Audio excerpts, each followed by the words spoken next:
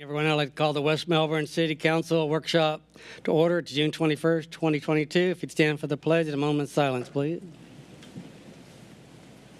I pledge allegiance to the flag of the United States of America and to the republic for which it stands, one nation under God, indivisible, with liberty and justice for all.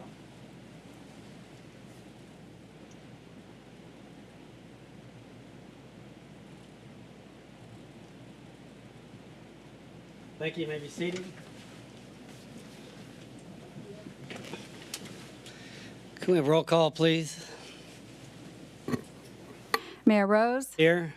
Deputy Mayor Young. Here. Councilmember Bentley. Here. Councilmember Ditmore. Mr. Mr. Ditmore, you have yours on silence, which is nice. You're muted. Okay. Councilmember Frampus. Here.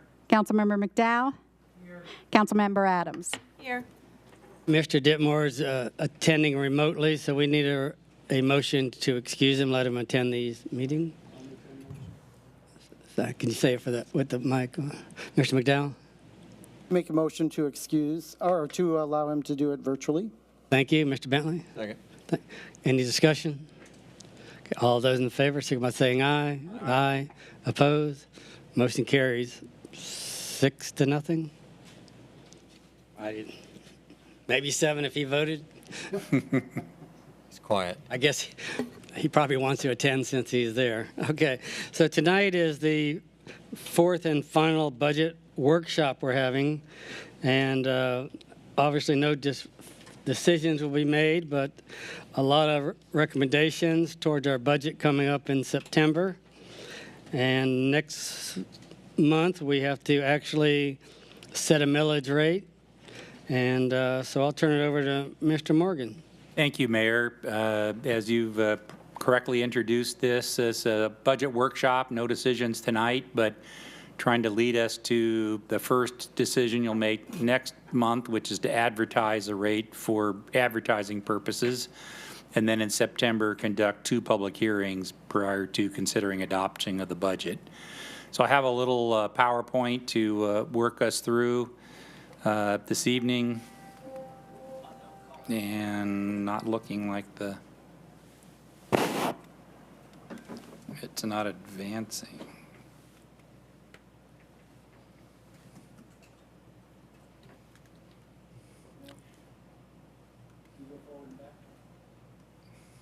No. You want to hand me the mouse?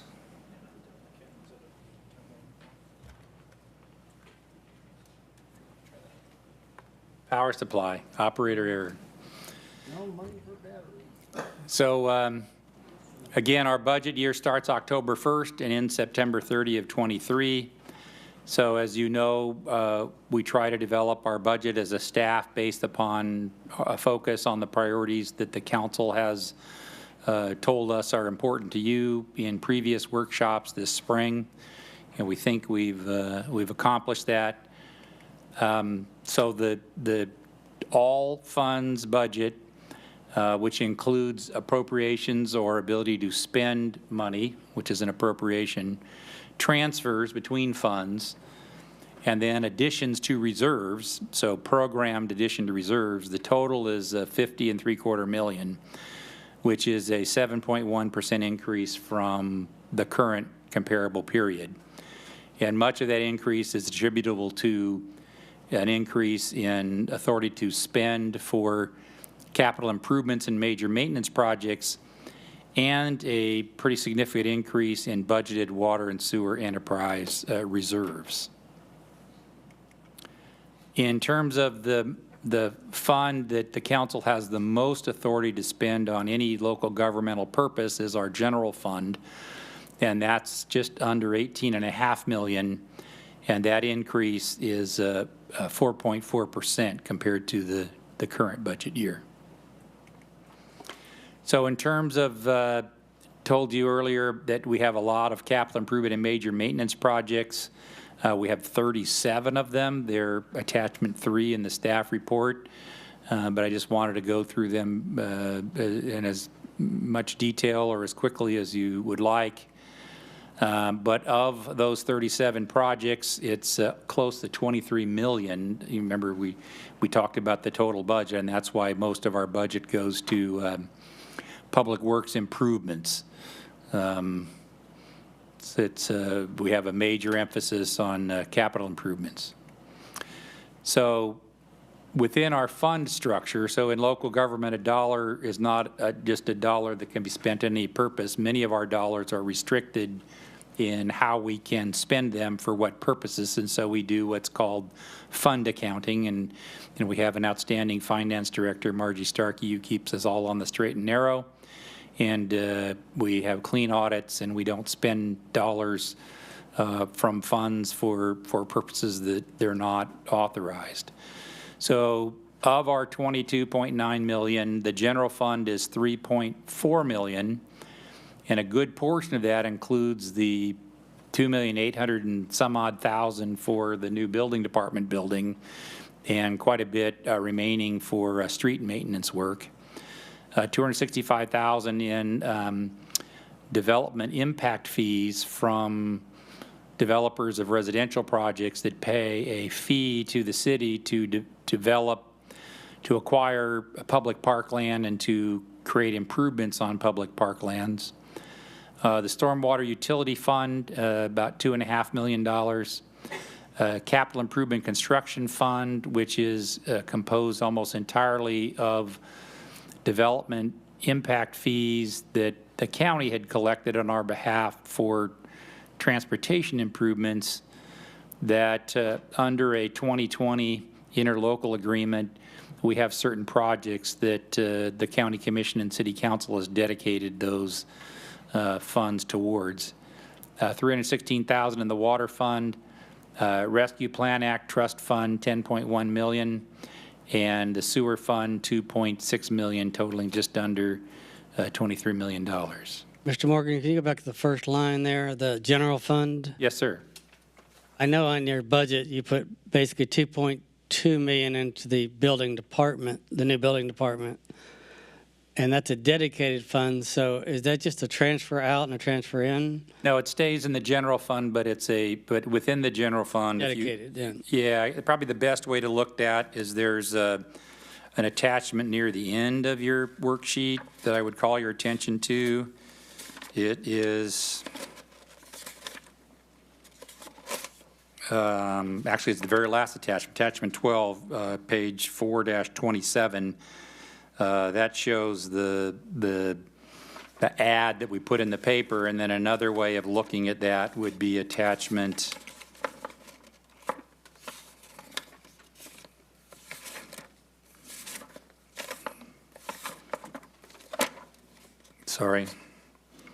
attachment 4.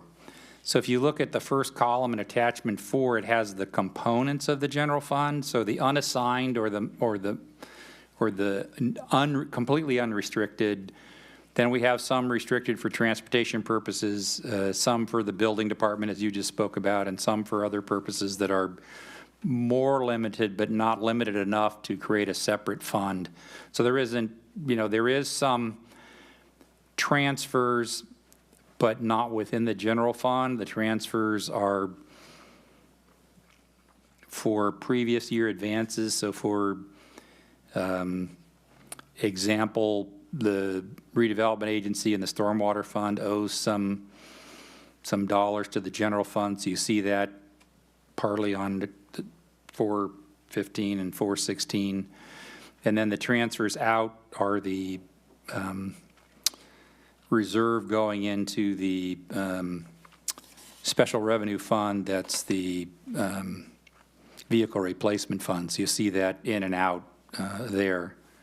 So I hope that answered the question, but the mayor, you're correct in indicating that a large portion of that general fund capital expenditure is for the single purpose of the new building department building. All right, thank you. Mr. McDowell? Yeah, I just want to make sure, Mr. Morgan, that 22.9 is different from what's in the packet, which is 22.6. There's a 300,000 variance. Yes, and if you'll notice on attachment 3, on my Excel spreadsheet, I didn't bring down a column, and so that's the difference. So this is the correct number, you are right. And if you look, there's a blank on, here we go. Worksheet 412, project 18, I didn't bring that subtotal over to the total for the Melbourne Estates Henry Avenue water main replacement. So that's me and not carrying that spreadsheet over to there. Very good get, Councilmember. This is the 22.9 is the correct number. Thank you. So what are the projects? So here's where we'll go through these projects in as much detail as the council would like. So again, the building department building we just talked about, close to 2.3 million.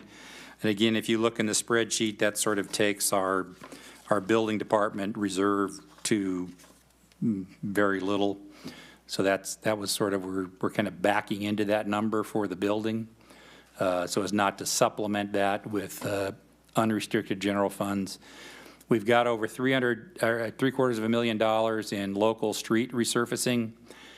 We've got 3 police department vehicle replacements, all marked vehicles, patrol vehicles. We've got Field of Dreams playground repairs at $60,000. We've got more frequent I-95 US 192 interchange tree maintenance budget that brings that up to $48,000. The Westbrook Park restroom upgrades to replace the fixtures with stainless steel fixtures to reduce the risk of vandalism. Council wanted us to improve the visibility of the Henry Avenue crosswalk, so that's in there at $25,000.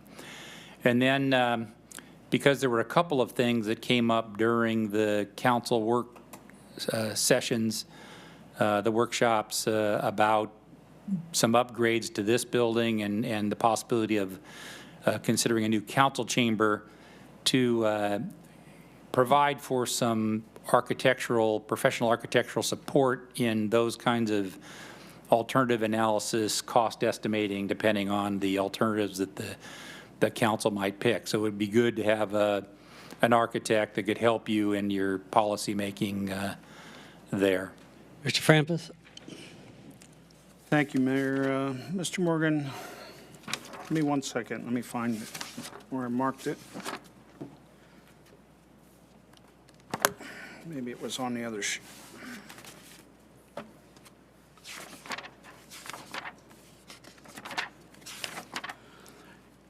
It seems to me on one of these packets that you gave me, the 25,000 was listed twice. Is that True, I saw is that that too. corrected? Yes, attachment 2. This was the packet I received when we met at City Hall. I don't know if that got... Yes, so the council, in your workshops, you sort of had 2 things, right? So one was, and this is kind of a continuation of a year ago, it was to budget and... So everybody could see it's on 4-9. Yes, 6 and 10, right? So the idea is to try to get an architect to assist us with 6, which is a betterment to this building, this part of the building that we're in right now. And 10 was the opportunity to consider an entirely new council chamber, regardless of your decisions for making improvements here or perhaps in lieu of. And so I think having an architect to provide you with some alternatives and some cost estimates might be beneficial as you come to decisions on modifications to this building and or to... So it is 2 different things. Well, as the council workshops discussed, but I think we could use the same architect for both purposes and take that decision package to you for decision sort of simultaneously. So, okay. So are you budgeting for both as 25,000 or Yes. are you... 25,000 to have an architect assist on, So if we decide on the one, we might not use the second one anyhow, correct? yeah, we might not spend the entire amount. We don't know what If we agree on. the extent of architectural services that might be needed. So this is sort of a placeholder to Thank you. help you with better information on which to make your decision. Thank you. So in other words, this puts it off for another year or two as far as doing anything. But it's not No. budgeted. It's just on paper, let's make a nice drawing kind of thing. Is that correct? I think it's as fast as the council would want to after you make a decision. But again, obviously, then we actually, depending on what you decide, get to the ability to do a construction contract with a construction contractor, but it's not necessarily that far out, depending on what you decide. If we do a design build, then they usually bring their own architect, because if they design it and build it, then they're on the same page like we're doing, like we talked about before for the building department. So I Sure, hate to but- waste $25,000 for a company to draw out something if we're not going to use Well, they're that. not drawing it, they're providing you with some decision packages. So think of this as a planning process where they start at a very high level. Then once you make decisions, then again, if the decision, let's just say the decision was to build a second story on the building department building and to put a city council chamber there. The architect at the decision point can tell you about that alternative compared to other alternatives that might be available to you for your consideration. But if that were the choice the council makes, then you would go to a design build firm to construct what you've decided. So it's I'll call it a planning level decision-making architectural assistance, not a opportunity to defer or delay the project, but rather to have the council move forward with good decision-making information. Just $25,000 to give us some concepts. Do we build a second floor or not? It just sounds like a lot of money to me. We don't necessarily have to spend that much. It could well be just an hourly rate, but I think sort of like, I mean, obviously on a much smaller scale, but think about the water plant and the decision process there. Think about the comp plan that's coming. This is a decision that should last a generation, once you get to it. So you probably want to have a good package to make that decision at the front end. And we think having an architect could help you with good information. I guess I'll put that together with something else on the agenda later on. Is you want to spend $125,000 for a park. Somebody tell us, we need new swing sets at parks, or what do they want to do? I just wish there was a way to hire somebody on staff. You combine those salaries and you're getting a pretty strong amount of money to maybe help us go through those processes, and what does the city need, and those kind of things. I mean, I'm pretty sure our Parks Department, if you want to talk about that for a second, can pull together people and say, we would like this, that, and the other, as opposed to spending $125,000, which is not any design, it's just conceptual. So, Well, I'm again, just- kind of the process there is how we ended up with our crown jewel, West Melbourne Community Park. This is the process, the exact process we went through. We actually asked the landscape architect who prepared that master plan to give us a sense of what a master plan for each of our parks would cost, so that all these desired improvements can be planned over a multi-year period as developers pay their in lieu fee and help you determine the sequence of what's most important, next most important, third most important. So I think we had a very successful process when we did the master plan for West Melbourne Community Park. And so I think staff is suggesting that to do that process for all our parks will ensure that we don't end up with some potential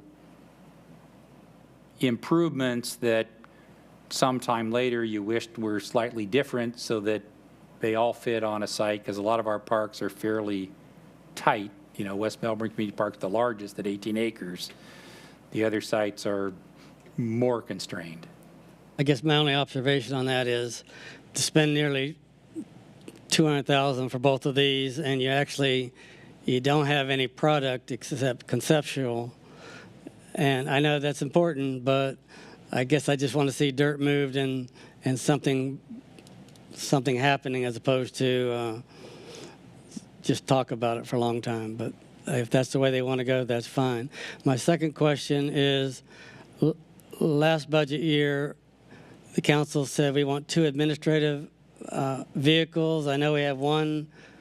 Is the other one on its way, or where is that one in the budget? Yes, the delivery time is been extensive. That was ordered right at the beginning of the budget year. One has been delivered. The other one is still waiting for delivery. So we're still expecting that before September 30th, but I don't know what the expected delivery date is, but it's long since been ordered.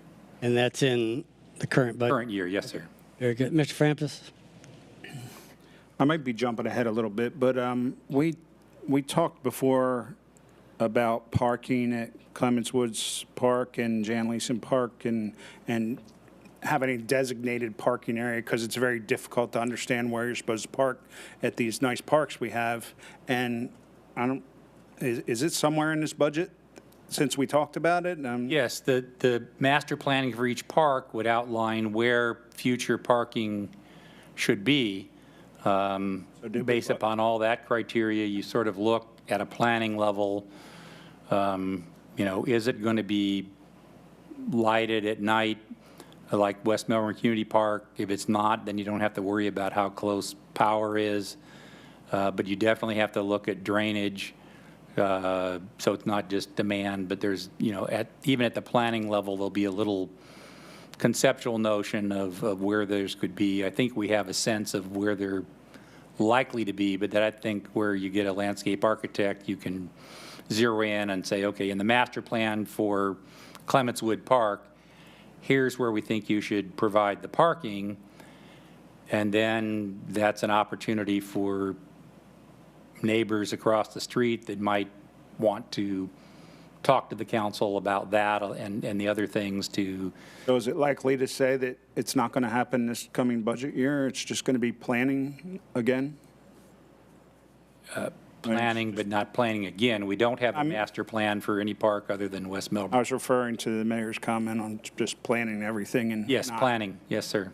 But we do have a sign that designates parking in a certain area, but it's just grass and, so apparently we've already designated parking. We just haven't put a parking area there. So I just figured it was already planned and we could just get it in the budget to get some dirt down. Clements Wood, where people that don't live in the neighborhood park by the restroom and the playground, actually has signs that says no parking here. Correct. They want you to Park park on the road. On Fell. Right. And that may not be the best place to put it. I agree. But at this point, that was, Especially if you're going to be, maybe for the ball field, but not for the, right. And so that may be Playground that needs 2 small parking areas for that park. And that's where a master plan would tell you, you could have, 6 spaces here, 1 handicap, and we're investing 10 a lot of spaces money on there. replacing this equipment and we're still not providing any parking area for our residents to enjoy it. So I just think we need to move a little quicker. And I think staff really agrees that having identified parking is better than sort of this unidentified parking that exists there. And then also at Tallwood is sort of just a gravel place. Again, probably the best place, but should that be formalized, I would think. All right. Continue, please. Yes, sir. So, okay, you headed right to the next slide. So the park master plan, the other project in terms of the actual physical improvements would be skate park bleachers and the Clements Wood Park Pavilion. So this would be a picnic structure similar to the ones at West Melbourne Community Park, but somewhere west of the restroom reconfigured playground area so that there would be shade and a formalized picnic opportunity at Clements Woods. So those were the proposed park projects. In terms of the flood risk reduction, Melbourne Estates Drainage Improvements, you have awarded that construction contract to YCOM, and so this is the budget for next budget year. And then the thanks to Representative Fine and Senator Mayfield and Governor DeSantis, we have a $460,000 legislative line item appropriation towards a really great project that will provide flood risk reduction for the Westbrook neighborhood by diverting the overflow from the most northerly pond into the northerly Melbourne-Tillman Canal and keeping it out of the rest of the interconnected system. And so a really great project that we're thankful for the state assistance for. Yes, sir. Thank you, Mayor. I just want to make sure that we cover, and I know this is a touchy one, that 3.4 includes that 1.6 that's coming from rescue. Did we get that clarified when we approved that last time? Yes, so what the council approved was the stormwater portion only, while we sought additional state funding. Unfortunately, our answer on that was no. And so we're filling in the gap between the $2.2 million grant and what it costs to do the project with ARPA money. So there's no local dollars in there. But you'll also see a project later on where we think we can do a portion of the water, not necessarily in neighborhood, but the council's also expressed the desire to have a guardrail along the Melbourne-Tillman Canal, along the north side of Henry. And by replacing that water main that's right there where you need to put the guardrail, we could incorporate that portion of the project as a change order. So in a future slide, you'll see a proposed $300,000 for a portion of the water improvements for that neighborhood that provide sort of one of the things that the council talked about was finishing the guardrail along Henry. So very good. Mr. Frampus? So since the answer was no, do we need to go back and improve that? It used to be all one project, and we divided it into two. It seems like we got the answer back pretty quick. Should it just be one project now? Yes, and that's what the council approved. You only I thought awarded we the approved two stormwater, and we were holding on the water. And now that we had the answer on the water was no, we are proposing to do a portion of the water as a change order that would allow us to accomplish one of the other goals of the council, which was to have finish the guardrail along Henry and replace that portion of the water mains in the area. So that's how we're sort of addressing that. But yes, the council approved only the contract for the stormwater work. Right, but the initial project was as one whole. Yes, it was Can we designed just as such, but awarded as Back up bid. and approve the whole thing now that we know we're not getting the additional money, or is it too late for that, or? It's not too late for that, and now's a good time for the council to discuss that as a policy choice. Staff is suggesting doing a portion of the water, but deferring the sort of the in-neighborhood water line replacement. But I think you raise a great point, because there would be the possibility, if you so choose, of doing the whole of the water.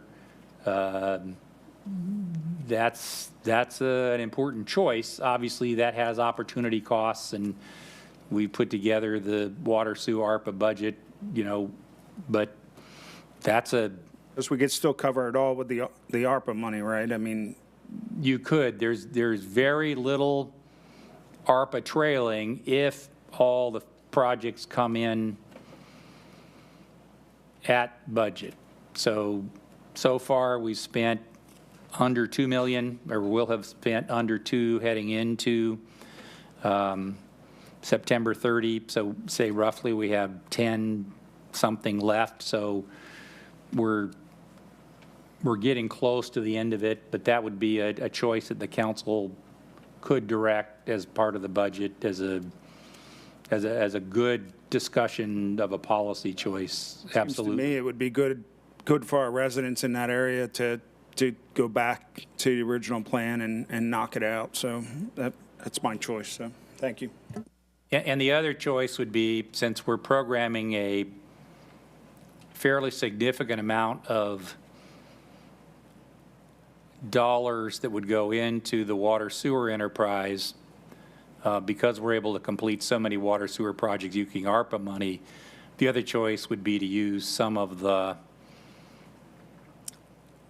revenues from the water fund that aren't programmed for expenditures towards that. So that could be a combination of funds to finish that project of ARPA and water fund. But that's a great When council would that decision. come up? Next meeting, or We looking for certainly. direction now, or? It'd be great to get some council direction, but we would definitely want to come back to the council with a change order of that significance to get a formal vote. But the sooner you make that decision, the better in terms of coordination with the construction contractor. So Ms. Adams? Go ahead. I agree with Councilmember Frampus in terms of that project, looking at what our residents need and that opportunity. Couldn't we also look at the more optional projects that we have currently listed on this budget and potentially take some of those funds and apply them to the water project? you could. Those are both perfectly good choices. Also, don't we have some asbestos pipes on Henry? There is some transite that we would, and that's where we're suggesting that we could use at least $300,000 towards the water portion to replace that. It has the benefit of new main and guardrail installation. It has both those benefits. So would that get rid of all those old pipes on Henry, or there's still more that you're not adding? I'm thinking that's the end of it, but don't hold me to that. It very well may be. I'm going to have to go back and look at the project plans. Probably important to close that out, I would think. But also, correct me if I'm wrong, but I know when we first got all this $10-12 million, we were going to spend basically half of it and then use the other half for the water plant directly. But now we're using it, I know it's 6 of one after the other, but now we're using it for all sorts of other things. So big picture wise, does that just mean we have to just borrow more money for the water plant? Or, as Councilmember Adams said, don't do some of these other projects, right? So those are sort of the choices. We know that the ARPA money has a time clock on it. Certainly, the water plant can't be constructed in that time clock. And the strategy's been to try to do some of the distribution system improvements that are necessary in advance of the water plant. So we have one about ready to go out to bid, another getting close to going out to bid, another one 3 months out to bid. Then we got new projects next year that, for all practical purposes, complete the distribution system in readiness for the water plant. So they're not necessarily for the plant itself, but reduces cost that would otherwise be part of that borrowing. I think you also said one time that, do we want to put all those resources in basically 1 year in one neighborhood, as opposed to dividing it up in other needs of the city? I don't know what the answer is to that, but we'd have to see what the other needs are in West Melbourne as well. Yeah, so that's a good point. So here's where you have sort of the policy choice is you have a completely designed improvement that you could replace all the water mains in Melbourne estates, including what's on Henry, if you allocate additional money from the remaining ARPA and the water fund, or eliminate some projects in the proposed budget, or some combination of both. And so I think as staff developed our proposal, we sort of heard the council at previous discussions thinking about this and tried to do what we thought was most valuable to benefit the Melbourne estates by replacing the mains in Henry providing some benefit to the traveling public by having guardrails, which was a council priority, but deferring the in-neighborhood water replacements in favor of other projects. But those are the kinds of choices that the council sort of has to make in developing a capital budget. And I think we've done our best in recommending what we think is best for the city as a whole, but those are great budget discussions because they're about priority setting, and that's what a budget is.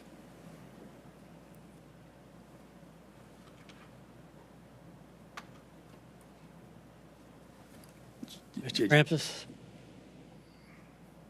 Well, Mr. Morgan's looking for direction on this issue, so we can move forward with it. I propose that we have a plan already that we put on paper, and we can get to dirt a little quicker, as the mayor would say. And I want to vote that we just go back to where we were in the beginning and move forward with that plan. So, other planning can happen down the road, and I'm sure it'll happen year after year. So we have this planned out already. So that's my vote. Ms. Adams? Do we know how many more funds would be needed to address the water project? Tim, what's our shortfall? We added 3 back in, and what was the total water? I don't have that off the top of my head. I want to say it's 2 million total. Am I in the ballpark? Yeah, we're going to need about 2.2. Wait, So we got 3 programs, so another 1.9. can't hear you. So we're going to need about 2.2. Is it? Not working. Not on. Yeah, okay, I was close. There's more. We've got more.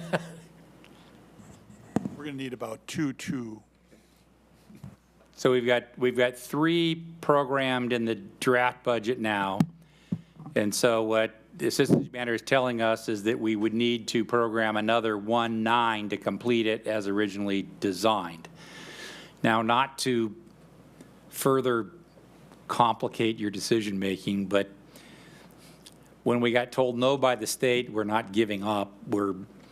We have a plan B before we go to plan C, which is to request, don't know if we're going to be successful, the $750,000 that was budgeted for the water to put it into the drainage, which then would free up, $750,000 of 1.2 if we got it. I don't know that we can count on that, but we always like to use outside money first, most restricted money first. If we do the water, then we could certainly just withdraw that request and apply the 750 towards that shortfall. So let's say that's 300,000 plus 750. We're about halfway there. We need another million, 1, 2. Am I in the ballpark? 1.2 at least. Okay. So I think timing is on our side if we want to bring this back next meeting with the 3 options. Very fluid. We're working a couple of different items to try to find out exactly how much we can get from the state. And so, I think this is good feedback, but I think next meeting, we still would have plenty of time because this is on the capital side to lay out maybe 3 options and then show how that would affect the ARPA funds. To your point, Mayor, I think, the ARPA money needs to get out the door. And so originally the water plant, I think was the target, but now that's a few years, not that far off, but a few years, we just moved up projects so we could get that, make sure we spend it in compliance and get that out. Inflation is not our friend, so these prices are going to, actually skyrocket. So what are we adding that to for a cushion? So on the capital side, we have tried to factor inflation into all of our estimates. So we didn't just take the number we had. We got updated numbers, and then we built in a cushion for some inflation. So now, is that enough? We will find out. We already have a commitment on this project, right, from the developer? So, we do. This is one that we do actually have a number for. So So if we're worried about inflation, then it would make more sense to move forward with this rather than to hold back. So, Ms. Adams?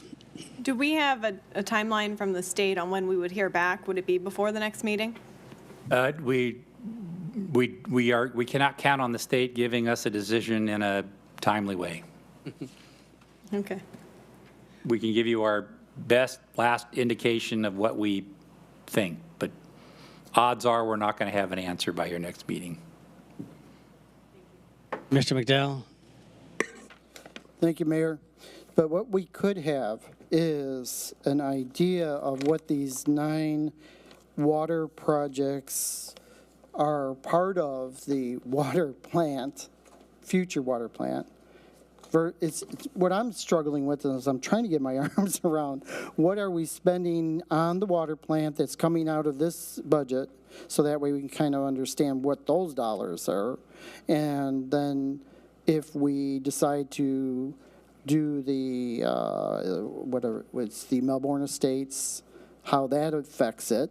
And then it's more of a process question at this point, is just being able to get those ideas in a more of a consolidated view, because I am scrambling, because I'm looking, I see water, I see sewer. Okay, why don't I take you through the next slide or two, and that might help, because we sort of organize them by purpose. So Okay. if we can move forward. So before we get to that, we have some road improvement projects, extension of Hairy Oaks Boulevard and Doherty. We just did get an updated cost estimate, and that's still, we think, a good cost estimate number. Fell Road extension, we're going to be coming probably in August with a policy decision for the council on that. We have a draft of a study that outlines a couple of major alternatives for that. Then, as we'd promised in December, we have improvements at Norfolk Parkway and Shallow Creek. And then you awarded in December the Hollywood Boulevard and Imagine intersection improvements, and that is expected in September, October. That's the lead time for some of these projects. So that's why we've rebudgeting that entirety of what you've already awarded. So that's a fixed number that isn't going to change, because we have a contract with a construction contractor for that number. That's why that one's so precise. So again, we just sort of had that discussion of the Henry Avenue water main replacement guardrail installation, a portion of what we've already have a construction contractor on board with fixed unit costs that we could do as a change order, whether you expand that beyond that. And then we are rebudgeting some utility relocation engineering, of which the base engineering won't flow through us, but any changes that we might want, we'd have to do on our own, so about $16,000. And here's the answer to Councilmember McDowell's question is, what are all these things that get us ready for the water plant? Have to do the raw water and monitoring well construction. So 3 production wells in addition to the well number 1 we already have in place that's running the pilot plant right now. As a condition of the St. John's consumptive use permit, 3 monitoring wells, so total construction cost of $2.6 million. We don't have a water plant if we don't have 4 raw water production wells and 3 monitoring wells. Then for the plant itself, the first of 2 years of design engineering, so about $2 million worth of engineering costs. This is about all you could accomplish in a 12-month period. So think about 24 months worth of engineering costing $2 million. Then we have about 3 different components of getting the weakest part of our distribution system in West Melbourne ready for the water plant. So John Rhodes Water Looping is partnering with the apartment developers that you approved the apartment project on John Rhodes, that we had quite a bit of back and forth about the turn lanes. But there's some other utilities that we're benefiting ourselves and other properties, and so this would be our increment over what they would do that would satisfy their own needs.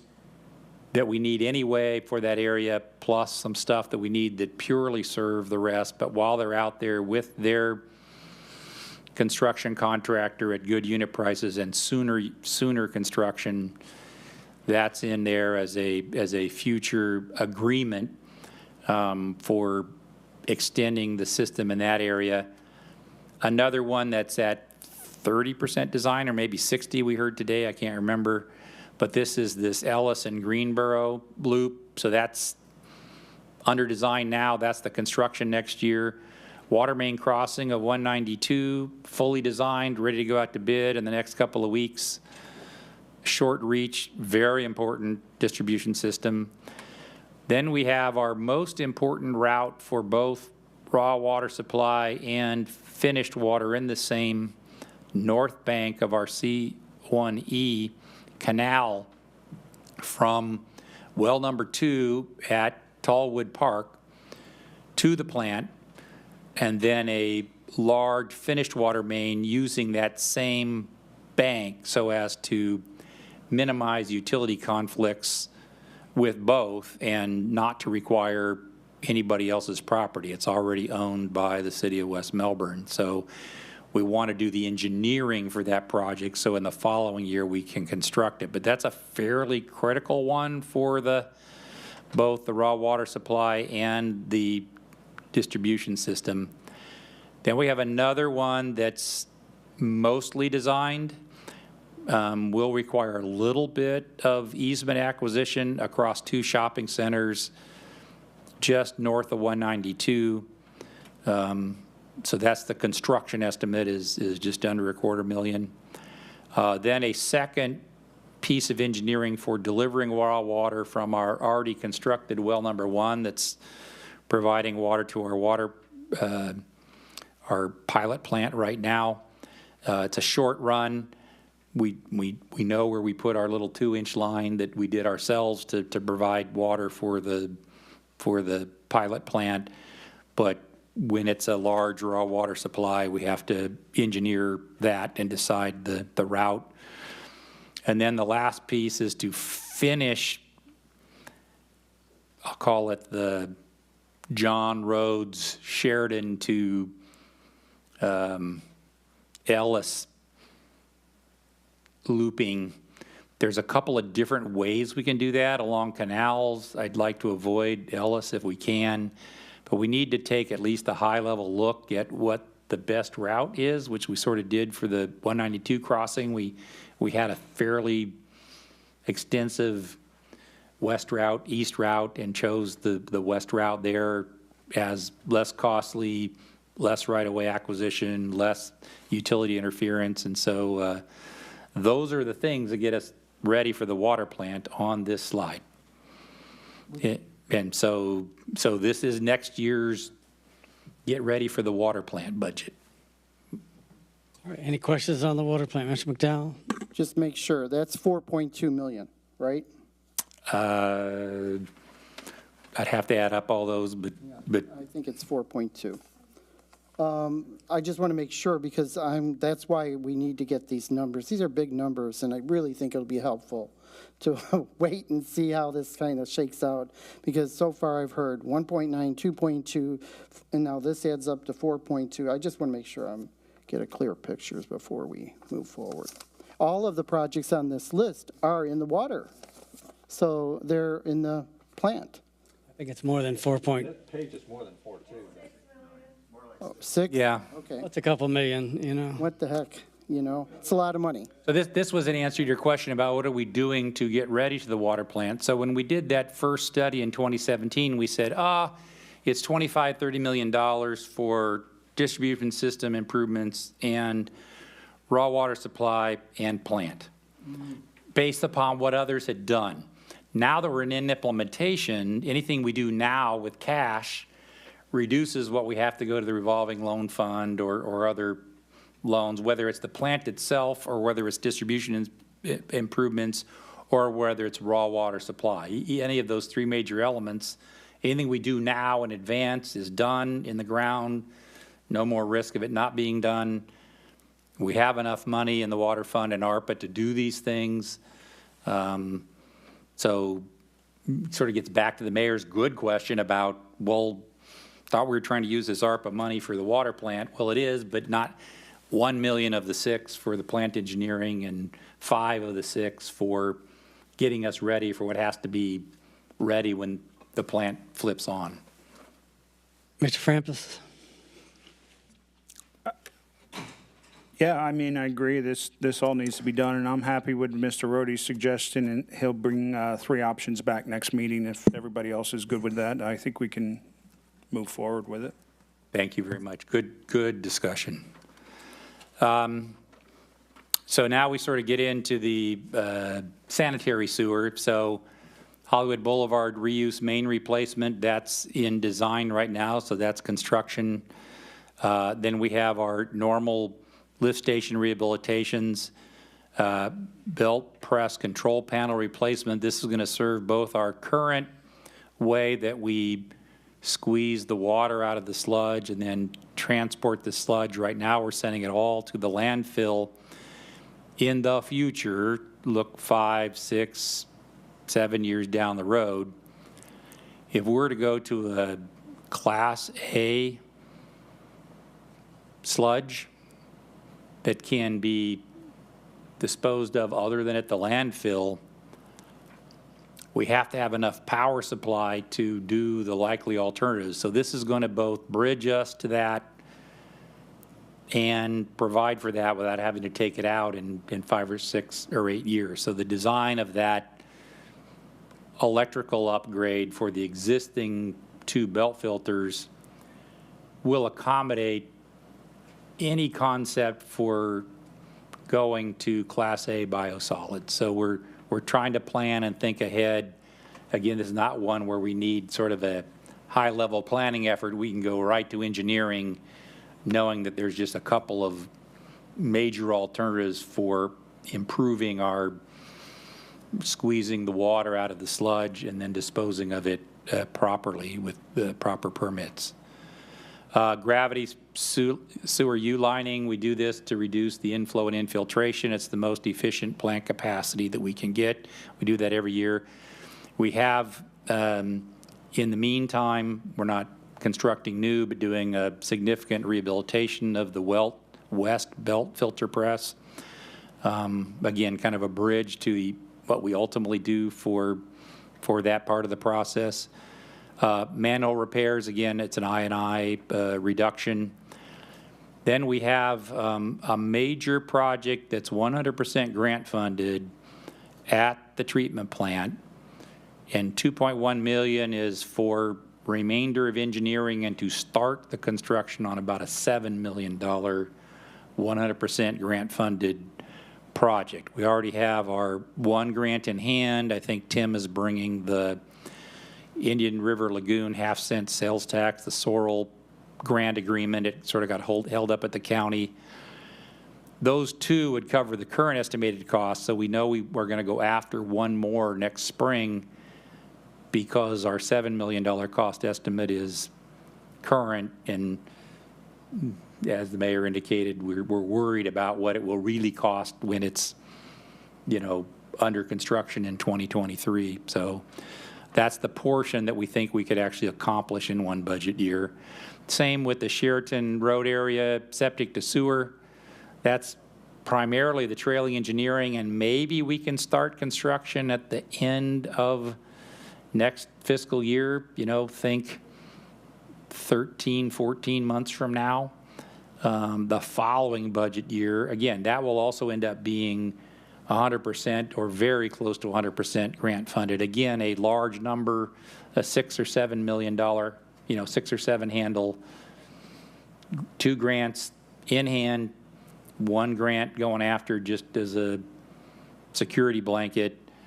So this is just as much as we think we could do, which is think of it as the remaining of the engineering. So we've got this is a very active project right now, and ISS is helping us move forward very rapidly on this, which we're very pleased about. And then we have a engineering for what was a requirement over many years from our condition of our St. John's River Water Management District consumptive use permit for the water plant. We're required to extend our reuse system to provide reuse to additional properties where feasible. We think the lowest hanging fruit is to extend west along Wingate under Minton along Fell and serve our park and serve the county park, where it might be easy just to put reuse water in the source of supply for their irrigation. So there's ponds in both places that are using groundwater as their source, but this counts for St. John's to avoid drawing groundwater to leave groundwater for other users. So this is a very favored one from St. John's, and we think would be probably the lowest hanging fruit. But it's the first year of probably many years, think 15 plus, of reuse system expansion to meet a condition of our water plant. So it's our first down payment on something that's going to go on for a decade or longer. So wanted to spend just a little bit of time. Those are sort of the projects. But as the mayor indicated at leading this off, next meeting you have to advertise the proposed millage rate. And so to keep in compliance with sunshine law so you could talk to each other with your initial thoughts, in your staff report, I'm suggesting that you could maintain the current millage rate, go all the way down to the rollback rate, and there's lots of choices in between. You can't make a decision tonight. You won't make a decision tonight, but this is your opportunity to hear from one another before you make a decision next meeting to advertise a rate. So my suggestion is to share information and give your thoughts about what a potential millage rate might look like. But I think we can easily lower it, and the question is how much ought do we lower it? Any thoughts, council? Mr. Frampus? I think I would vote for going back to the rollback rate. It looks like that would be doable again for us this year, and You mean the current rate? I'm sorry, is that what you're saying? the rollback rate.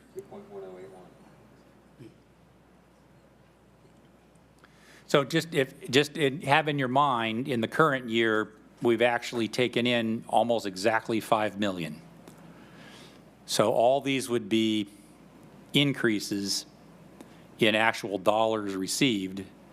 The question becomes how much. So. It was your suggestion that we go with the number 3. Yes, sir.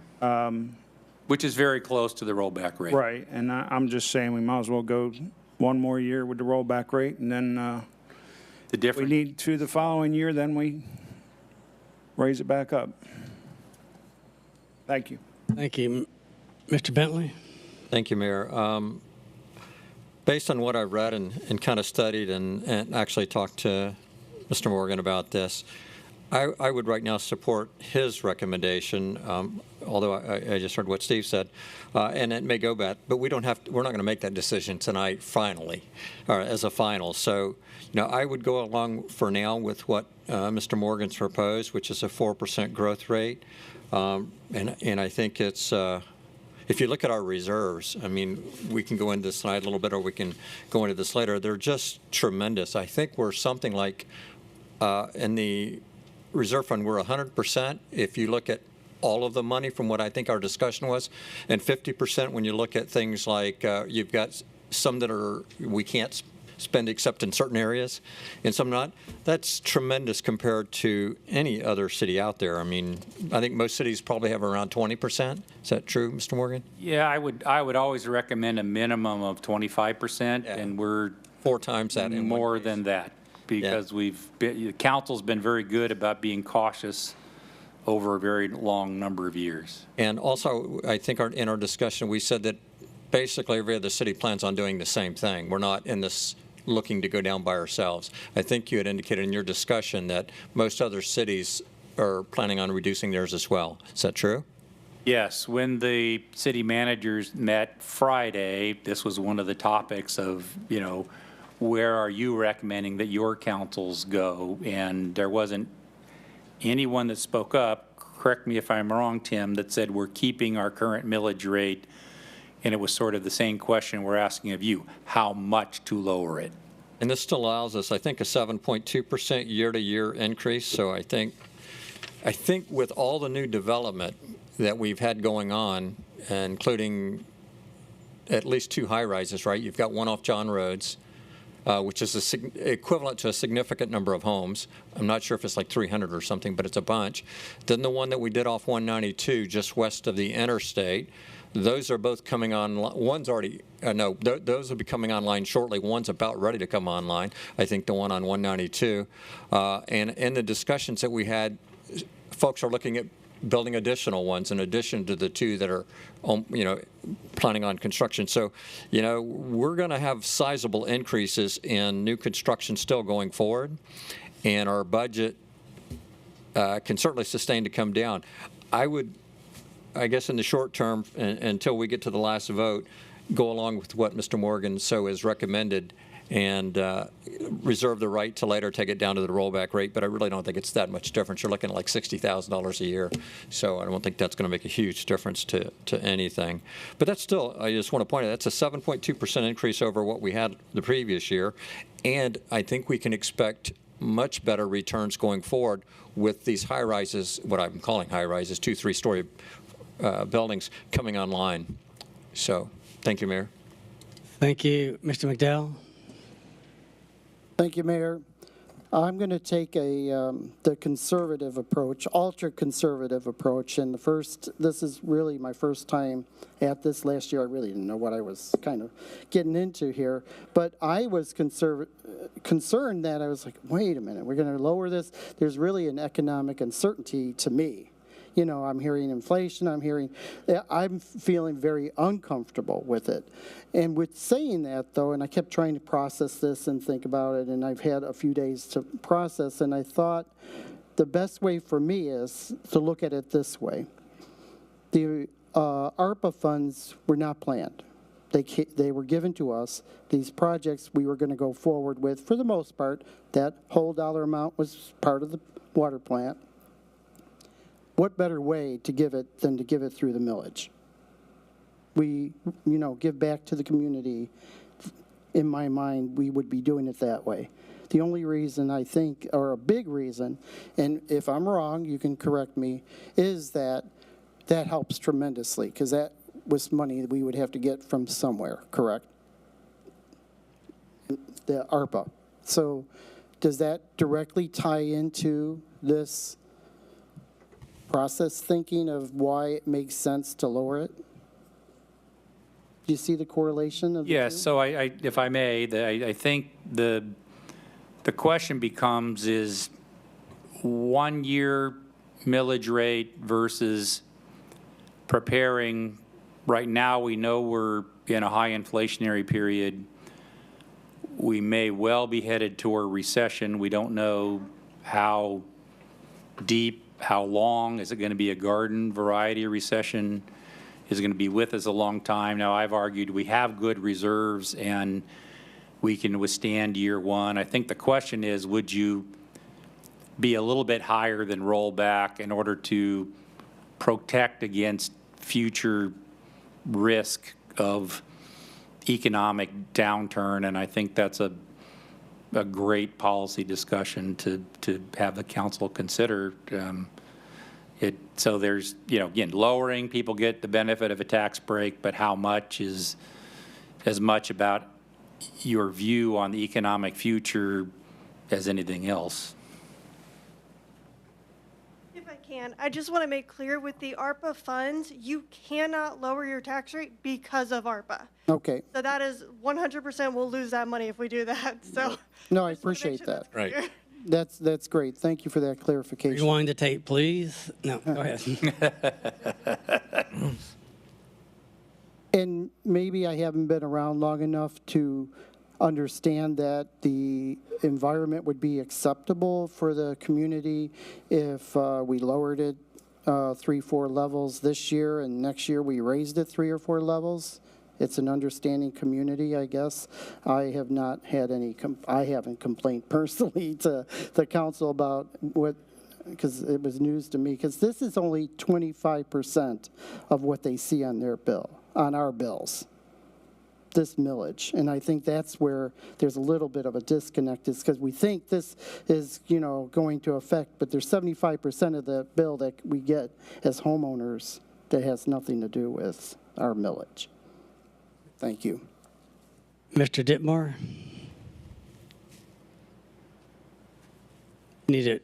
You're on mute. John, you got your microphone off. Here you go. Hey, yeah, Yes. we can't hear you too well, but we can see your lips moving.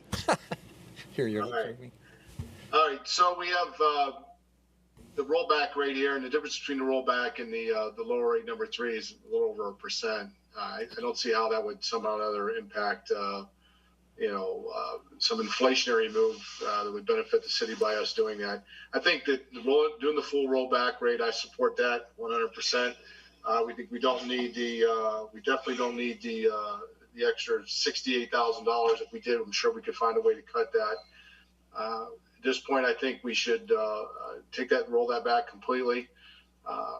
Folks are going to be feeling the pinch with inflation, and whatever we can do to help those folks in the city, even if it's only a couple dollars here, a couple dollars there. But, I think the optics on this should be to do the full rollback. To say that we needed to do it to collect an extra $68,000, not to do the full rollback, I can't see where we have to say we have to collect an extra $68,000. I think the optics is, we should roll back to show that we're doing a full rollback and leave it go at that. Mr. Morgan, I do have a question for you on the franchise fees. Are we looking at any increase in those this year from last year? Or would we say status quo, or can you give us some projections on that? Not in rates, so it's about how much is collected.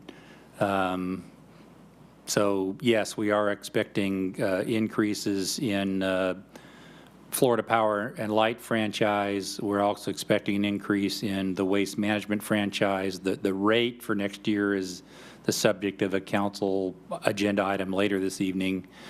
So yes, we are expecting increases in those non-ad valorem revenues that benefit the general fund.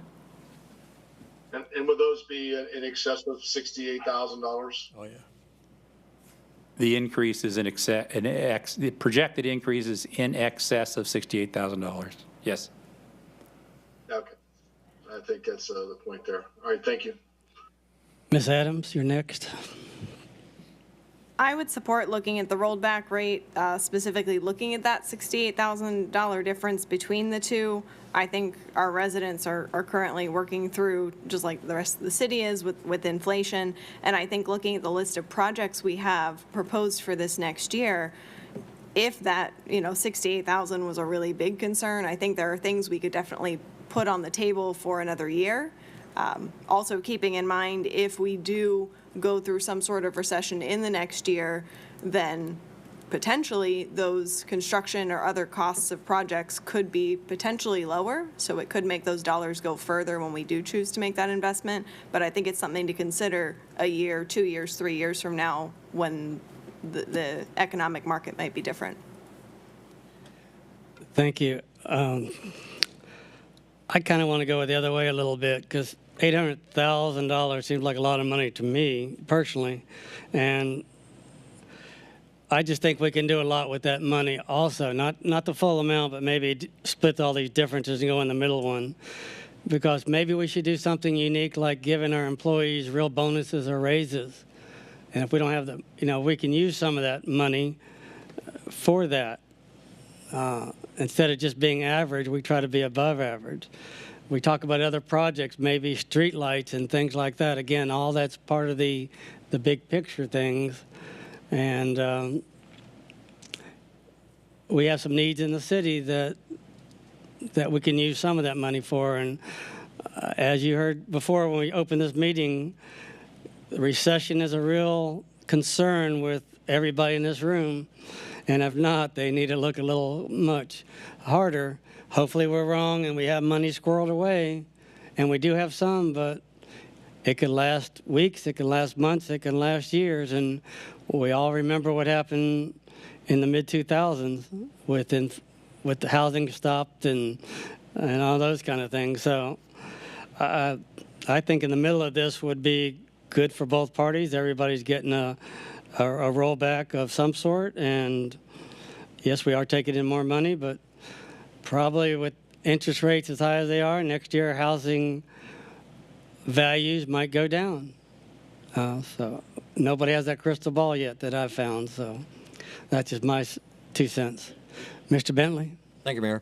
I also wanted to point out that, I think it was Mr. Ditmore's point on franchise fees.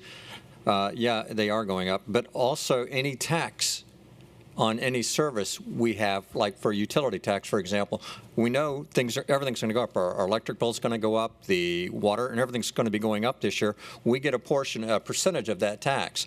And so as those rates go up, our income goes up because we keep the same tax base. We have a 10% tax on most services that you get, whether it's water or utilities or other things. So, Mr. Morgan, how much do you plan on putting in reserves this year?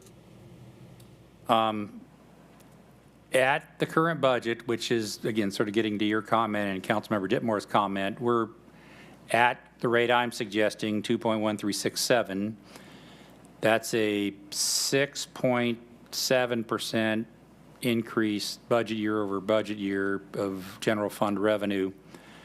And we would put in the unrestricted reserve about $2 million. So for future year.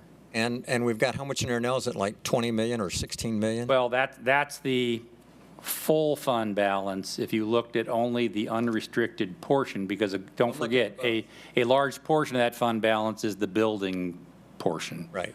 And we're proposing to do a project with that. So that would draw that down by the project. Right. But if you look at the unrestricted reserve, think about $2 million going into that on a budgetary basis for recession risk going forward. And I'm all for protecting for any future risk. But I think when you look and say we have 4 to 5 times what the number you're comfortable with, which has been pretty conservative going, historically, we're 4 to 5 times more money in our reserves than what you're comfortable with, which is around the 25%. And on top of that, our revenues are still going up almost 7%. And we know we've got more construction that's coming online, which is going to add to our ad valorem base. And those are hundreds and hundreds of homes that are going to be coming on over the next, when you look at these apartment complexes over the next 1 to 3 years, and even this year, the one on John Rhodes came online just this last year, and that's significant. And I don't know, it's just at some point you got to say, I do want to protect inflation. I do want to never put us in a position that, we're drawing down anything. I like building to the reserves, but in today's times, if you can do everything that we want to do and still put $2 million in the bank, that's enough in my mind. Thank you, Mayor. I appreciate it. Thank you.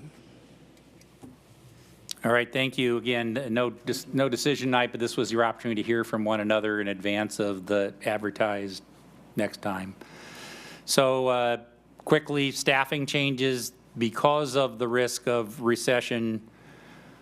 No new general funded positions, 1 position in the water division of Public Works because we haven't added 1 in 12 years and the system's a lot bigger and getting bigger all the time.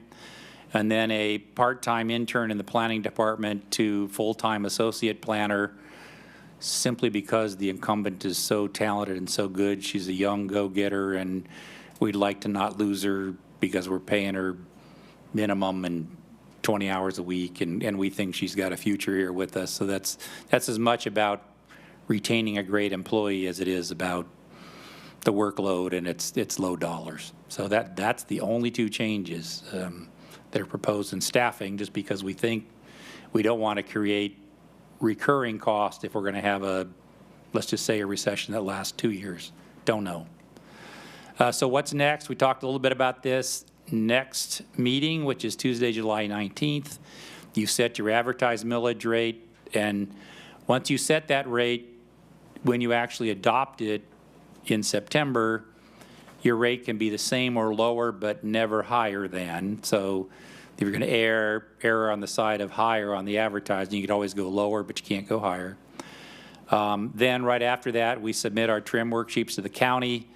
We put our budget presentation document together on the first week in August. We have our August meeting, CRA budget.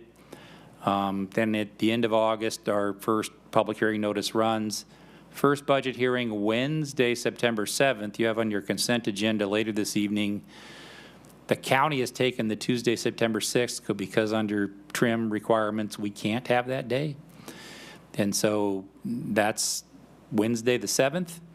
Then between the two, in a certain required period of time, you have this big quarter-page notice in the paper. Then Wednesday, which we did plan because we knew at the time we had county school board hearings on Tuesday the 20th. Wednesday the 21st, that's your final hearing. So that's all there is for what's coming next. And I thought that was just an outstanding policy discussion. This is my last budget to present to a city council, but I give you all a lot of credit for putting the city in great financial shape over the last, well, Mayor 20 years, Councilmember Bentley, whatever, 15 years, Councilmember Young 12, I guess. And, you know, all of you have helped the team put the city in good financial position. And so I'm proud to serve up my last budget before I retire. Thank you. Mr. Bentley? Yeah, I just want to make a comment to Mr. Morgan.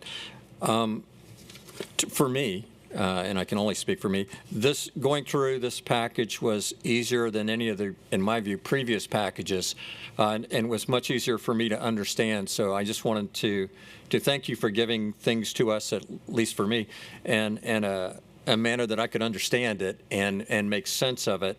And, you know, sometimes this stuff can get so technical, it makes it difficult to understand. But I think my view is you made it pretty simple this time. And I appreciate, you know, not only the last 10, 15, 20, however many years it's been, but this year especially with the format that you ended up with this year. Maybe it's the same, but it seems like there were some differences for me that made it easier. Thank you, Mayor. All right. Mr. McDowell? Thank you, Mayor.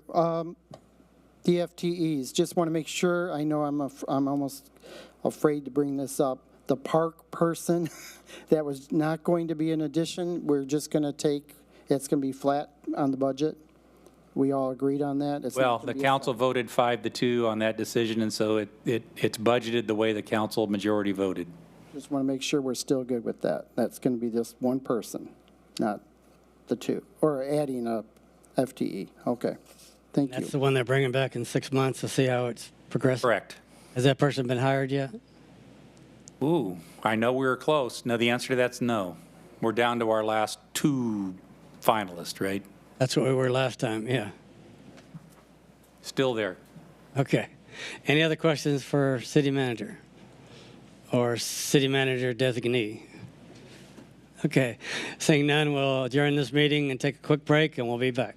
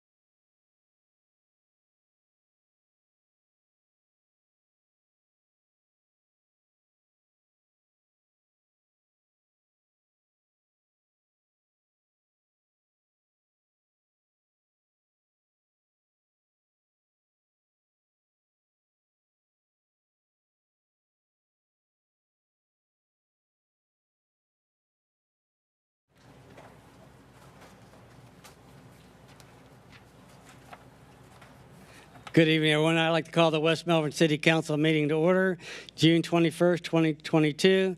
Thanks for bearing with us. We just finished the budget workshop. If you'd stand for the pledge at a moment of silence, please. I pledge allegiance to the flag of the United States of America and to the republic for which it stands, one nation, under God, indivisible, with liberty and justice for all.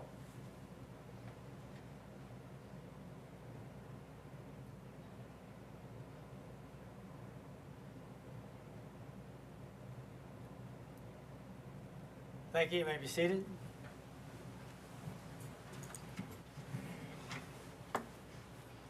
Can we have roll call, City Council, please? Mayor Rose, Here. Deputy Mayor Young. Here. Councilmember Bentley, Here. Councilmember Ditmore, Here. Councilmember Frampus, Here. Councilmember McDowell, Here. Councilmember Adams. Here. As you notice, Mr. Ditmore is attending remotely. Can we have a motion to let him attend this meeting? Mr. Bentley? I make a motion that we let him attend remotely. Thank you. Ms. Adams? Second. Any discussion? All those in favor, signify by saying aye. Aye. Those opposed? I think it passed 6-0, and if John voted, we'll make it 7. All right, I guess he wants to be here, so we'll let him count. Okay, welcome everyone to the City of West Melbourne. Members of the public are welcome to speak on any issue, whether it's on tonight's agenda or anything important to you. Please address all your comments through this chair. The speaker cards are located by the front door. Please pick one up if you wish to speak and give it to the city clerk ahead of time. Thank you. All right, we have quite a full schedule tonight. So I'd ask council that when you speak, try to, let's get it done in a orderly fashion without going 20 times back and forth. But before that, we got some new employees. So Assistant City Manager Tom Bradford, if you want to introduce your new employee.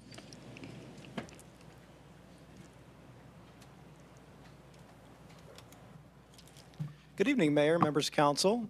I'm happy to present Natalie Jenkins.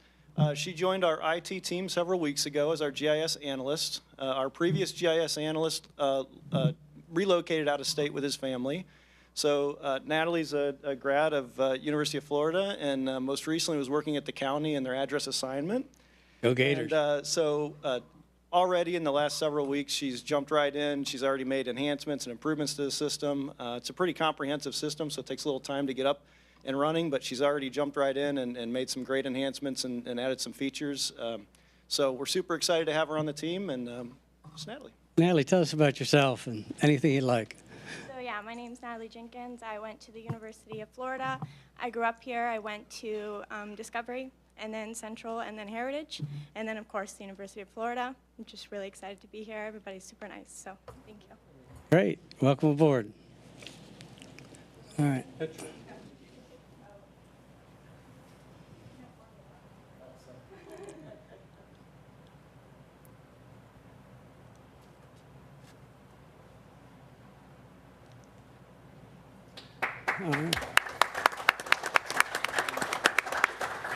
Wait, and there's more. Our Mark Piccirillo, our Public Works Director, will introduce his new worker.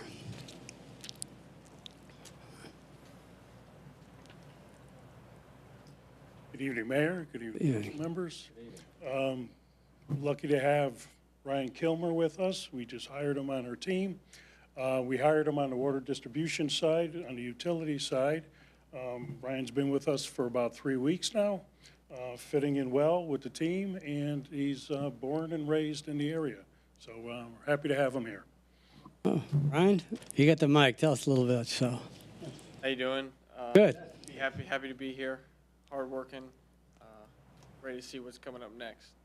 Well, as you heard, thanks for coming to the early version of the meeting. We have a lot of water projects, so we should be keeping you really busy. Yeah. Your timing is perfect. Thank you. Picture.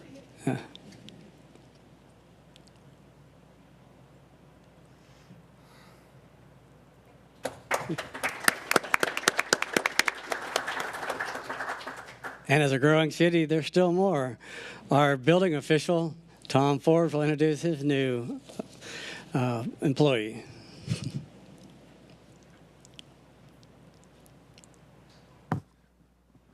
Good evening, Mayor. Good evening. Council members. Tom Forbes, building official, City of West Melbourne. Normally, when you ask and inspect one of your new inspectors to give you a few words that you can speak on their behalf, you get 2 or 3 little snippets. When you hire an architect, you get a nice fact sheet. We'll give you 3 minutes, sir. Go ahead. I don't need quite 3 minutes, but I'd like to introduce you to Diana Gosine. She's our new inspector, Inspector 1. Diana has 18 years' experience in architecture, engineering, and construction. 9 years of that experience is in school construction. She's got 5 years as a licensed Florida registered architect. Diane is a member of the American Institute of Architects here in Florida and is president of the AIA Space Coast chapter. Her interests promote wellness through design, whether small homes or large buildings, developing and encouraging design and building practices that are environmentally conscious and sustainable, reducing contamination of waterways and wildlife habitats, preservation of green space, trees, plants, and foliage to reduce the deterioration and erosion of the landscape and shoreline. And her goal is to educate the current generation about the built environment to effect positive and responsible actions now and in the future. Wow. I think that's yeah. Different from hiring an inspector. And Diana has been with us since the 3rd of June, and she is out running with our inspectors to learn the town, learn the projects, and we expect to have her under her own way before too long. Excellent. Diana, is there anything you'd like to add? I didn't expect him to read all of that. You can pull that mic down. Introduction. Well, good evening, Mayor Rose, Deputy Mayor Young, and council members. Can you pull that mic down? Because the people at home want to hear all this, too. Thank you for inviting me. As you already know, my name is Diana Gosine.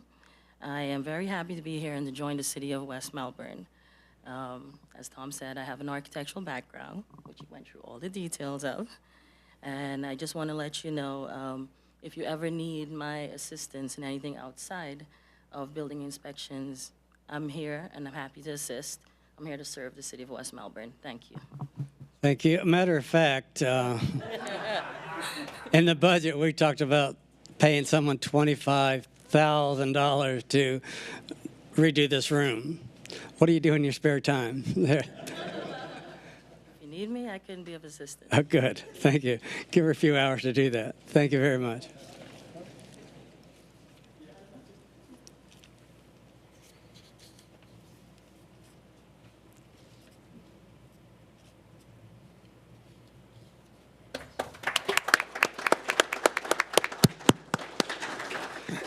All right.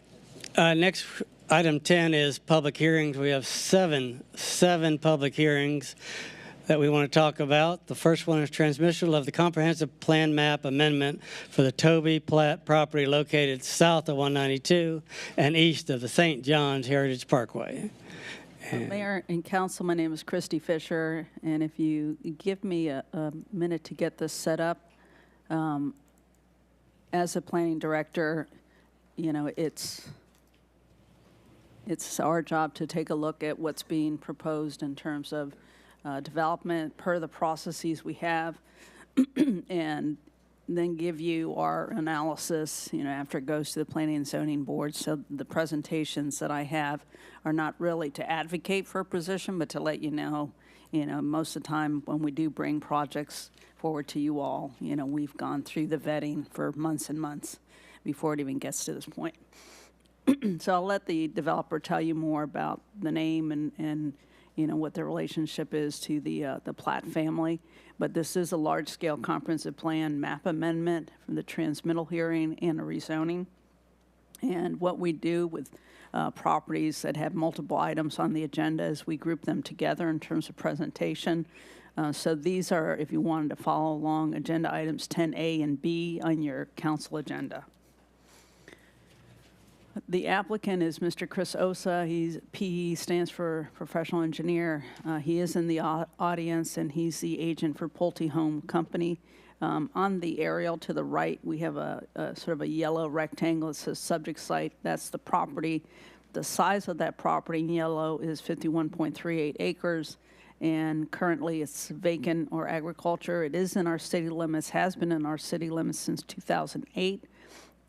What they would like to have is single-family detached and single-family attached townhouse residential development with a self-imposed density limit of less than 5 dwelling units an acre. So this is not a proposed rental community that looks like single-family. It is fee simple, lot ownership, homeowners living, on this property if it gets developed the way that they would like it to be developed.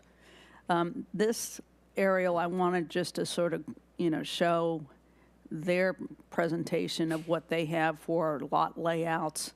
And again, to give you sort of a point of reference, that this is on the east side of St. John's Heritage Parkway, south of US 192. It's about a mile south of that intersection, and it's south of another project that's on the agenda called the Space Coast Town Center.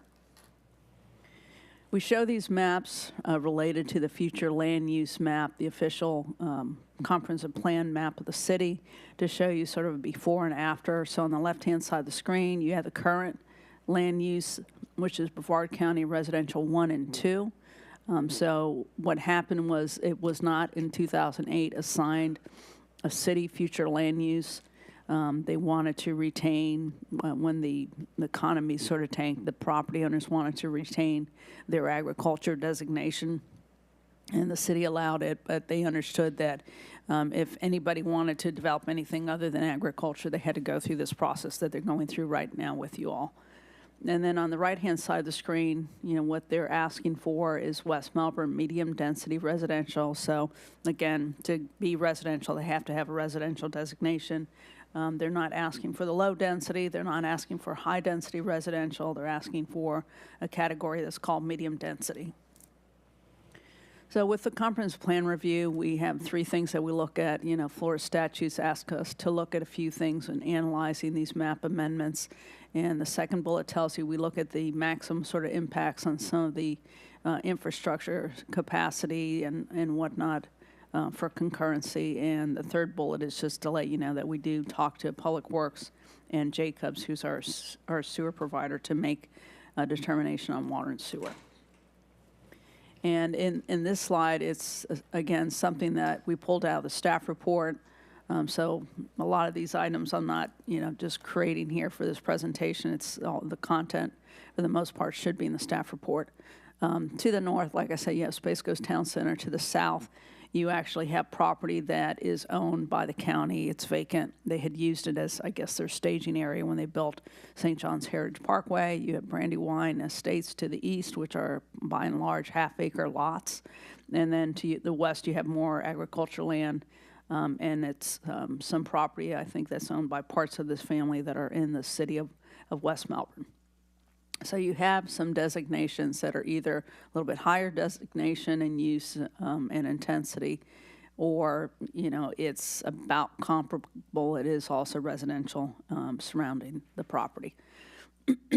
So when we did the analysis of, what they could have in the county, it would be, a lower density, obviously, if it developed in the county, but that really doesn't matter because they're never going to be able to use a county designation in the city. It's always going to be a city designation. But the good news is instead of going to the maximum of what they could have in the medium density residential 510 dwelling units, they're asking for 255, which is just slightly less than 5 dwelling units an acre. So that's the good news about that. We look at water and sewer, public safety. Just this is more informational about public safety, and then the environmental site data. What they've shown us in the concept plans, et cetera. This is not final engineering drawings. They don't have all the data in. They will have to submit all that data as they're going through the process of actually becoming a subdivision. Okay, this should say 10D as in dog. The rezoning request, it's a very similar sort of analysis that on the left-hand side of the screen, we show you that this property has a designation, if you look at that red rectangle, of AU. which is an agriculture use type of zoning in the county. And in order to build, again, that single-family subdivision, they would have to have, on the right side of the screen, you'll see the R-2, which is a multifamily dwelling unit, but it's the only one that allows the smaller lots. So it allows single-family and multifamily. They're not asking for the multifamily, they're asking for single-family with smaller lots. All right, I don't have 10C as part of this presentation. This presentation is just the large-scale comp plan amendment, the rezoning. That'll be the next agenda item. But that's where really a lot of those specifics about density and some of the other items are. So we'll talk about that in a minute. So in conclusion, I did want to let you know, same thing I told the Planning and Zoning Board, is that whenever we have uses like this that are very different than surrounding uses and haven't been proposed in a while, we always ask the applicant to meet with surrounding property owners. In this case, we asked them to meet with Brandywine residents. They did so. That's my first bullet statement. Staff was just there to sort of observe and ask questions, but we don't participate in it. So Chris Osa could tell you more about that if you'd like to know the details of that meeting. We always have to do the legal ads in the Florida Today newspaper. And then staff does, per our code, we can, as a courtesy, send out notifications in a sort of a big ring around the property to different property owners that are in that radius. And we do. I mean, when it comes to comprehensive plan, map amendments, and rezonings, we always send out letters. So, we got a few people that were sort of interested in what was going on in the beginning, but I think by the time they got to their meeting, and got some of their questions answered. We had the Planning and Zoning Board meeting, that's my last bullet, on June 8th, and we didn't have anybody from Brandywine Estates attend.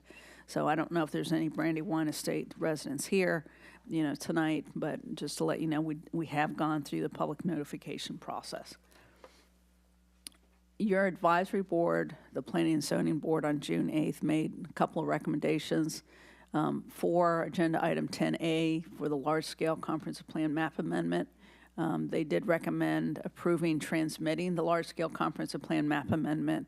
And again, as a reminder, what that means is once you're over 50 acres, then it's not that this comes back to you at the next council meeting for second reading for approval. Should you approve it tonight, it actually has to go to several state agencies. They do their review. But thankfully, their review is not the same sort of review they did in 2008. They just look and see, are there any state facilities on this property or right next to the property? The answer is no. So they're going to do their review, but it's still a process we have to go through. We can't skip a step. We have to go through that step. So that's what transmitting the map amendment means. That's the next step. If this is approved tonight for your first reading of the ordinance, and that's the second part of the recommendation that the Planning and Zoning Board made for the comprehensive plan map amendment.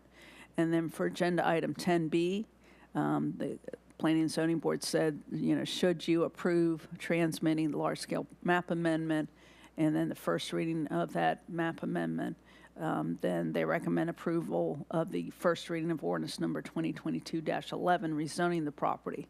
And like I typically do, if I could ask the city attorney to help us and read the titles, please. All right, ordinance number 2022-10, an ordinance of the City of West Melbourne, Brevard County, Florida, amending the future land use map of the comprehensive plan to provide for MD Res, medium density residential land use for a 51.38 acre parcel generally located west of Interstate 95, south of US 192, and east of St. John's Heritage Parkway, and is more fully described herein.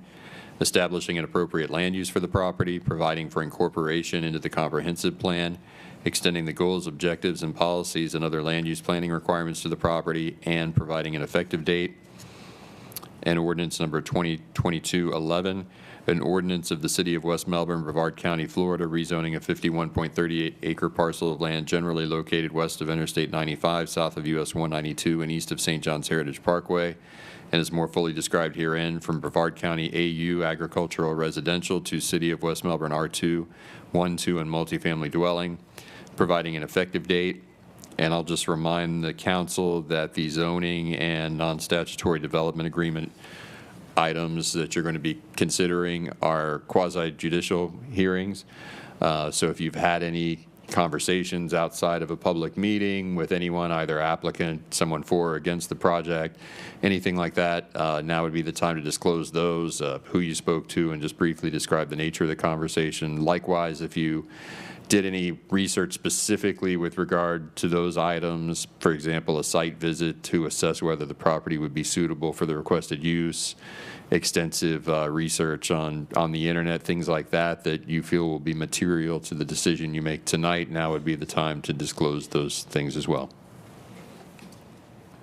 Mr. McDowell? Thank you, Mayor. I did have an exchange of emails with one of the residents in that Brandywine, and she thought I wanted to talk about that road again, and but that was the extent of it. I didn't really talk about anything that we had talked about in the private meeting, other than the fact that the email did say, if you're wanting to move our road, that's a resounding no. So whatever that was worth, I didn't really respond to it. But I plan on having coffee with that resident probably next couple weeks. Very good. I met with staff on this one. Councilwoman Adams? I met with staff on this one as well, and also drove by the location just to look and see what's around in that surrounding area. Thank you. Deputy Mayor Young? Same thing. I met with staff on this issue. Mr. Bentley? Yeah, the only communications I've had is with staff. Thank you. Mr. Frampus? Staff as well. All right. Is Mr. Ditmore still with us? Yes, just met with staff. Okay. Can we get his picture back up there in case he's raised his hand or anything? So, all right. So that's all the disclosures. That's everyone here. And this is a public hearing. Does anybody from the public wish to address City Council on either items 10A or 10B?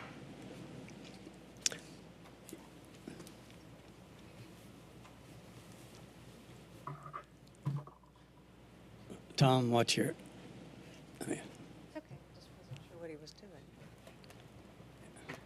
We can see him behind curtain number 1 there, I think. Oh, there he is.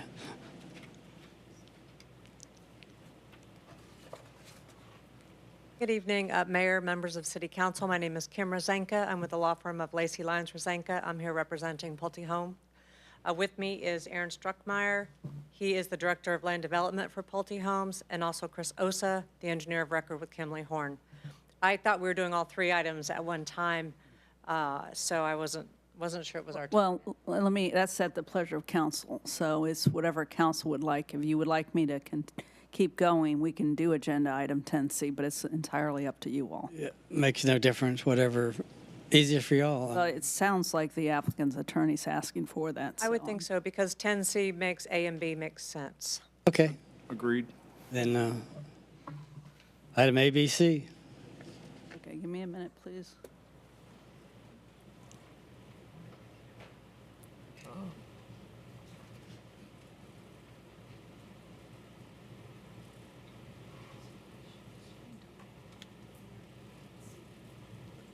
Item C is the development agreement, in case y'all are wondering what we're putting up there.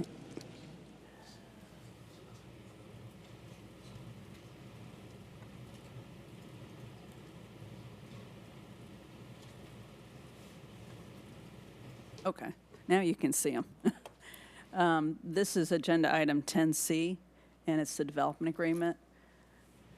We have for this one the applicant Rhonda Hammer, same property, and you know what I have in the 4th bullet is some of the reasons for the agreement are to limit the density to 4.96 dwelling units an acre, to preserve a natural buffer, well, it should be 20 to 55 feet in width adjacent to Brandywine Estates, to regulate architecture and provide enhanced landscape features adjacent to St. John's Heritage Parkway.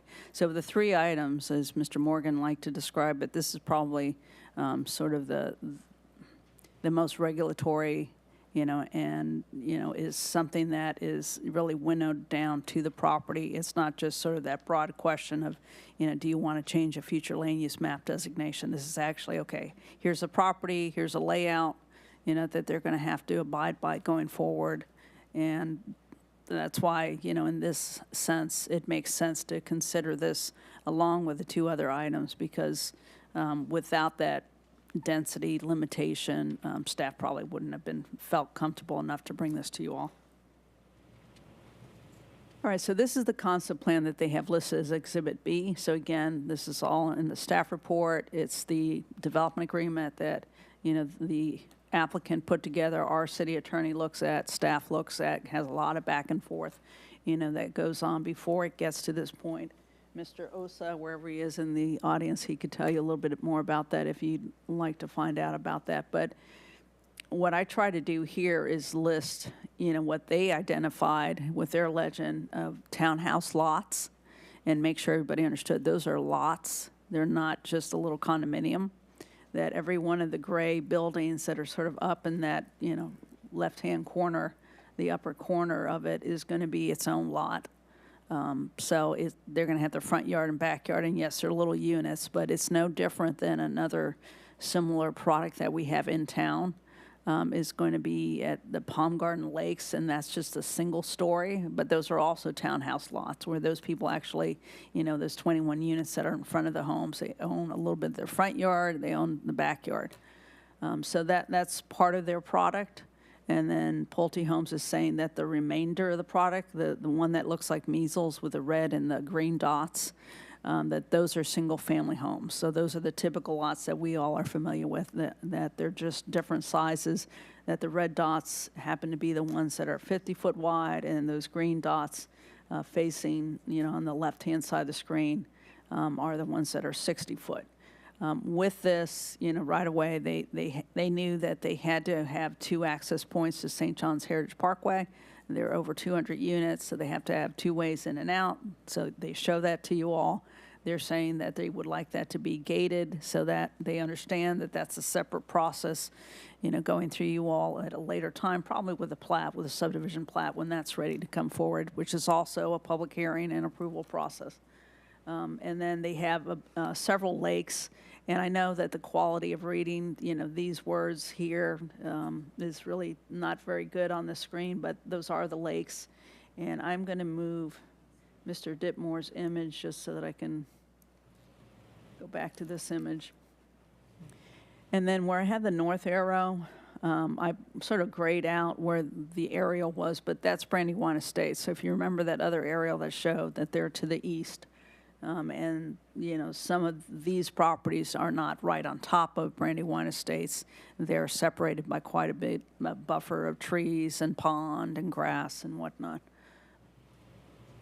All right, so just to make sure that you all, understand with the 2 road connections, they are separated. They're not right on top of each other. That's been a discussion in other residential developments. And the developer provided this in color so that you all can get a sense a little bit better than a black and white drawing of what's the sort of the dark gray of the roads in terms of the location of some of their lots. Christy, while you're on that, over here, while you're on that screen, I know the county sometimes has apprehension about giving 2 entrances on the same road. Do they take in account our rules? Yes. And this won't be a problem, I'm guessing? I can't guarantee that it won't be a problem, but I can guarantee that they take into account. And they do have communication with us, and sometimes the city manager has also communicated with their county manager in terms of, this is what our requirement is, and if we need to, we get Mr. Richardson involved with that too. So they could potentially force a design change if they wanted it different? Mr. Richardson, since you worked at the county, you want to opine on that? If they would force them to only have 1 access instead of 2?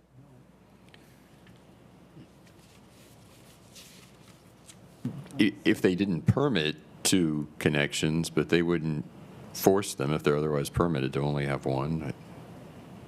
Well, sometimes they give some developers a hard time with having a cutout on the same road, and they don't want them to be so close. And I was just wondering how our rules would apply here if they said, oh, well, they're too close, or we don't want to do that, or... For this number of units, they have to provide 2 access points. They do. They have to. Thank you. And if the county doesn't allow the 2 driveway permits in that proximity, they have to figure out another way to do it. Thank you. Okay, other things that we do with the development agreement, like we do with a lot of the other items that come before you, is we look at our comprehensive plan and make sure that there is some consistency with some of the policies. And again, you know, with the developer, I'm sorry, I keep wanting to shift this up, but with the developer having the buffer and whatnot, then they're going to provide, you know, some of the integration of land uses by making sure that you do sort of have a transition, that it's not just one thing right on top of the other. You know, the properties that are along St. John's Heritage Parkway, it makes sense that they have a little more density, but that type of density and intensity really should be at the intersections, at least in a perfect planning world. That's how you usually design things.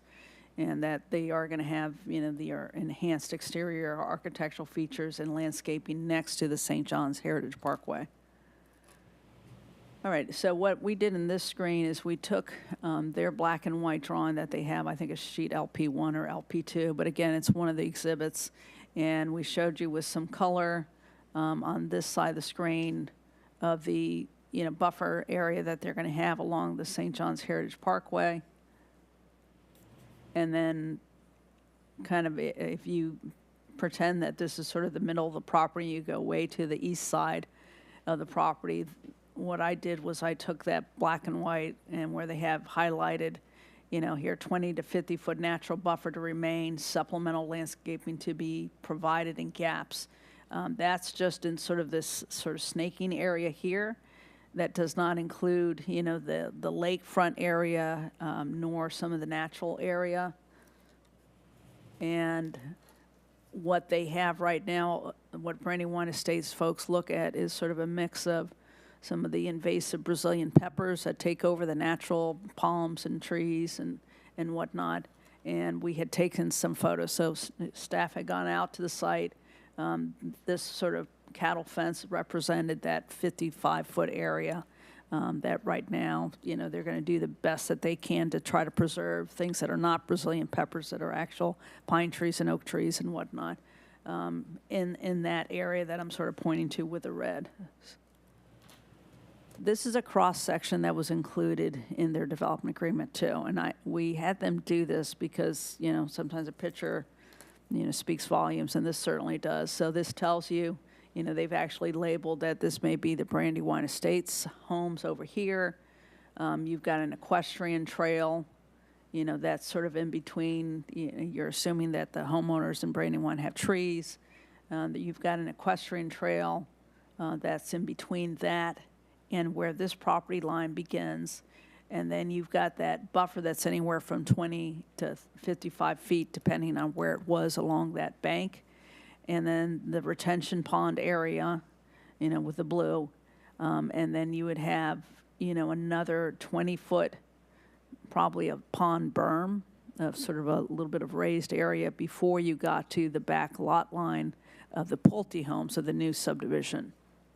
So that, you know, ends up being, I think, about 160 feet. But again, their civil engineer can tell you more about, you know, what that exact width is going to be. But it's pretty good. It's pretty, you know, sizable. It's not that notion that, you know, we're going to allow these types of homes to be, that are in small lots, to be right on top of, you know, these lots that are in Brandywine half-acre lots. So we are going to give some transition, as there should be.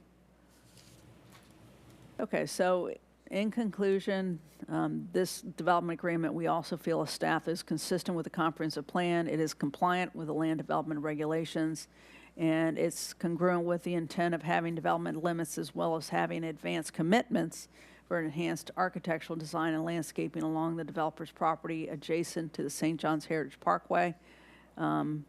Again, that eastern buffer adjacent to Brandywine Estates is 20 to 55 feet. But pond and land area between the houses, I mean, I've roughly estimated to be about 180 feet in width. And then the other two blue sentences at the bottom of the screen are, again, just to let you know, this too was advertised, you know, and if the public had wanted to come in and see the files and all, that's all public record, and it would have been open to the public. That mail-out occurred March 24th, and we told you about the Brandywine neighborhood meeting that they had.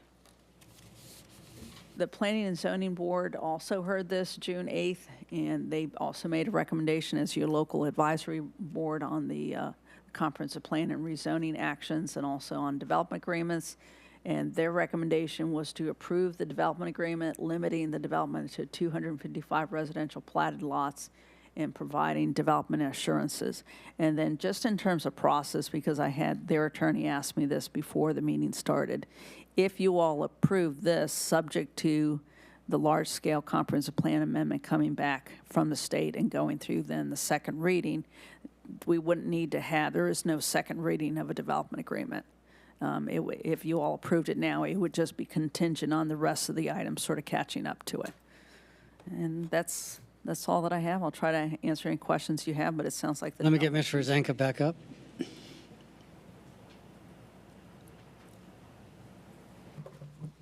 Thank you, Mayor. Thank you, Ms. Fisher. This has been, I don't know how to say it, maybe a labor of love on both sides. When we came before Planning and Zoning, the development agreement was nearly worked out, and there were a lot of discussion, and your Planning and Zoning Board did an amazing job to make sure that you all were protected with what you were getting with this development agreement, as did Ms. Fisher. And there must have been 100 emails between the Planning and Zoning Board meeting and this meeting trying to work through some of the issues, and I know they met again with Ms. Fisher, the engineer did, with the intent of making sure it's compatible with what's around it and it doesn't offend Brandywine Estates as well. So I'll go into some more detail about the development agreement, but just overall, we have 3 items before you. You have the future land use change from a Brevard County future land use of Res 1 and Res 2 to medium density residential. And the reason we did medium density residential is there's no other way to do townhomes under your code. So we have limited to medium to low density of 5 units or under. So it is low density by the development agreement. The rezoning is from AU County to R2. There's single family attached and detached home, as Ms. Fisher has explained. 255 units, they'll be platted, and it will provide a variety of housing choices, and there'll be a fee simple ownership. The development agreement is to give you certainty as to what is going to be developed there. Regarding the future land use, it's consistent with your comprehensive plan pursuant to your staff report. It allows this transition from Integra to the north with the high-intensity apartments and Brandywine to the east with the 1/2 acre lots. It's also consistent with the, as I said, Space Coast Town Center, and the future land use amendment also will allow us to apply with all your land development regulations. The May 5th community meeting, the Brandywine residents were invited, and Mr. Struckmeyer was attended. Mr. Osa was not. And Ms. Struckmeyer can provide you more information. There was no one attended from Brandywine at the Planning and Zoning Board meeting, and it was believed by Mr. Struckmeyer that Brandywine was okay with the proposed buffer of a 20-foot opaque buffer. And now we've actually extended that from 25 feet to 55 feet. Then you have the large retention pond of about 100-foot average width. Then you have more trees, then you have backyard. So it is 165 feet to 180 feet, as Ms. Fisher advised. As to the rezoning that complies with your code requirements, it's permitted under the medium-density residential future land use and is compatible with the surrounding uses and makes the transition from the Brandywine to the Integra and to whatever's going to go onto the other side of St. John's Heritage Parkway. Regarding the development agreement, and I think that is where the devil is in the details, and this was truly worked between the engineer and the applicant and Ms. Fisher, and she is a tough taskmaster, as you all know. She worked diligently to make sure that this had everything in it necessary. It's allowing them flexibility. It's allowing the townhomes to be a little different than your code requires, but it's still allowing substantial architectural features to make it look like a nice townhome development. There is one thing I forgot to say, Ms. Rosanka, is I forgot to remind Planning and Zoning or City Council that we had gotten a revision from the applicant about the number of townhouse elevation views, architectural elevation views. So in the actual version that got posted on the internet, it talks about 3 architectural elevation views of those townhouses when in fact there's only 2. So on your dais, Cindy Hanscom had put that revised one that talks about the 2 architectural views of the townhouses. So that was a typo on their part. It was a Scrivener's error. Checked with Mr. Richardson. He said, yeah, that's fine to do a swap out at the dais. And I was going to mention that. Also, I did want to let you know about traffic. I know there's been some concerns. The county also requires 2 entrances for over 200 units, so I think they'll be understanding of that. They have had a preliminary meeting with the county, and they understand what needs to be done. County hasn't committed, but they have met with them. There is an existing southbound turn lane into the project heading south, and there will be a right-hand turn lane heading north into the project as well. Regarding the specifics of the development agreement, you have a new one in front of you. The old one in your packet starts at page 10, and it details the reasons for it. Again, this is to make the R2 consistent with a low-density residential future land use, even though we are seeking medium-density residential future land use. I would ask that you turn to page 3 of the development agreement. And it shows what the townhome shall include. And these are what Pulte has agreed to do to make the townhomes look more architecturally appealing. On the first bullet point, it should say Pulte to provide 2 distinct elevation styles. And there are Exhibit D in your development agreement. The next line, that entire line, 3 different exterior color schemes should be utilized. That should be stricken. I don't have what you have. But that was what the intent was of the most recent version sent, and I believe Ms. Fisher agrees with it. And then the next one is 3 different shingle roof colors will be utilized. That's going to be tied to the elevation style. So it's not going to be 3, 3, and 3. It's going to be 2, and then elevation styles will vary. Also, when you turn to page 4, under F, there is descriptions of the buffer, and it says in the middle that trees shall be planted 35 feet on center. That should be stricken. Shrubs apparently aren't planted on center. So that again is another Scrivener's error. It just should say shrubs shall be planted in a continuous manner. And I did want to also point out on page 5, section 4, the buffering. This is where the bulk of the discussions were. The tree survey was revised. Your staff went out to look at the site, to look at what the buffer looked like next to Brandywine, and the agreement was made that they will leave what they can. Some invasives will have to come out. There's going to be a green chain link fence, and that they're going to fill in anything that has to be taken out so it is an opaque buffer towards the Brandywine side. And then there's going to be a gated community and a decorative picket fence along St. John's Heritage Parkway. And there is extensive landscaping along the parkway as well, as Ms. Fisher showed. So with that, we have the engineer here. We have the developer here. If you have any questions specifically for them, they are more than happy to answer what their project is going to be, their timeframes, anything along those lines that you might ask, or I can answer any questions. Also, too, if there is anyone from Brandywine, we can answer their questions. We can talk about what their concerns might be. And if there is any of that, we're going to request transmittal approval, first reading approval of the R2, and approval of the DA with the changes that we've just discussed. Mr. Frampus. Thank you, Mayor. A couple questions. First, Christy, the quick changes she just gave us, is that, I mean, I only got a packet with only 1 change in it. Is that all the other things were changed also, or? Those are in there. Some of that rewording that she talked about, that's on that same page where I have that yellow highlight. So yes, you have the latest packet. Mr. Richardson, you want to comment on that? Yeah, I think I can address that. Unfortunately, because there were so many changes and revisions, and a lot of this was coming from engineers, we only received, well, this is a recent iteration this week, but the iteration before that only received on Friday. Not entirely ready for prime time, but because you're still going to see the comp plan and zoning again, you could approve the development agreement tonight subject to city approval, final formal approval of the form, because there are a lot of issues here that we'll need to hammer down some clarity issues and just scrivener's errors. Some places where parts of the agreement don't agree with other parts of the agreement. Nothing majorly substantive, but there's some work to be done on it. Okay.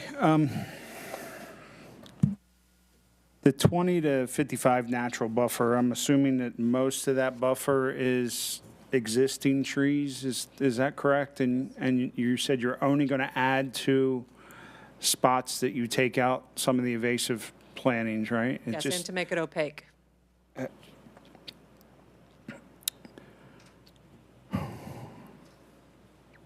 Okay. And I know this is a question for down the road, but you have 2 gate accesses, which is required. Both gates are going to be open 24/7 to the residents, correct? Hi, Aaron Struckmeyer with Pulte Homes. As you can see on this exhibit here, you see both entrances. It's intended that the northernmost entrance would be resident access as well as guest access, so it would have your keypad where you call into residents and they let you in through the gates. Southern access intended to be for resident access, those with key cards you can enter in without needing to call and have someone let them in, and then also for emergency access as well. But 24/7, the Correct, gates yes. for residents only? Yes, for Okay, residents. thank you. Mr. Bentley? Thank you, Mayor. On page 10C-29, do you guys have that page? It's more of a curiosity question. It says an 8-unit, I don't know if that's just a picture that gives a representative example, but it says 8-unit townhome, but for example, there's only 6 front doors. And that's true on the 6-unit townhome as well. And I was just curious, is there entrances on the side or what? Yes, you can very slightly see an overhang on the edge. Yeah, I saw that. That's where the door entry is on the side so that they can have a 2-car garage. Otherwise, you can't, because those are 20-foot units. So they have a 2-car garage with a side entry. So their front entrance is on the side for the end units. Yes, and this is the same product that we build in Central Florida and those municipalities. So. And then some people get a 2-car garage, some get a 1. I mean, they pay more probably for a 2. Yeah, it's to provide different options to our buyers. All right, thank you. And for consistency, will this be under one HOA? Yes, sir. They would likely have 2 different fee structures because the townhomes, they include exterior maintenance, roofs, insurance of the structure, those types of things. But as a whole, there will be one governing body for the entirety of the HOA in all 255 units. I believe this is Pulte's first entry into West Melbourne. Yes, we are in the process of developing our first Brevard community since the downturn up in Vieira with our Del Webb active adult community. This is going to be not an age-restricted community, available to new buyers, people who are all different types of buyer profiles. But yes, this is our first foray back into West Melbourne. Yeah, I've viewed some of your communities. Are very nice, very nice. Will these all be concrete block as well? Yes, concrete block first floor for both the single-family detached and the townhomes. We do have an option of our townhomes being wood frame, but we know that's not typical over here on the coast. We do that more in Central Florida. We don't like that. Yeah, you can see on the elevations it's stucco on the first floor, and that's stucco on concrete block. Second floor would be stick frame. Very That's good. wood frame, second floor. Ms. Adams, you're next. Thank you, Mayor. Thinking about, well, you answered my question regarding age restrictions, so thank you. But regarding parking and then by extension, the traffic of that particular development, looking at the homes or the townhomes that will have 2 versus 1-car garages, will the residents that live here be restricted as far as vehicles that they are allowed to have? Is there not a restriction on that? I'm just thinking in terms of logistics and then coming and going out of that development, how that's logistically going to work and impact the area. Yeah, I mean, there's restrictions on parking within the streets and things like that that could put into the declarations for the community. We don't necessarily restrict people to have a certain ownership or number of vehicles, but they do have to abide by the other restrictions of not parking on the streets and things like that, because obviously that's a concern for emergency vehicles that want to come, people traveling throughout the neighborhood. And you can notice there's a few accessory parking lot areas, and where we can put additional off-street parking, we've located that on the plan, and we'll evaluate some other additional alternatives for locations as well. There's probably 30 or 40 additional spots elsewhere throughout that area, and we'll further refine to see if there's other alternatives as we get into final engineering. Were they marked on this map and I just missed it, or they're not there right now? I think Christy showed a few on there. There's one by the amenity center. There's some parallel stalls where there's the block in the middle. There's parallel stalls on either Here. side. Yeah, I'm using the cursor right now to point out some of these, so you should Okay, be that's what able they'll to be. follow along. And then this parking lot, and I believe Mr. Struckmeyer was referring to this area too, the dog park. Yes, yes. And certainly, as we want to make sure that we can provide parking for our residents as needed, so we typically try to evaluate and figure out any location where we can add those spots in. Thank you. Mr. Bentley? Thank you. Same question almost that I had a while ago. On that side entrance, is that beyond the garage? They're not entering into the garage, right? No, they're entering into the home. Yeah. Okay, thank you. All right. Any more questions? Thank you. Does anyone else from the public wish to address City Council on this topic? Seeing none, we'll close the public hearing. Mr. Frampus? Thank you, Mayor. Overall, I pretty much like this plan. Like that we're getting these townhouses in here, and then they're not rentals. Chrissy, you want the transmittal motion separate, correct? All three of them should be separate motions, so you would. Okay, so I'll make a motion. We approve the transmittal of the large-scale comprehensive plan map amendment, LSA 2022 as written.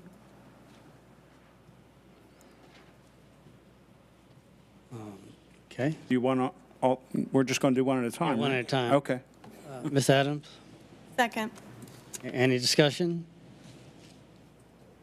All those in favor, signify by saying aye. Aye. Aye. I'm sorry. All those opposed? Motion carries 7-0. Now we're looking for the next one, Mr. Frampus. Make a motion, we approve the first reading of ordinance 2022-10 as written. Second, Rose. Any discussion? All those in favor, signify by saying aye. Aye. Aye. Any opposed? Motion carries 7-0. Item 10B, rezoning. Ms. Adams? Sorry, forgot the mic. I think the rezoning fits well with all three of these, A, B, and C, and that's what we had talked about. I agree with Mr. Frampus. It looks like a well-designed project, and I think we should move forward with that. I'll make a motion for B regarding the rezoning of the Tony Platt property south of 192. Thank you. Mr. Frampus? Second. Very good. Any discussion? All those in favor, signify by saying aye. Aye. Aye. Thank you. He's probably wondering why we're laughing. Any opposed? Motion carries 7-0. Brings us to the developments agreement. Mr. Frampus? I'll make a motion that we approve the development agreement, DA 2022-03, with the adjustments Mr. Richardson suggested. If you want to restate that, that'd be great. Subject to city attorney approval as to legal form and sufficiency. If there are any substantive changes that come about as that process, it'll come back to you. What he said? With all that. I like that word for word. Thank you. Second, Rose. Any discussion? All those in favor, signify by saying aye. Aye. Aye. We got a late aye. Any opposed? Motion carries 7-0. Thank you all. Welcome. That brings us to item 10D as in dog. Integra multifamily site plan. Okay, now we're going away from the world of comprehensive plan, map amendment, and rezoning, because the next item on your agenda that has all those items sort of listed out 1 through 8, they already have their land use approvals, they already have the zoning in place to do an apartment complex. So now it's not a conversation about whether you think it's appropriate for the area. That ship has already sailed, and it is what it is in terms of that zoning. So I'll go through and explain to you, why the initial site plan is before you all. But before we do that, this is again what Mr. Richardson reminds us to bring up to the board's attention, both you and the Planning and Zoning Board. So I'll let Mr. Richardson expound on this slide. All right, just as with the last zoning and development agreement items, this item before you is a quasi-judicial item. If you've had any discussions outside of a public meeting, now would be the time to make those disclosures. Similarly with other investigative efforts such as site visits, internet research, things like that. You did a great job on the preceding item, so if you have any disclosures, now would be the time. Mr. Ditmar, you're first. Thank you. Can you hear me? Oh, yeah. Yeah, pretty good, pretty good. Sorry. Sorry. Just with staff. I'm sorry, say that again. I missed. You met with staff. I said I met with staff on this. You met with staff. Very good. Okay. Mr. McDowell? Ditto about the staff, and this was the one that you had already given us these numbers in your projections. That's the piece that I just want to make sure. Right, yeah, okay. that was another request. Okay, thank you. Thank you, Deputy Mayor Young. I met with staff. Ms. Adams? I met with staff as well. Mr. Frampus? Staff as well. Same. Ditto. All right. Okay. Continue. So then the next item is to talk about the location of this property. For the audience's knowledge, is that this property we have labeled on the area, on the aerial, as being at the northwest corner of St. John's Heritage Parkway and US 192. We have the label on purpose for Space Coast Town Center because this particular developer of apartments, Integra, they have built the apartments that you see when you're driving by on the highway in the Space Coast Town Center, but now they're looking to go beyond, stay in that area, go beyond the Space Coast Town Center, and this is the property that they're looking to locate on. Has nothing to do with Space Coast Town Center, entirely different property owner, but it has that same gateway interchange zoning. So as I said, that gateway interchange zoning is already set up to allow the apartments, so that's not in question tonight. What we're doing now is what's called the initial site plan process. And so this is a public hearing process. So let's say we had residents that surrounded this property. They would have gotten the same sort of notification, Florida Today, and the mail outs to each of the residents. But what we have in our code, because that's where we've outlined the process, and this was partly, what City Council decided they wanted to do, is that, anytime you had apartments, and it used to be on 5 acres or more, now we've made it so that anytime you have apartments that are 50 units or more, regardless of the acreage, it goes through a process, and that's the flow chart you see. And so when you go through sort of the yellow boxes and you get to kind of like the middle box where it says if major comments addressed, then public hearings. And it used to be it would stop at the Planning and Zoning Board, but now we changed that to match the code because now the recommendation comes from the Planning and Zoning Board instead of its deliberation, and now it comes to you all for deliberation. So this is what we call an initial site plan. It is not 100% civil engineer drawings. I couldn't tell you where exactly the last light bulb is going to be placed on this site. That's going to come later, but this is where we see the layout, and that they're really not supposed to make big deviations to it. So again, this is another one that goes back and forth, and Mr. Moya, I'm sure, can tell you how frustrated he gets with City of West Melbourne staff, but that's okay. We get to this, point here where, all the parties understand what's going to go on with the site plan for the apartments. So the green box is what they're looking for, that if you all approve it tonight, then that part of the process is complete, and then they can move on to their 100% construction drawings. We told you a little bit about the location. The acreage of this property is 16.02 acres, so, radically different than the last thing we heard. That was 51 acres. This is 16 acres. You're not going to need as many acres for multifamily, for apartments, because obviously you're going to go up instead of spreading out on the land. Their future land use, in case you all are interested in knowing, is Parkway Interchange. We talked about that they have a Gateway Interchange zoning district. And what they're proposing, those are the last two bullet statements that I have, is 319 apartment units. So that's the proposal. So let's say they got the approval tonight. For some reason, they decide, nope, we need 340 apartment units. They would come back through the same process. So deviations such as that are considered to be major, they come back through the process. Something that's sort of a minor change, let's say they decided to drop 10 units or 20 units, that's not going to really change any of the analysis that we've brought to this point. The same thing with the density. Let's say that the property owner who's selling them the property says, nope, I'm only going to sell you half the property. Well, they can't still go forward with 319 units because they're locked into this density of the 19.9 dwelling units an acre. That's what we call their gross density. All right, and on this, besides showing you the layout, I also wanted to point out, just like any gateway interchange, and we've talked a lot about that with the Space Coast Town Center, you'll hear some more about their mixture of uses on that project.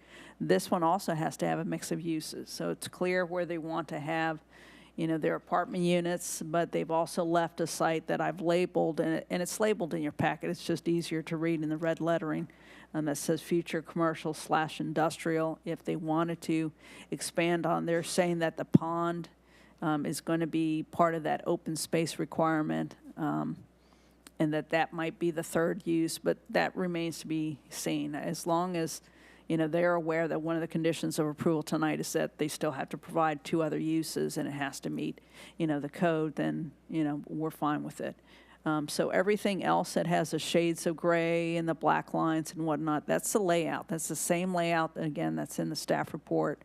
And, it shows that they're going to have, 7 of those taller buildings, the clubhouse, a few of the smaller buildings, and that's going to take up, roughly 65% of the property.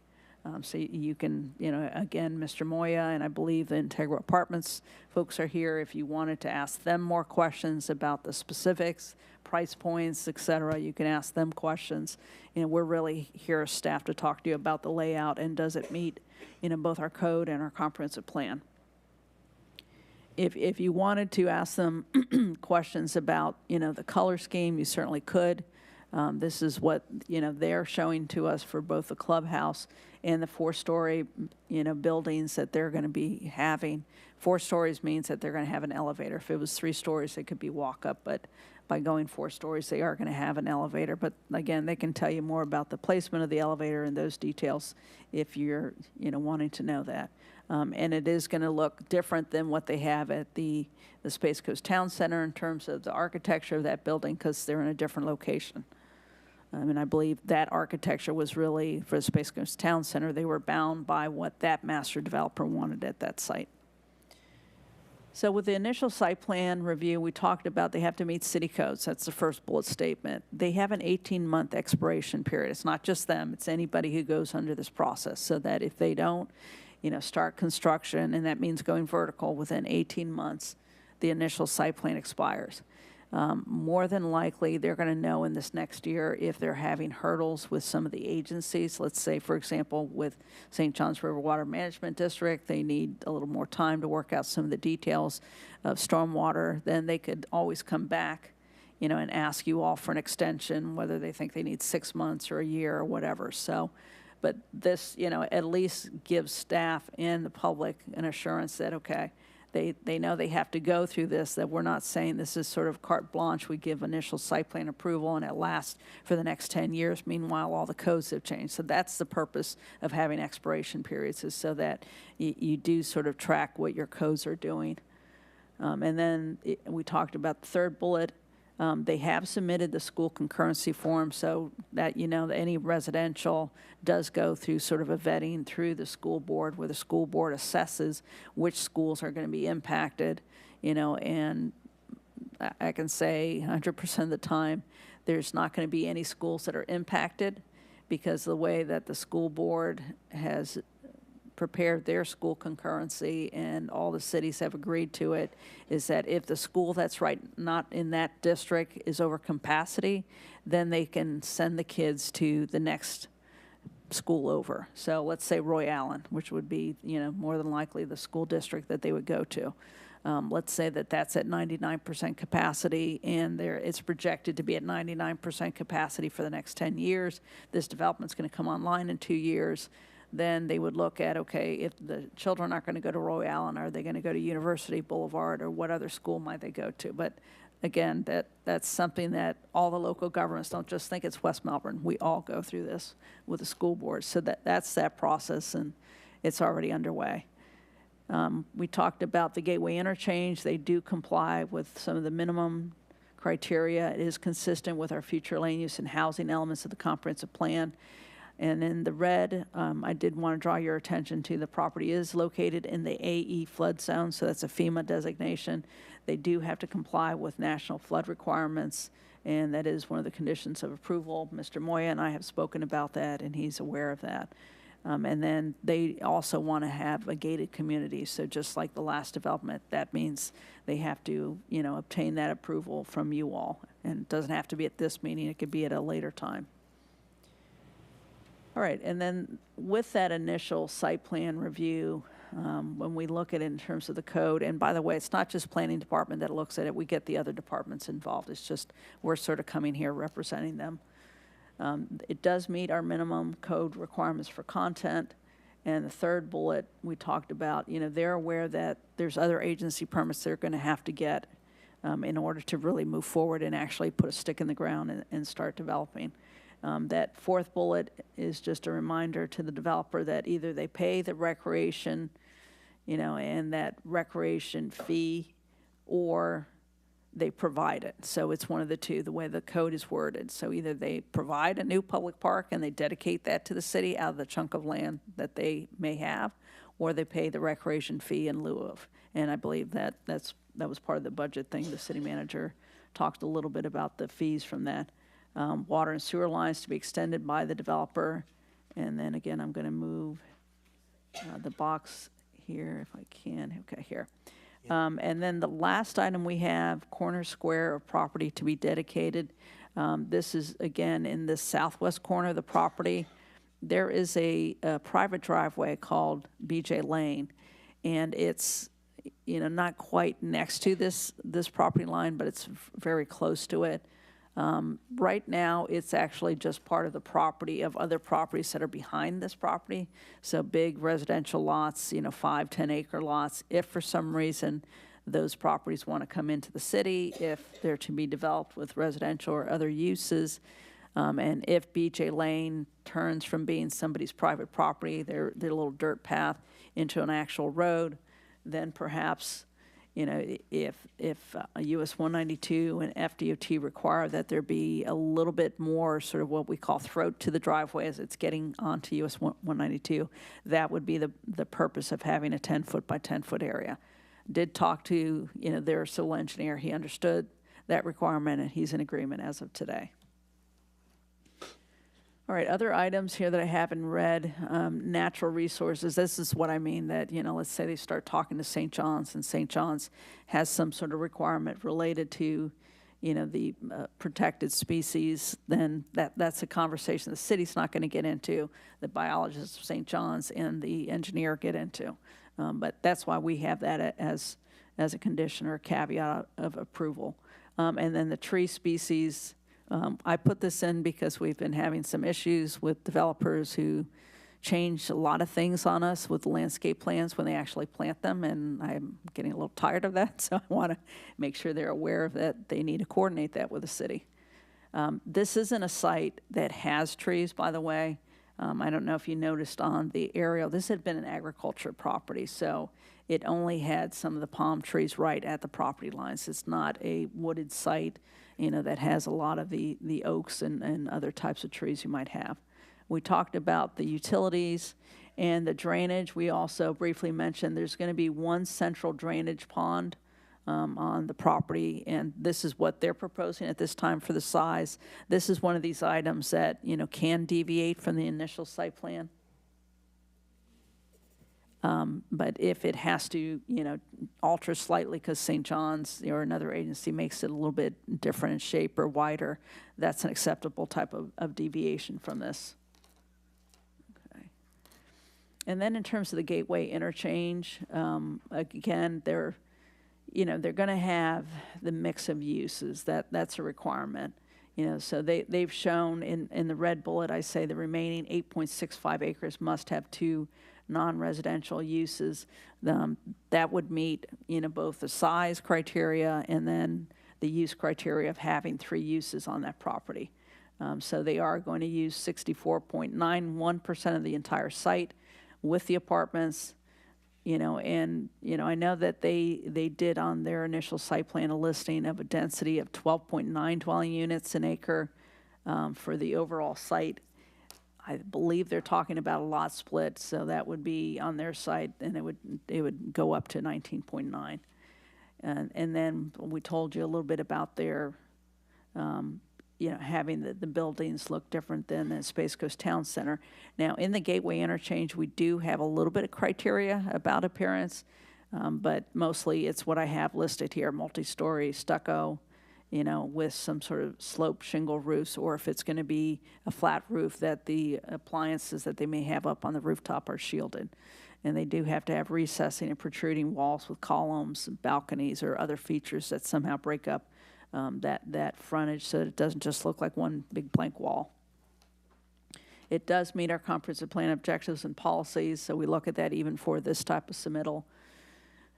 And then we do look at, some of our conservation and open space requirements in the comprehensive plan. And the last bullet is, again, what we said that, being in the AE flood zone, they're going to have to meet, FEMA type of standards, and it may be St. John's, because both agencies do have some input in how something gets designed because of the wetlands, because of the retention pond, and then also the elevation of the finished floors for those buildings. Can you back up to the lot split slide, the last slide you had up? This one? This one? Yeah, the density, explain that lot split thing to me. Well, right now, it's all one big lot.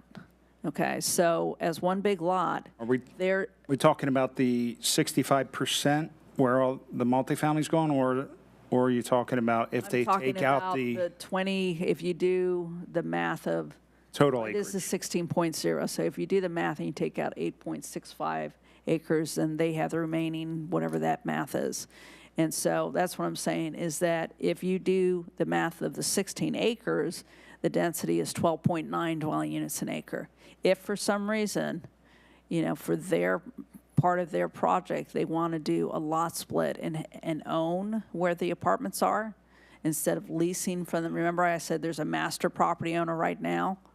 Then the density would be a little bit different, but it's okay. It's still compliant, because remember, gateway interchange, we're looking at this as one overall site in terms of density. But because the developer had put both numbers, I wanted to make sure that was in there. We did the same thing with Eden Living. Maybe you hadn't noticed that, but it was the same sort of thing. What the developer had, both sort of an overall density, for that St. John's Heritage Lakes North, which included the 7 commercial lots, and then the other. So I guess it's a question for them whether they plan on doing this or not. Absolutely. That's a great question for them. All right, and transportation, because they are at 319 units, they do have to have the 2 access points, and we had shown you the exhibit that shows, both the entrance and exit off of St. John's Heritage Parkway and US 192. They have to work out with those entities what exactly that looks like, but they're traffic engineers, so the developer's traffic engineer had already done a traffic study that identified, because of safety concerns on both roadways, they do need to have right deceleration lanes going into the project from both St. John's Heritage Parkway and US 192. So that's why we have that bullet in red, and the third thing down on the screen. So in conclusion, we reviewed this project. I didn't list on here that the Planning and Zoning Board is advisory. They also reviewed this project. This came to them also June 8th, and that these plans are consistent with the land development regulations and the Horizon 2030 Comprehensive Plan. The applicant must comply with the conditions that we list in the recommendations section. And again, we talked about the advertisement and the mail out. And just to let you know on this one, we didn't have any public, contact, because you do have some property owners, like I said, off of BJ Lane, but we were not contacted by any of those property owners. So the Planning and Zoning Board at their last meeting, they agreed with staff's recommendations, and it was 1 through 7. It was what staff had told them at the Planning and Zoning Board. In talking to Mr. Morgan, staff came up with number 8. About that 10-foot by 10-foot square area. And if you wanted to ask, the engineer about any of these, like I said, as of today, I got the word from Mr. Moya that he was in agreement with these conditions. And I'll try to answer any questions, but like I said, their development team is in the audience. All right. This is a public hearing. Does anybody from the public wish to address City Council?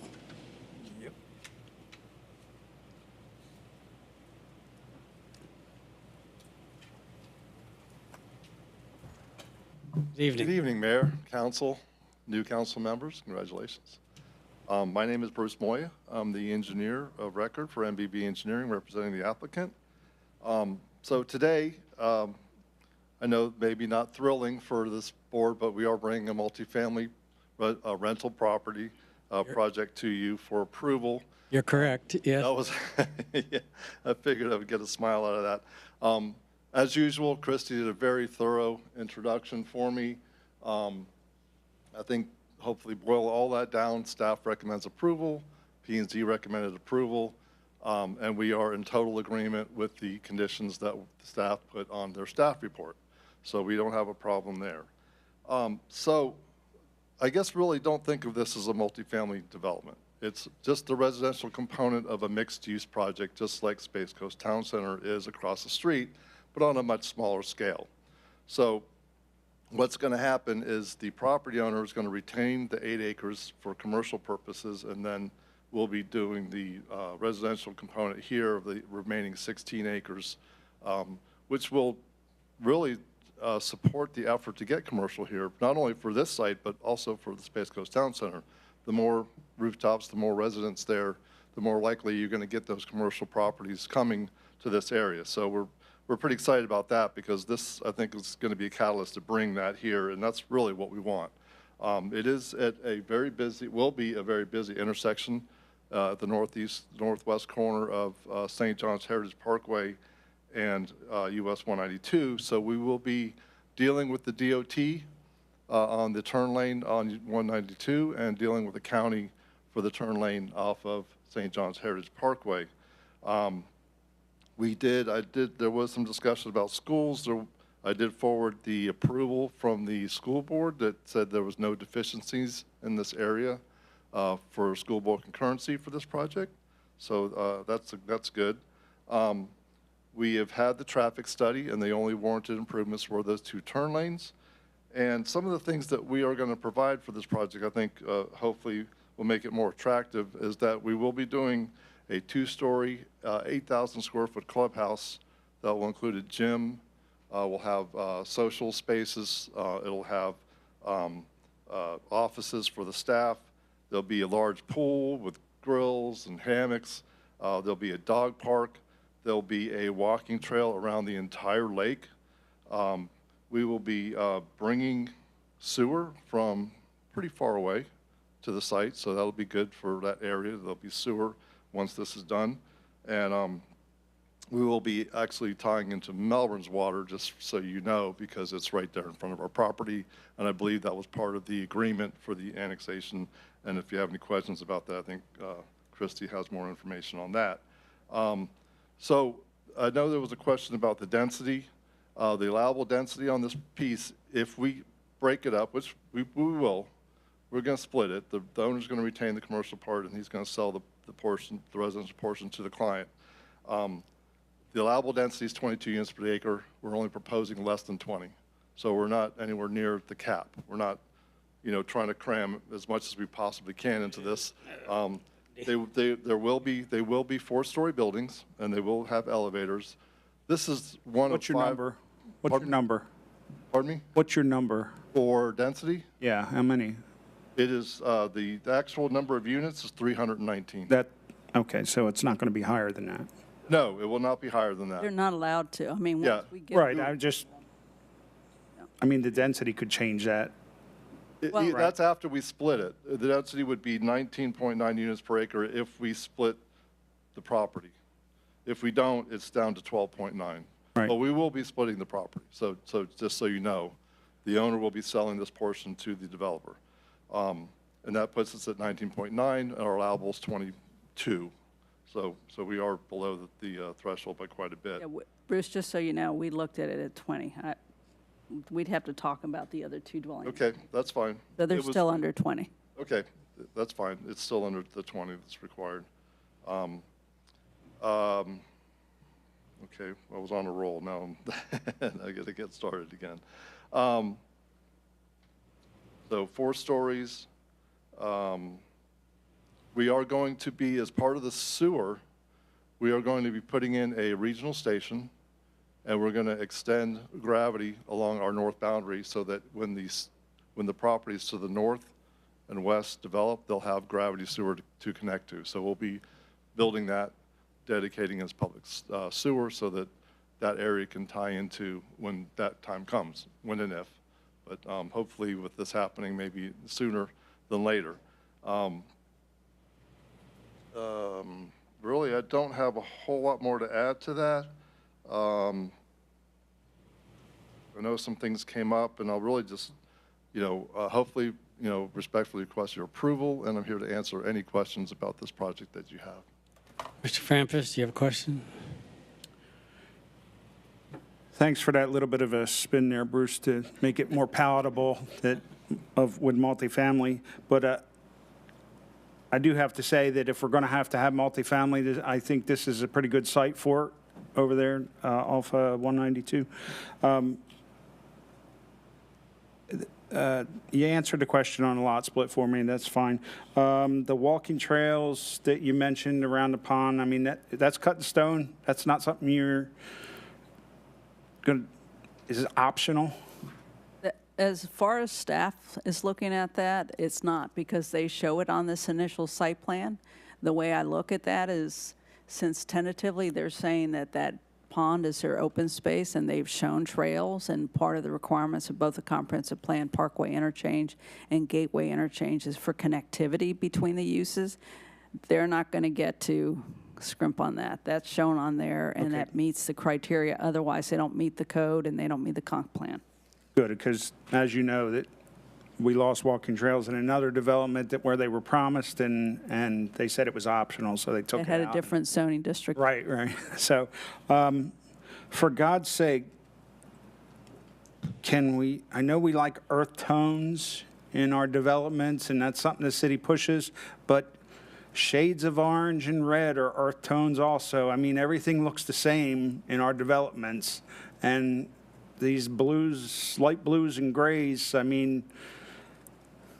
bring us something that's going to add to West Melbourne and not just blend in. I'm just my suggestion. I just think we need a little bit of color somewhere in West Melbourne. So if you guys can add some color, that would be great.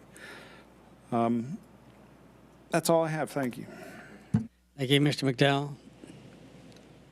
I have a list. No, I have actually a few here. Let's start with the 4 stories. We already have 4 stories that are being built, right, as far as elevators. I'm curious about that because there's 7 units, right? 7 different buildings for those 4 stories. So there's an elevator in each one of those, and it's ADA required, correct? So what happens if they're down? How does that work? You have 1 elevator, right, and not 2? Correct. So if there's no elevator, then? That is something that I've seen. That is a possibility. I know when we had a house fire, we had to live in a condo on the beach, and it was really rough. but that elevator broke down a lot. So I know what happens. You use the stairs, how that works for ADA. Normally, those ADA units are on the first floor, so it's not a burden. More of a curiosity, and I'm just, it's a lot of units to maintain and people coming in and out, and I'm kind of curious whether the Integra gentleman has anything he wants to add to this. Thank you. Yeah, maybe he could add how they work that. the other ones are going to be easier, Bruce. That's off the site plan. I don't work in the building. David McDaniel with Integra Land Company. Again, appreciate you guys entertaining the presentation tonight. On that specific question, the buildings, anything that's 4-story or above has to have an elevator. I don't know the code well enough to say, is there a certain threshold that you have to put a second elevator in? But the single elevator in the building says meet the building code. So what happens if it's down? I don't have a specific answer for that. I'm just thinking. We fix it. Yeah, I'm just curious if there's some thresholds as far as when you have to get them up. I mean, do you have to have somebody on call? I mean, especially if you got 7 units sitting there, you would think you'd have some leverage. If you'd like, we can pass it along to Mr. Forbes. If Tom was still here, he would know the answer. Right. It's not like I'm asking for the elevator to be painted orange or anything. But. No, I believe what it is if there's a certain number of units in a building, then it trips a threshold for a second elevator. We don't trip that threshold. No. How many ADA rooms do you have? It'll meet fair housing.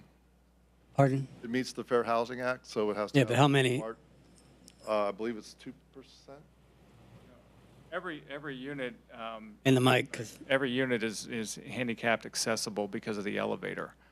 But we don't have a specific number of units that are made as handicap units. Oh, okay. Okay. They're all adaptable, though, per code. Okay. So, thank you. I mean, I didn't expect much. I mean, I'm just curious as to how, from a safety perspective, how that works. That curve as you come into the parking or come into the road, I was just curious why a curve and why it just didn't go straight into the unit.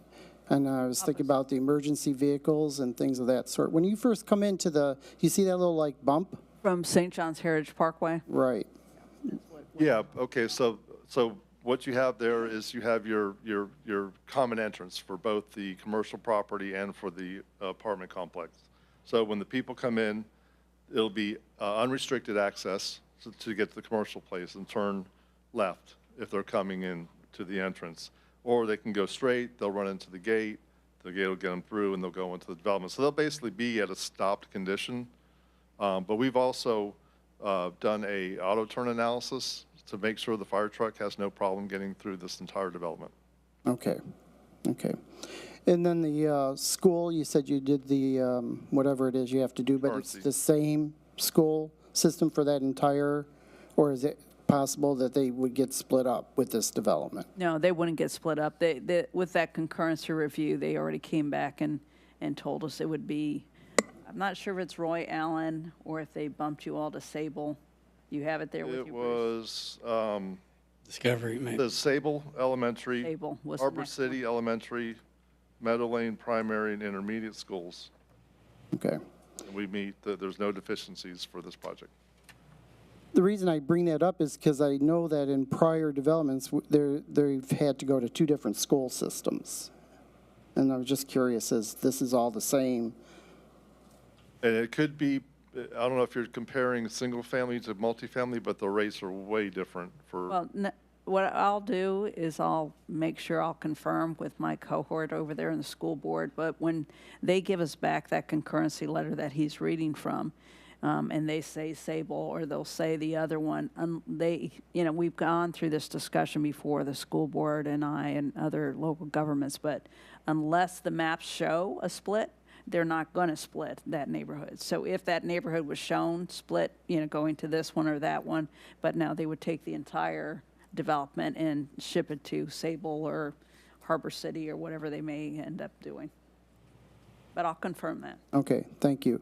And then the last question I had is the environmental component of it. I guess I was a little bit, I didn't follow what the director was referring to as far as, do we have some concerns right out of the gate here as far as disrupting any species? Well, there was some early indications in their environmental report about, that there could be some foraging birds and some other types of water type of birds. And that's where we were saying, okay, we're not the biologists. City of West Melbourne doesn't employ biologists. These other agencies have the staff that can make that determination if they need to ask for supplemental information from them, because they will be submitting that same data to St. John's River Water Management District. Then they will ask that, and if they need to get a special permit to relocate those birds or do whatever they might need to, then that's going to be on them. But it's just more of the city, and we've done this for other developments. I know with a multifamily, you usually don't hear that, but there's been a few other single family that we've had to have a similar type of condition. Thank you. And I just need to come clean. Actually, I agree with Mr. Frampus. It is kind of bland around here, so a little pop would be kind of nice there. So thank you. Such as your shirt. You get a nice red. Yeah. I got a question, or Ms. Young, did you have a question? The construction of this, is this going to be the cheap wood interior, or is it going to be a concrete block? No, it'll be wood with a fiber cement siding. Okay. And are you okay with the trees and all those? I know you're not. I didn't see you smile back there at all. We're putting, we're adding most of the trees. The site is going to be filled because it is low. There, like she said, it is an old ag piece. There's just some scattered palms here and there. So it's not like we're taking down a bunch of trees to make this happen. It's pretty bare. And what was the disagreement about the little 10 by 10 on the corner cut? Why were y'all holding back on that so much? So mostly because I'm always frustrated, as the director said. But no, not really. The level of detail that we have to do to come to you now is definitely a lot more than we've ever had to do before. This is a very unique request that we would be asked to provide something on our property for some other property to possibly happen, especially for a driveway that may or may not in the future become a road. It's a private driveway that serves those large lots. It's not a county road, even though it is named. It's an old, back in the day when I was the county development engineer, we used to allow large lots to go on, without being subdivided, go on single driveways. So we'd have common access on one driveway for multiple lots.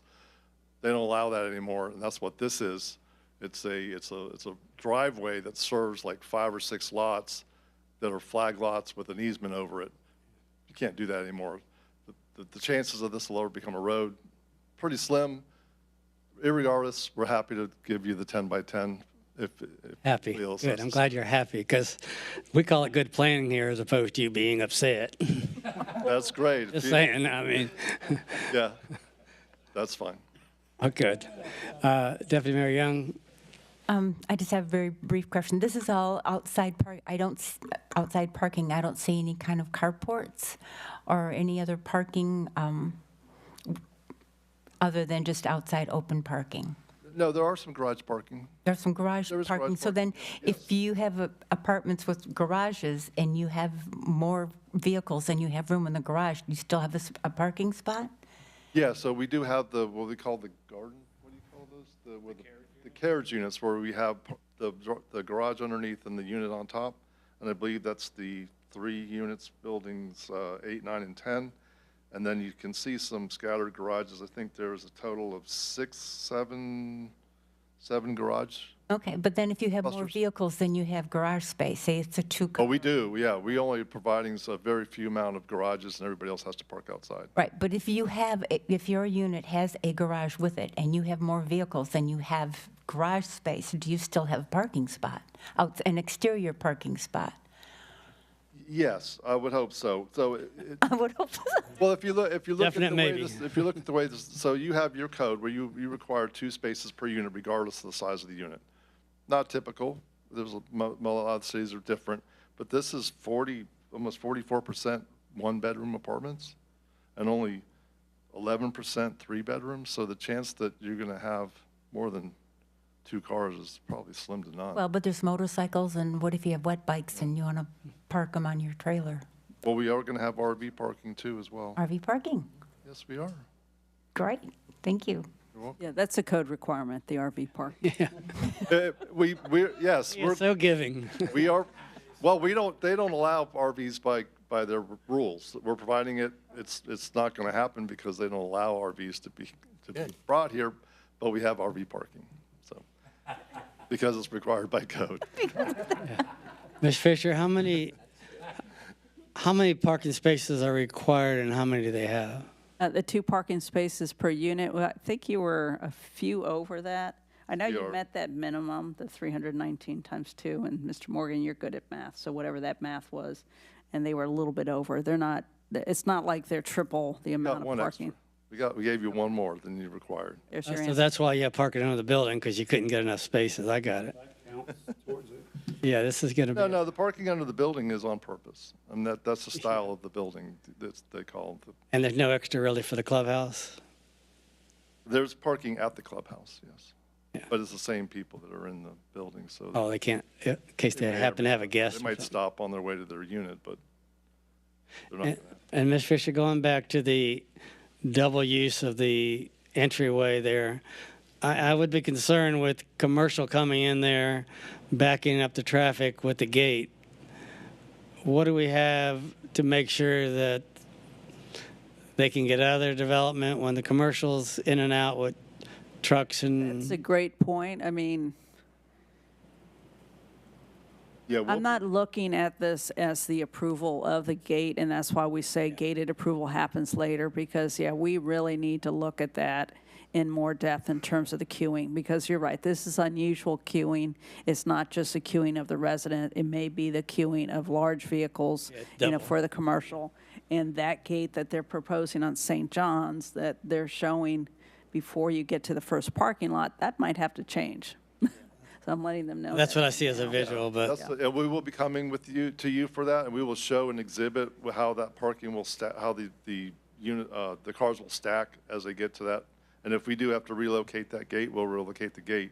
However, and I know you're probably not going to like this answer, but DOT and other traffic entities actually use the turn lane when they say stacking. So it's not in the through lane.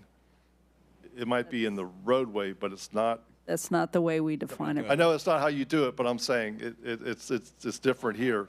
But even if we did, and we're going to show that that doesn't happen, but as long as you don't stack in the through lane, DOT doesn't count that, and the county doesn't either. But we'll be showing you exhibit. We'll show you how many cars we can stack, depending on where we put the gate. So we'll handle that at a later time for sure. And hopefully not getting that discussion. And hopefully all your stacking won't be subcompacts like in some of the pictures. But no, seriously, I think you need to get the staff before you bring that back to us. Oh, absolutely, yes. Ms. Adams, do you have a question? Okay, all right. Any other questions? All right, thank you. Thank you. Oh, go ahead. What about plug-in electric vehicles? Anything in the environmental friendly air arena? Yeah, we're planning on putting regular electrical receptacles in each garage, which does a slow charge, and then we will have some EV battery chargers on the site. Don't know how many yet, but we will be putting them out there. Thank you. This is a public hearing. Does anybody else from the public wish to address City Council? Seeing none, I'll close the public hearing. What's the wish of the council?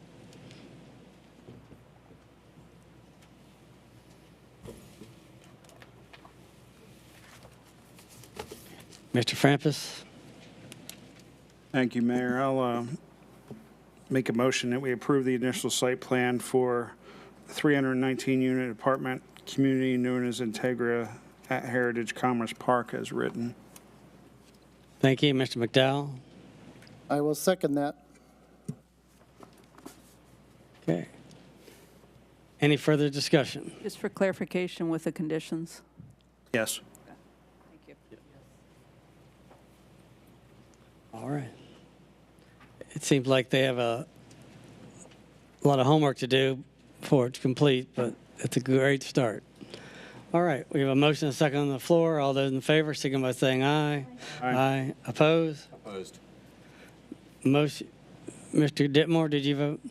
Aye. Thank you. Motion carries 6-1 with Mr. Bentley opposing. All right. Okay. All right, next I'm going to put on the screen agenda items E and F, which have to do with the Space Coast Town Center. And these are some items that you all, with another agenda item for the replat in the Space Coast Town Center, at their last meeting with you all, they withdrew it in order to let their comprehensive plan map amendment and rezoning catch up with the replat. And so now is the time when we're going to hear all these items together.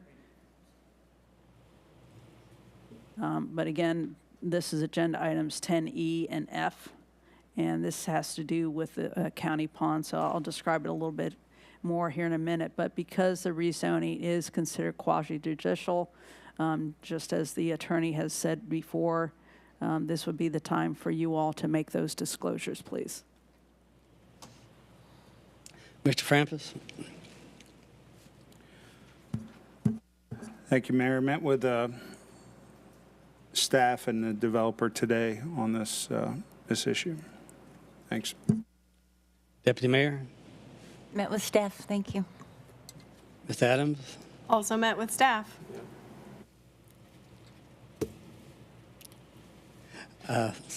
Mr. Bentley? Staff, he says, and I met with staff as well as developers. We're in the city meeting that we met on this. Yeah. Mr. Jones, Senior. Sorry. All right. Mr. Ditmore? Also just met with staff. Thank you. All right. I Okay. think that's I everything. guess I'll put on record I must have met with staff and forgotten. We got a definite maybe there. Okay.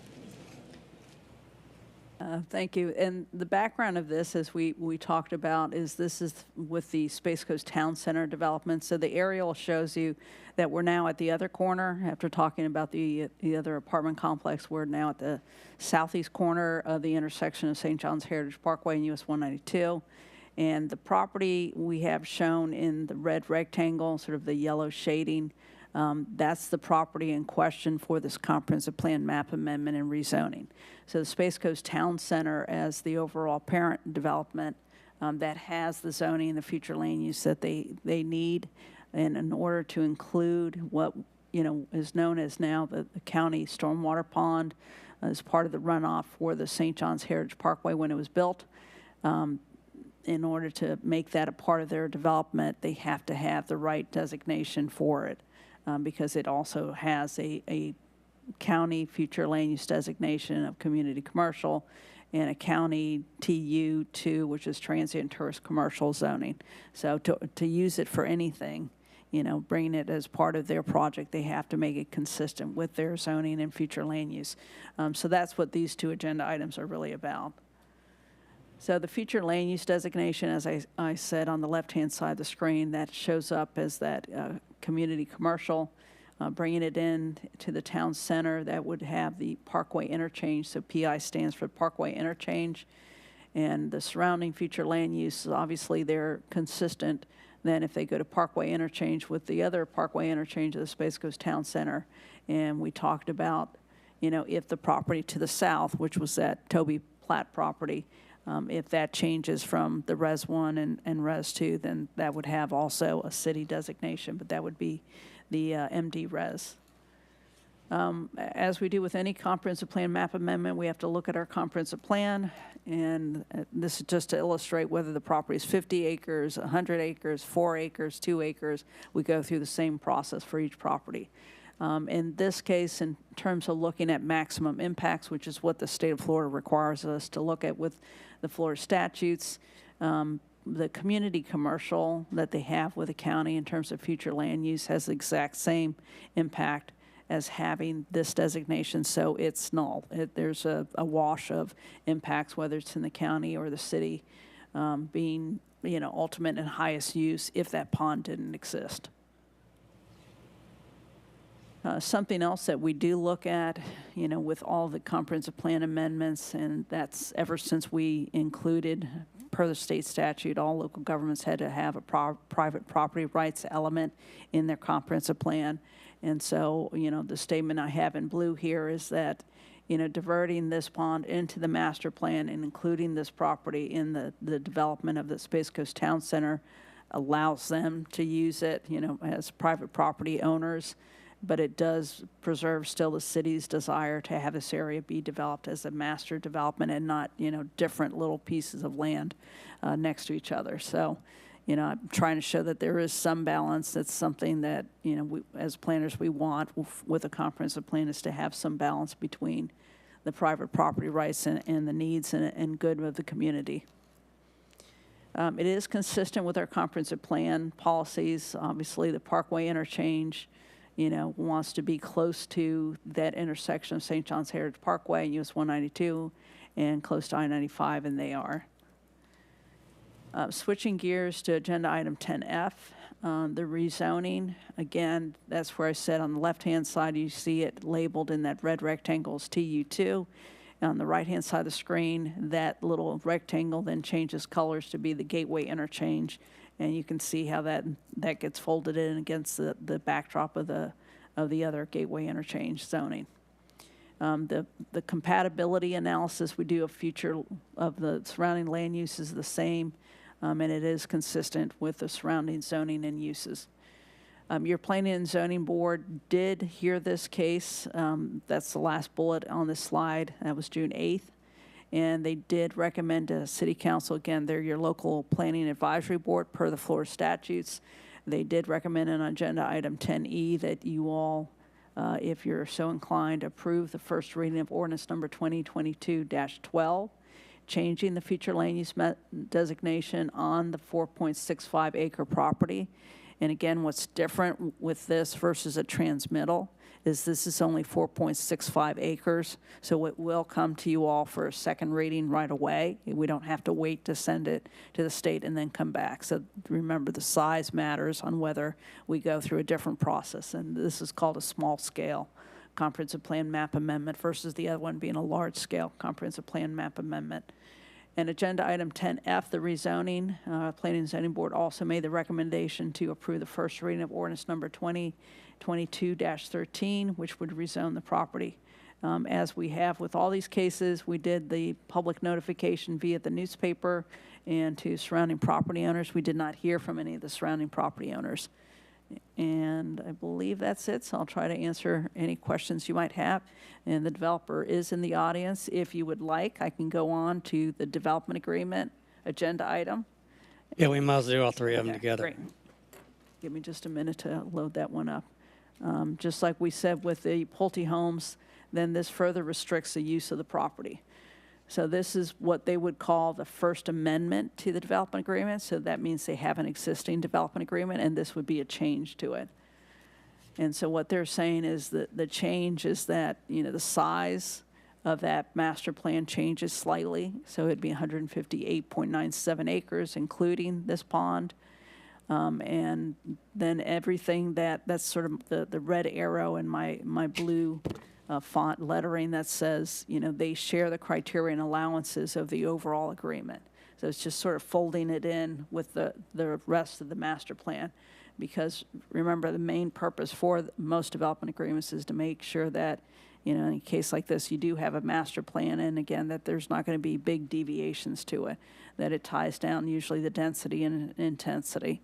And so then this doesn't change any of that, and that's what we'll show you on some of these slides. Just again, if anyone's kind of following the history on this, in 2007, 2008, there was going to be something similar in terms of mixed use that didn't work out. And then in 2016 is the first time we had a proposal from Mr. Farrell to have this other designation for future land use that it would allow the mixed use. And then in 2019 is when the Space Coast Town Center did an amendment to allow that policy of having a little bit more multifamily in that designation. And then in 2021, they did propose an amendment to the development agreement, and that was for 44.72 acres. However, that agreement was not executed. We can talk about that a little bit more, but again, that's just part of the history. So here they are at the proposed first amendment to the development agreement in 2022. So that's just a little bit of the timeline. All right, this is the survey that's included with that master plan. It's one of the exhibits to the development agreement. And it's just, again, to let you know that, it's not that water just goes away and flows onto adjacent lands. It's going to be diverted into their central pond, and they have told us that, the engineering works, that it will be able to hold that water. And of course, these drawings are not civil engineer drawings. They still have to go through that proof and submit all those documents to make sure that that really is the case. Particulars from this development agreement, we are showing you here that, they had in 2019 154.32 acres. They add the 4.65. That's how you get the math of 158.97. And at the very bottom of that table, that's where I say the Fulcher Lake property was not a part of the project. That they were thinking that was going to add the 44.72, but it's not part of the Space Coast Town Center officially. All right, and then the exhibits with the color drawings and whatnot is just to show you, that the same sort of master plan requirements they had before apply to the 4.65 acres of art pieces, architectural features, the traffic vesting, all of those sort of parameters that they had to abide still, are present here.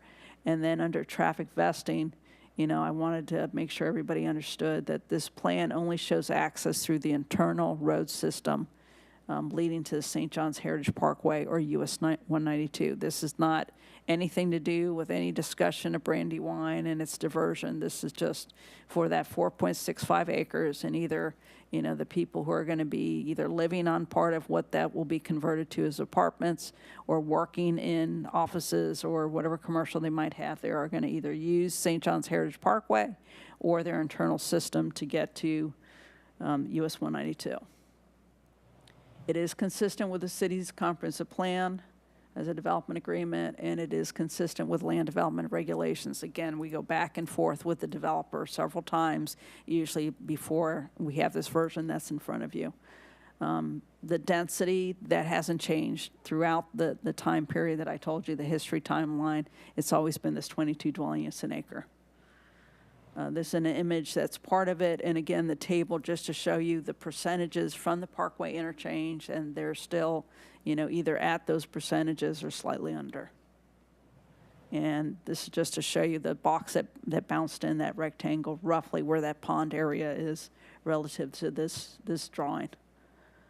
And it was just a little bit of the acreages. Again, this is one of the pages that's an exhibit to that development agreement. So it's just a little bit of the acreages that changed from the 4.65 acres being added. So in conclusion, again, this amends it slightly. There's several benefits to making sure that we have this county pond as part of their project. Your Planning and Zoning Board did conduct its hearing on June 8th. And we didn't get any feedback from any of the courtesy notices we sent out in May, nor from the legal advertisement.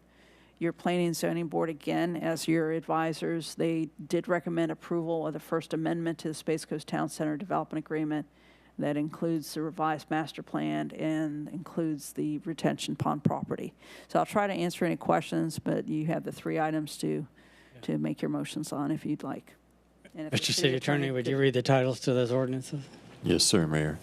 Ordinance number 2022-12, an ordinance of the City of West Melbourne, Brevard County, Florida, amending the future land use map of the comprehensive plan to change the future land use for parcels of land totaling 4.65 acres located on the east side of St. John's Heritage Parkway, south of US 192, and is more fully described herein, from Brevard County CC Community Commercial to City of West Melbourne PI Parkway Interchange, providing an effective date.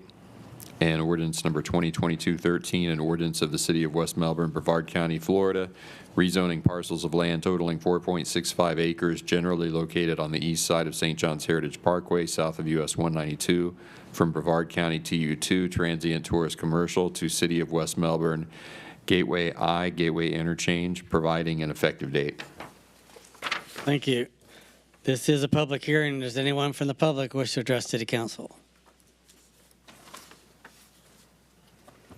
All right. Mr. Frampus, questions for anyone?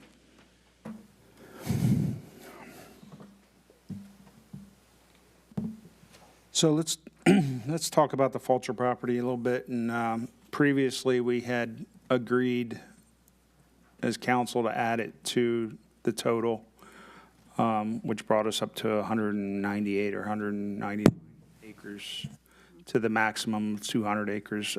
Does that just go away? That our previous It's approval? No. Yeah, it's not in effect. No, it doesn't. It doesn't go away. It's not effective now, and it can't become effective yet because it's contingent on a few things that haven't happened. But because of the addition of acreage here, when Fulcher could otherwise become effective, it now is going to be blocked because of that 200 cap on the comprehensive plan. So at that point in time, they're going to have to come into you and ask you for a text amendment to increase the acreage available in this land use category under the comp plan. And they recognize, and I've had discussions with the developers and with their attorney, and they recognize that they're somewhat at risk by moving this forward now, that Fulcher in the future may not be able to be integrated if council doesn't see fit to upward revise that 200-acre cap. So it's out there. It doesn't go away, but it may not be able to go into effect as a result of this. Contingent then? It's contingent. It needed some approvals and joinders of mortgage holder, and it hasn't to become effective, so it hasn't gone into effect yet. So just for the record, during our development agreement, or developer meeting, I'm kind of opposed to changing the city's rules just for one developer unless there's significant, gains for the city. So, I'm definitely pointed that out, and I just wanted to just put it on record that I mentioned that. So, thank you. And I'm just going to suggest that we save that for the time when it comes, so there'll be a full and fair hearing at that time, and nobody's predetermined, but. All right. Does the developer have any comments before I close the public hearing? Happy to answer any questions. He said he's happy to answer any questions, Mr. Ditmore. All right. Seeing none, we'll close the public hearing. What's the wish of the council? Deputy Mayor Young. I'll make the motion to approve the first reading of ordinance number 2022-12, amending the future land use of a 4.65 acre retention pond from Brevard County Community Commercial, CC, to West Melbourne Parkway Interchange, PI. Thank you. We have a motion. Do we have a second? Second, Rose. Any discussion? All those in favor, so go by saying aye. Aye. Aye. Oppose? Motion carried 7-0. Next, we have ordinance 2022-13. Deputy Mayor Young. I'll make the motion to approve the first reading of ordinance number 2022-13, rezoning a 4.65 acre property from Brevard County Transient Tourist Commercial TU2 to Gateway Interchange Gateway-1 with the condition that the comprehensive plan map amendment is approved. Thank you. Ms. Adams? I'll second. Motion and second. Any discussion? Ms. Young? No? No discussion? No, Okay. no discussion. Okay. All those in favor, signal by saying aye. Aye. Oppose? Motion carries 7-0. Which brings us to item 10G, which is the development agreement. Deputy Mayor? I'll make the motion to approve the first amendment to the 2019 Space Coast Town Center Development Agreement, including the revised conceptual master plan incorporating the former Brevard County 4.65 acre property. All right. We have a motion. Do we have a second?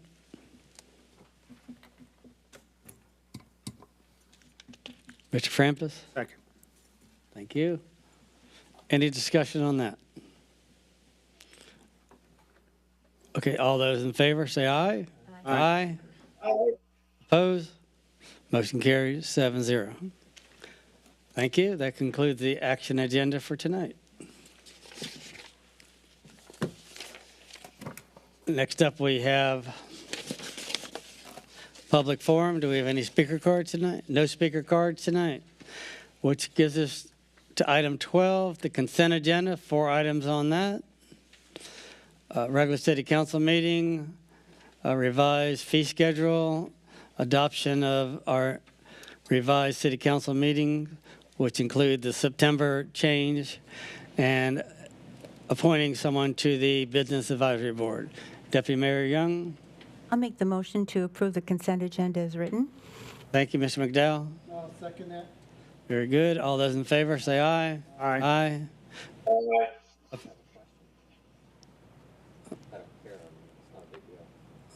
Okay. On page 12B-4. Are you on your mic? I don't. 12B-4.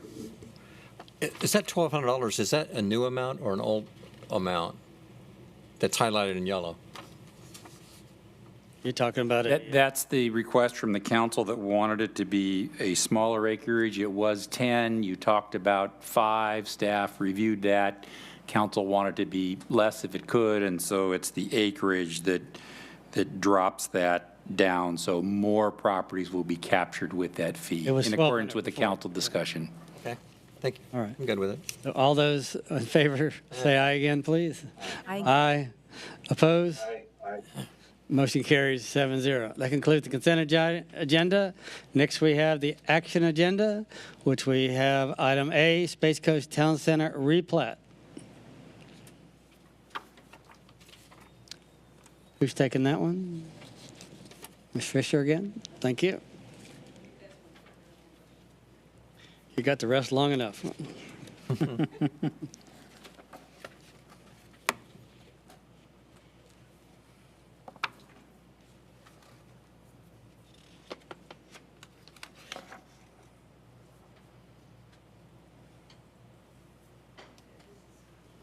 This is the agenda item about the Space Coast Town Center final plat.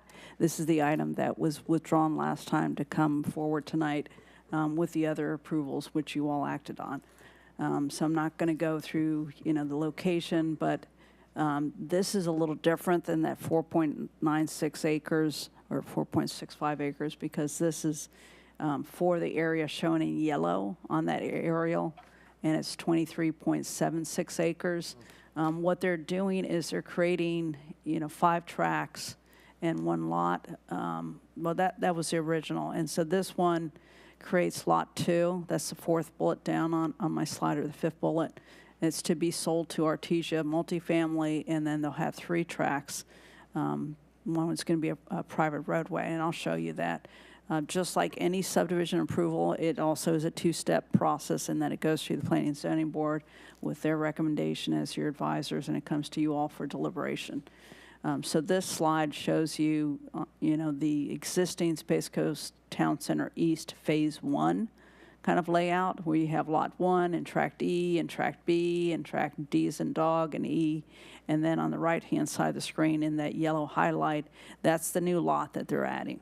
And then they've got a few other little tracks underneath that.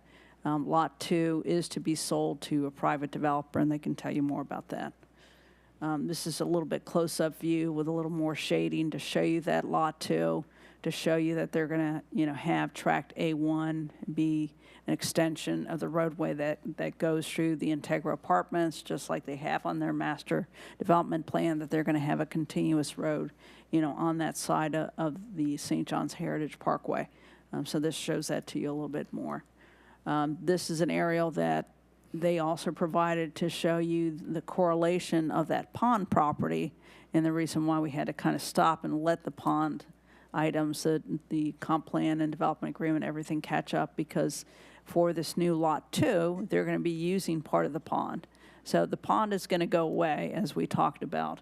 It's just in order to sell Lot 2 to Artesia, or whatever the name of the company may be, they need to, have that pond be entirely in that correct zoning district, and then they can use part of that for that Lot 2. So we do our review. The analysis is, it is consistent with LDR, stands for Land Development Regulations, and they can't, do this sale of the property until they go through this step. We, again, involve some of the other departments, even for a final plat like this, where, they have done some of the infrastructure, but we make sure we go through the same sort of analysis. Same thing like any other type of approval. They are going to have to get approvals from outside agencies. This really has more to do with their construction drawings than it is for the final plat. So in conclusion, your Planning and Zoning Board made a recommendation, again, that occurred actually in May because it was sort of moving along quicker than the land use approvals. And they did say, that you all should approve the final plat or kind of a replat of that final plat as long as the comp plan amendment, the rezoning development agreement got approved, as long as they submit this trip vesting report is a peculiarity to this development. It's sort of a bookkeeping way we have that they're not going over the threshold that was agreed upon in the 2018 development agreement. And then number 3 is a pretty consistent thing, whether it's residential, commercial development. All developers either have to post a big improvement, infrastructure improvement performance bond saying that they will build it, or they build the infrastructure. So they're going to go probably in the direction of posting that bond and then having Artesia, build that road and some of the other infrastructure to support that apartment complex. And I'll try to answer any questions. This is, again, a page out of that development plan if you needed to see that. Mr. Bentley? Thank you, Mayor. I'd make a motion that we approve the final plat for Phase 1A of the Space Coast Town Center East subdivision, which creates Lot 2 in the mixed-use development east of St. John's Parkway and south of 192 with the 3 conditions in our report. Thank you. Deputy Mayor? Second. Discussion, Mr. Frampus? Christie, does this site plan come back to us at all, or this? You will see for the apartment complex, you will see the initial site plan, absolutely. I'm concerned about some of the roadways and stuff, and we talked before about how vehicles were going to get in and out, such as waste management and stuff. It looks like there's a lot of dead ends.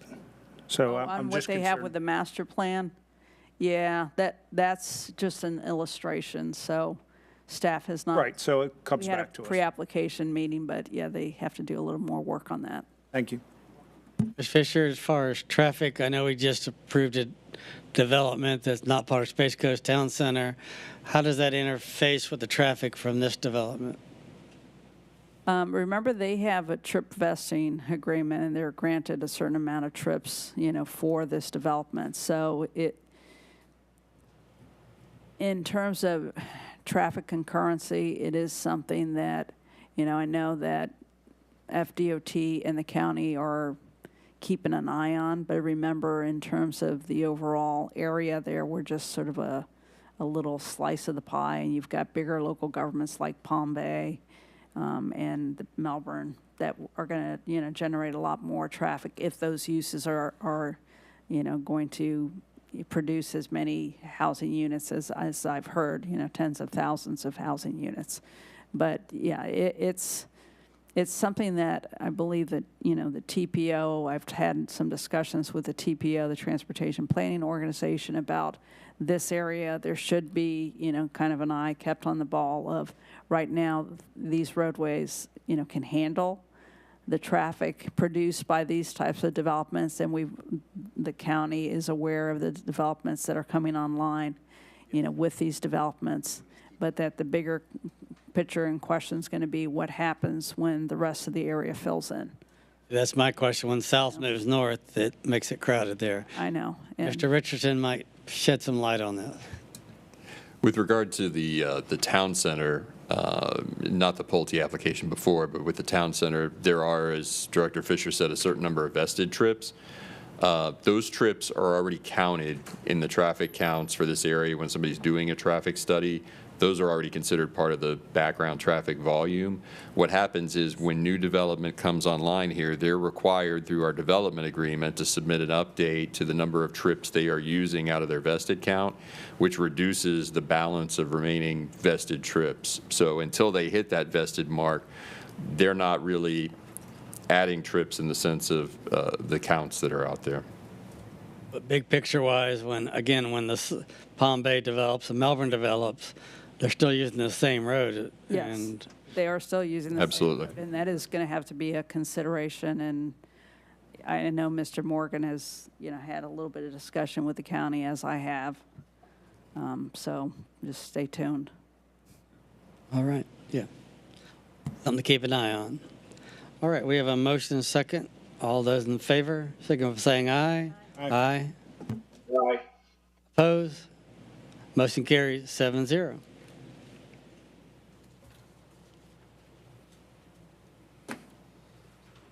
All right, Okay, I have one more plat, yes. and that's agenda item 13B, and that's for the West Melbourne Interchange Center.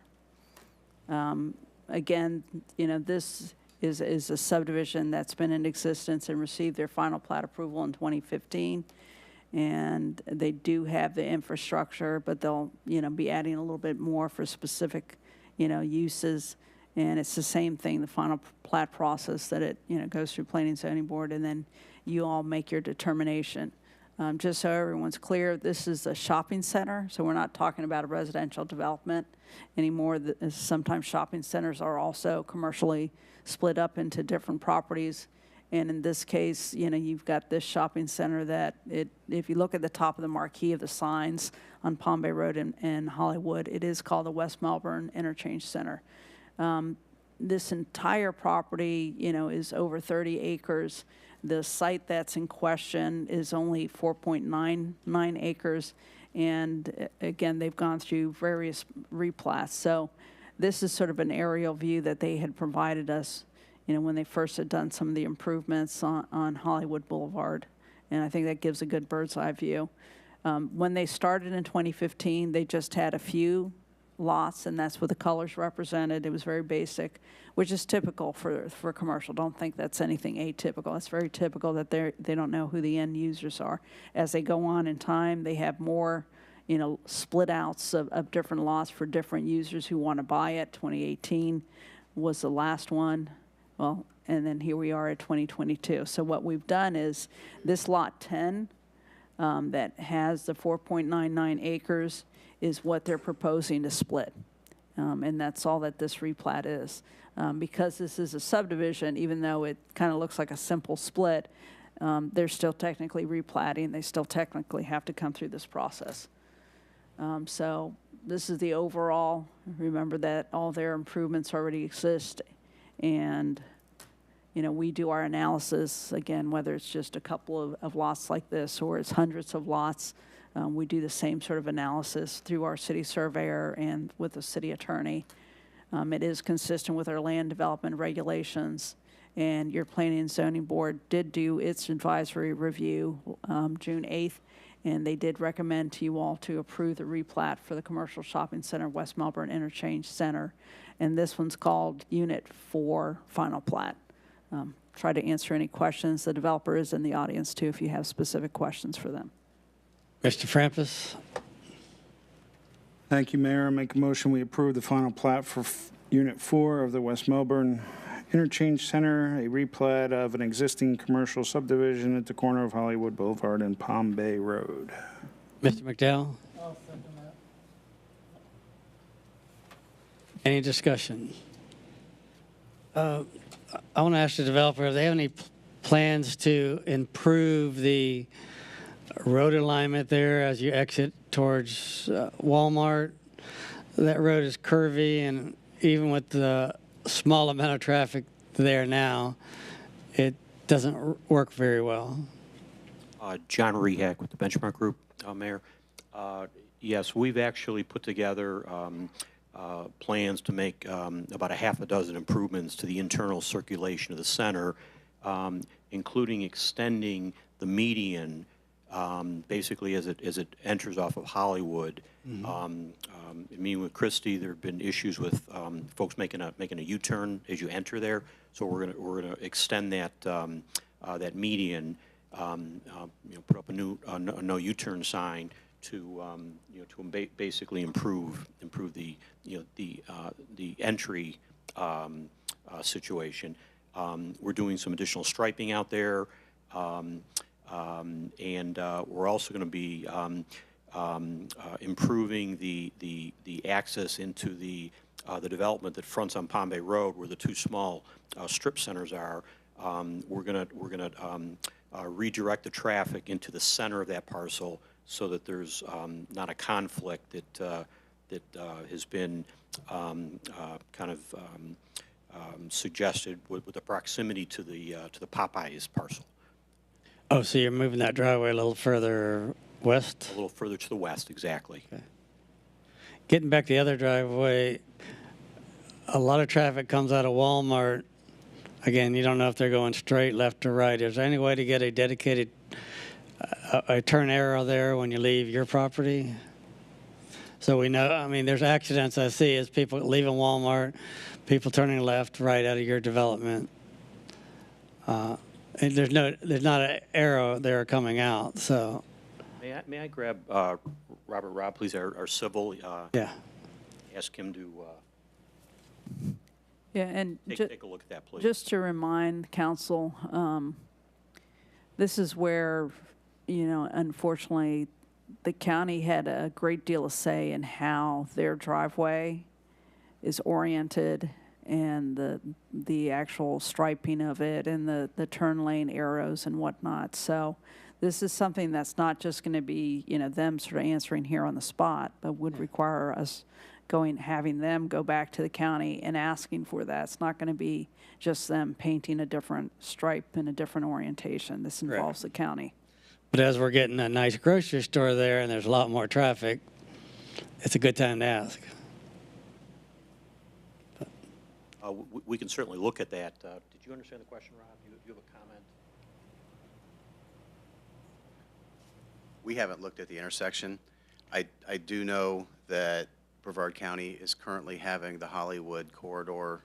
They're in the design for the widening of it. I don't know where it's at in the widening. I don't know if that signal is going to be part of their analysis in their traffic, but I would think that being the southern end of the widening, they would probably be including that as some of their analyses on if they need changes there. But I think your grocery store would be well underway before that's even, yeah. You'd mentioned the S-curve. There's one additional thing that John didn't mention. As you pull into the property and you get just through the S-turn, the pavement widens. It becomes fairly large. It feels like there's no direction through there. That was an area that in the original plan of the project, there was going to be some parallel parking spaces along that wider section of pavement, which that never came to fruition. So we're as part of the development that's coming, we're going to be eliminating those parallel parking spaces, narrowing the pavement, and it'll be a little bit more clear on the path to flow through into the LA Fitness Center. Okay, and just, yeah, any improvement to even that little intersection right there, people leaving the daycare there. I think when you pull in, a lot of the striping has faded over the years. So the directional is a little bit confusing when you get to the intersection. We're going to be putting in some additional crosswalks with the stamped crosswalks that kind of clearly define where the crosswalks will be for that main entryway. I think that the improvements they're proposing is going to help define that area where you first come into the property in the S-curve and where you make the turn to the south to head toward the racetrack. That intersection is a little bit confusing right now, and I think the improvements we're doing is going to help that. Seems like some internal stop signs might be in order there too at this intersection. Yeah, there is a stop sign, but I think it's very unclear right now as to who's supposed to be stopping, and I think the improvements will help that. And are you also proposing another hotel there? There is a hotel that had an approval, I believe it was a couple years ago, I believe, and that's going to be coming back through as a request, yes. Very good. Ms. Adams, you're next. I know that safety in that intersection is especially important. That's why we're talking about the striping and potential changes that are going to be happening there. This is more of a question for Ms. Fisher. Do you think that since these changes are more, they have to be approved by the county, correct? Dedicating a turn lane beyond what is originally on the plan does have to be approved by the county, but just sort of repainting the striping that they have does not have to be approved by the county. So yes, after this, I'll probably have to dive a little bit more in with Mr. Robb, and they have not submitted these improvements that they're talking about, to the internal circulation, but yeah, we're going to need to see that so that we can opine on that. Will council be seeing any of those potential improvements? No, to commercial developments, you don't. It's just the multifamily apartments that you see the initial site plan, but not for the commercial. The planned commercial development process that they went through and that all these shopping centers go through, that does not come to this board. It goes to the Board of Adjustment. Thank you. Mr. McDowell? Thank you, Mayor. I'm going to agree with the mayor because this is my corner as far as my street, and I can tell you that that is a real difficult, the congestion, the confusion that goes on, the crossovers of that racetrack when people go 2 lanes over or 3 lanes to get into the racetrack, it's treacherous. It's a pretty rough corner. My question is, we just voted and seconded the splitting of that property, right? Yes. Right? That's what we're voting on, right? That's the only thing. Okay, and it's not contingent on the development of that, right? As far as the store and all that. No, it's just the replat is just shifting the lot lines. That's all it did. Thank you. But we're excited about the new grocery store coming. Anything on that? We will be submitting the full package very shortly. Okay, very good. Congratulations. All right, thank you. All right, we have a motion and a second. Any other discussion? All those in favor signify by saying aye. Aye. Aye. Opposed? Motion carries 7-0. Thank you. Thank you. Our next item is Waste Management Solid Waste Collection Rate Request. Yes, Mayor, Member City Council, as some of you remember, we had a competitive bidding process in late 2010 into early 2011, and on May 13, 2011, we entered into an agreement with Waste Management Incorporated Florida for solid waste, construction, demolition debris, white goods, recycled materials, and yard waste collection, processing, and disposal services.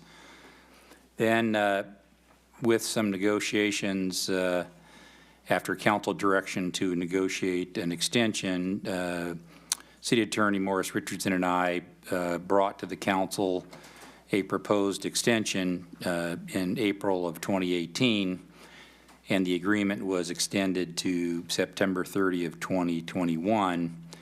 And we had negotiated the city having the option for an additional 2-year extension, which we did exercise in a timely way in February of 2021. The agreement currently expires September 30 of 2023. The terms of the agreement as extended provide waste management customers in West Melbourne with a very favorable rate structure.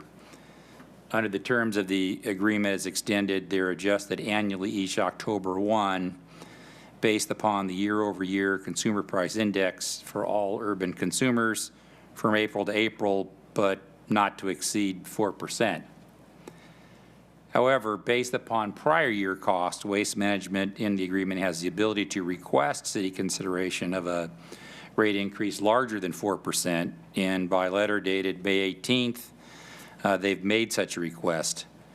I think the request has merit, and I'm asking the council consider the company's request for a rate increase in excess of 4%. They are requesting a rate increase of 8.81% based upon the full CPIU from April 21 to April 22. In your staff report, I have a table that would show that for single-family trash, recyclable, and yard waste cart services for some different alternatives, the current rate, what 4% would be, what their request would be, and then an in-between option. The waste management representatives are here to present to you their request, and I would recommend that you hear their presentation and make a determination for the rate increase that would become effective October 1st. Be happy to answer any questions. Thank you. Waste Management, do you like the mic?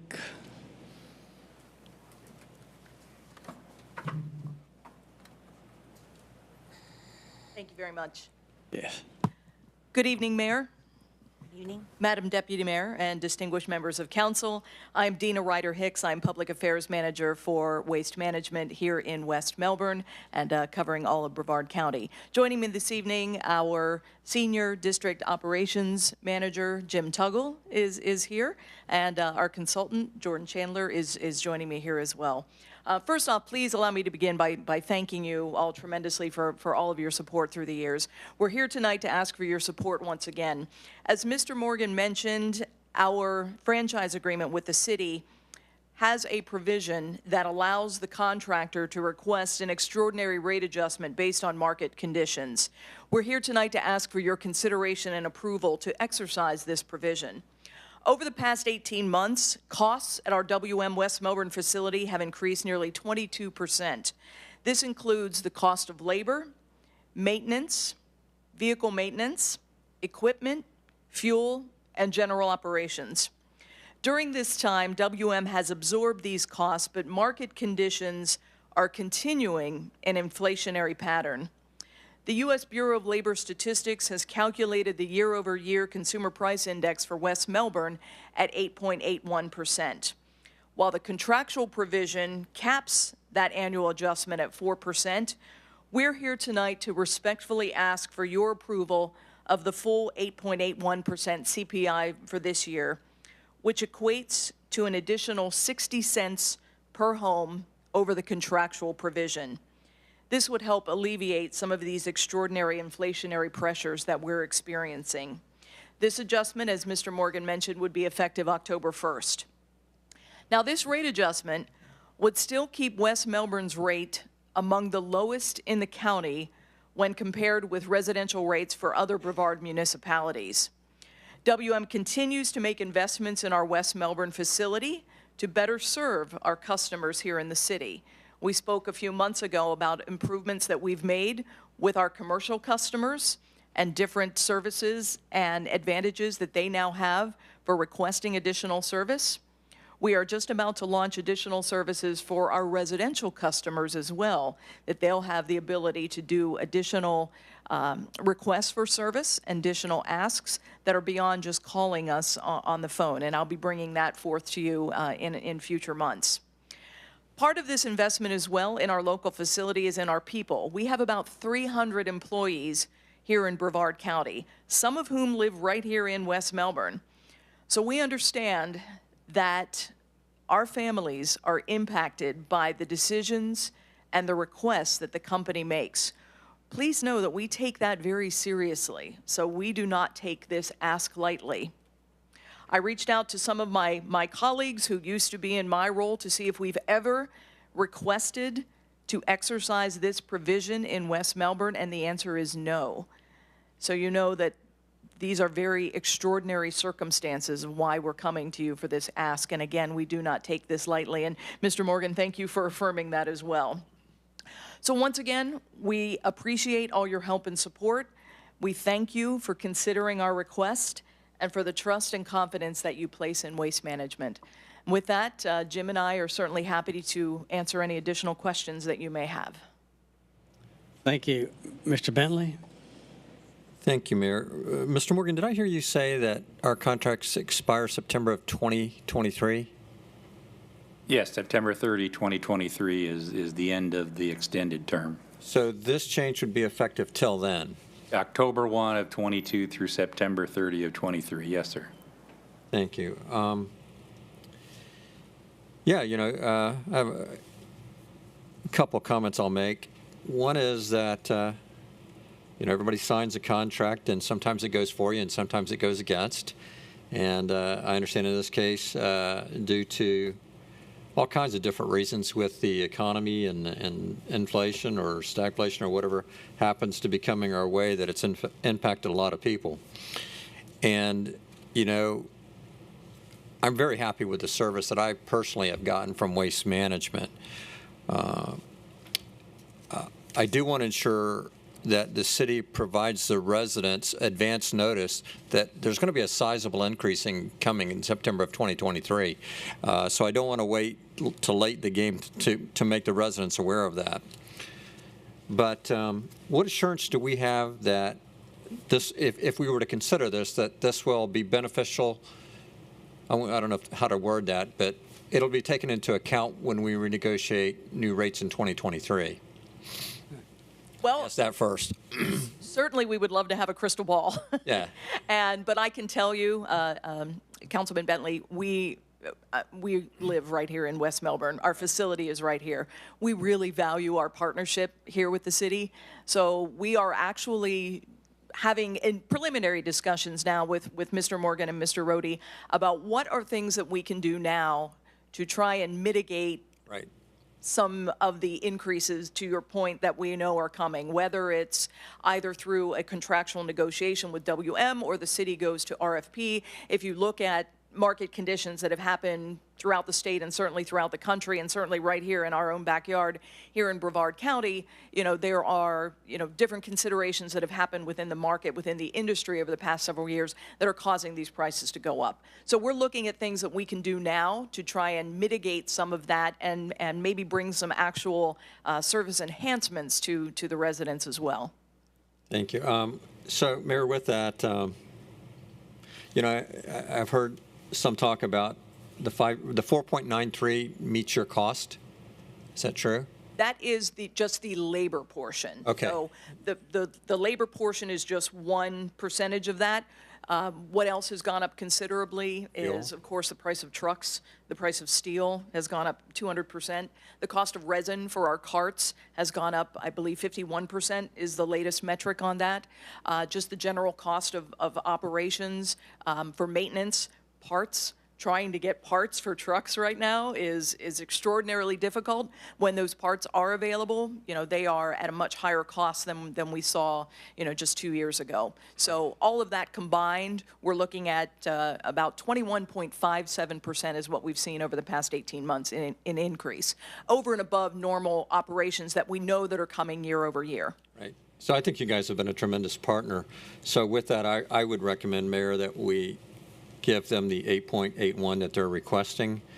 And I think it's reason with all the things going on and all the costs that have gone up and even the special things that we've done for city employees, I mean, we realize this is a reality. So that would be my motion, Mayor. We have a motion. Do we have a second? Ms. Young? I will second that, but I have a question as well. So you sat here all night and you listened to all of the building, all of the apartments, all the new single family, the townhouses and all that are coming. You're going to have to buy more trucks. Absolutely we are. And a lot more carts. Jim was taking it all in. This is the man that will order a lot of that, so absolutely. And to your point, Deputy Mayor, you are absolutely right. We will need to be buying more trucks and hiring more people to satisfy all of the growth that's happening here. And I did want to thank Councilmember Frampus as well. Thank you for looking out for us and looking at the one of the site plans and making sure that trucks can turn around in there. So thank you for that. Thank you. We appreciate that. Thank you. Mr. Frampus, you're up next. I was kind of hoping we could have discussion before moving forward with this. So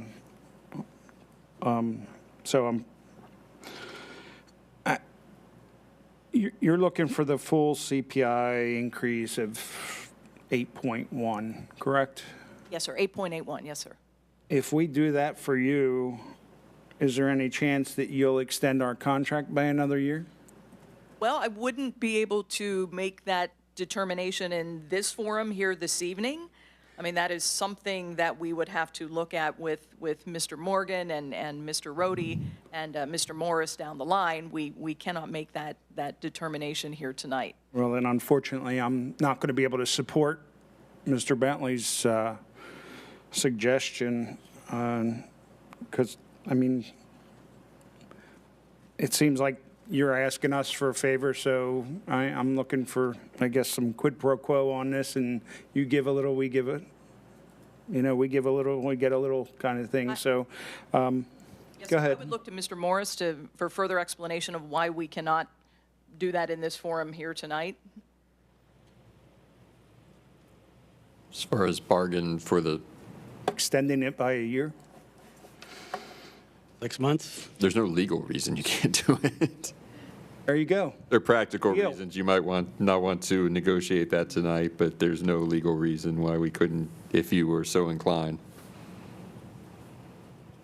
But I understand you're on the spot. Ms. Adams, you're next. Thank you, Mayor. I understand Waste Management's predicament in terms of the rising costs. We also have our families in the city that are going through the same thing, and we're seeing that. So I feel like we've got to look at it from both sides. I understand Councilmember Bentley's perspective as far as the full 8.81% increase. Personally, I would be more in favor of the 4.93% increase. It still helps address some of Waste Management's costs, but it also, you know, doesn't quite hit our residents as hard as the 8.81%, considering we're going to be having to come back to this contract again in 2023. So I think it's just something to consider. Thank you. Mr. Detmore, you're next. John? Thank you, Mayor. Can you hear me? Yes. Okay, perfect. Well, first of all, there had to be some costs and inflationary costs that they had already built in because inflation was running around 2% already. So to ask for the full amount, I think is a little bit much. And I agree with Mr. Krampus that you know, this should be a negotiation where the city's going to benefit from some of this if we're actually going to, you know, basically renegotiate this extension. Basically we're locked in until September of next year. I couldn't support 8% right off the top. And I think that we should be looking at an extension if they want to do something, or we need to be looking at renegotiating something for this. It's just highly unusual to come to us for this. These are not our employees. This is a company. This is a company that's a for-profit company. It's not the same thing. And like I said, the CPI normally is running around 2% the last few years other than this past year. And obviously they have to figure that into the cost of doing business when they negotiate the contract to begin with or the extension. And to come to ask for us for all of that, I think is a little bit much to begin with. So I would support an extension for another year. On top of that, take us out to 2024, something other than just flat out just giving them 8% just because the costs are gone up. It's the cost of doing business.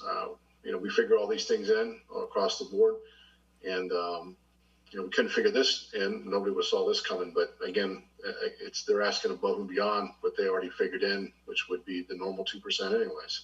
So I won't support this as it is. Thank you. Mr. McDowell? Thank you, Mayor. I heard you say amongst the lowest. Can you just, I'm not sure how much you can disclose or not disclose, but what does that mean? Quantify it. Certainly, absolutely. I could give you a couple examples here, Councilman McDowell. So right now, the city of West Melbourne, the residential rate, single-family home, now this is what we get paid, is $12.58. The adjustment that we were talking about at the 8.81 would put the rate to $13.68 per single-family home. By comparison, the town of Indialantic just renegotiated a contract with WM last year. Their rate is currently $24.86 a home. They just had their adjustment hearing at the council meeting. Now, they're on a different index. They're on the CPI Water, Sewer, and Trash Index. So they just approved a 4.41% increase that will take effect in October. So they'll be above the $25 mark. City of Cocoa Beach also renegotiated a new contract with WM last year. They are currently at $25.23 a home, and their adjustment will take place in January of this year. The index that they use is also going to be the Water, Sewer, and Trash Index. Their index will come out later this year. So those are just two examples. Well, you said amongst the lowest. Those are the highest. So Correct. So by comparison, Satellite Beach is a little over $19 a home. Brevard County is, now keep in mind, Brevard County has no franchise fees, has many other different types of provisions that we don't see that our municipalities have. They will be at $15.93 a home, and they are one of the lowest. Okay. So, and by comparison, if you look at the city of Cocoa, they are also at $15.93 a home. So those are currently among the lowest. Okay, so as a homeowner, what is the impact to me? It's going from how much to how much? $1. The current is $12.58. Our request is for $13.68, so $1.10 per month. Okay, so it's less than $15 or $15 a year? Or is that per pickup? How's that? No, that's per year. Yeah. That's per year. So $1.10 per month. That's what we're talking about, increase. Okay. Correct. Yeah. I'll support it because I think this is a good business to business, but I will say this, is that it is time, we will remember as we go through the negotiation, as we should, want to make sure that going forward, we don't have a $25 charge down the road. Is from what I'm hearing. I think it's competitive. I think it's, I've heard this from the day I came in here, and now I'm validating it, I guess, that this is extremely competitive. I guess I had no idea it was that low, so I can support it. Thank you. I believe one of the reasons that we're so low is because we're closest to the dump. That helps. The truth, right? You don't have to travel as far, so you save fuel and everything else. Number two is we have a lot of houses that are very, very close together. Again, you can do a big sweep in a short amount of time. So we can't really compare us to Cocoa or... Well, Cocoa you certainly can, and that was the example I was going to use, because the central disposal facility is right there. Yeah. You know, here we have, of course, the transfer station and the landfill, but the central disposal facility, the main one, is right there in Cocoa. So comparison-wise, you know, you would be looking at, you know, comparison cities, you know, really across the board. But Cocoa has a similar density, has a similar base, and also has a similar facility right there as well. Now, Cocoa has some differences in their service levels as well, so there's really not a true comparison, you know, city to city, but if you're going to look at that, that would be the closest. Look in the future, I mean, let's take a town like Malabar. How much did their rate increase this year? And I know it's apples to oranges, but... Malabar is currently at $43.88 per home. Yes, which was a 50% increase, 30%? It was competitively bid, and they went from $21.51 a home to $43.88 a home after a competitive solicitation. Now, in today's mail, most of us, if you open your mail, we all got increases that the county's proposing for the solid waste. That is for the operation of the county-owned landfills and transfer stations. That has nothing to do with the WM component collection. Correct. That is strictly for county. Yeah, I understand that, but it's also confusing because they said waste management, and not in capital letters. I mean, we all like the WM, let's face it, we love WM. Yes. It is a little confusing when they are called the Brevard County Solid Waste Management Department. Yes. So just for the record, everybody knows that that's going to be increased over so many years, so many dollars, or I don't know, I didn't get into that. So perhaps. Thank you, Mayor, for that, making that clear. Yes. Maybe there's a way to split the difference. You automatically can get 4 with not even showing up here today. Is that correct? Yes. That is the Right. contractual provision, correct?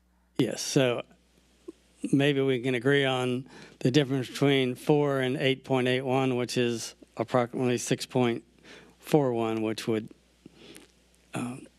be a halfway point. Just want to put that out there. But I know that's not the motion on the floor, but we got a couple more speakers.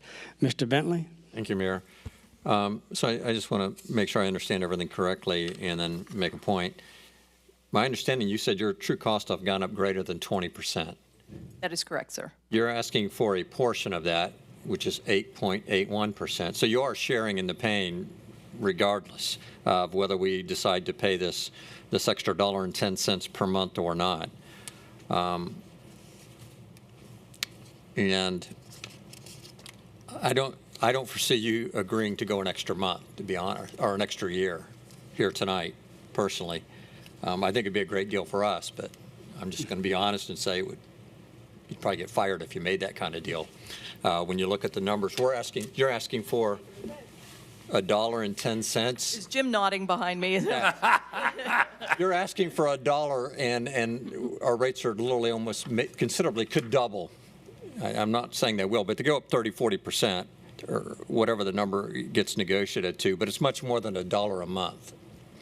And that's what you're putting at risk, were you to agree to another year at only $1 a month. So I think you guys have been a great partner, and I do think your true costs are higher than what you're trying to do.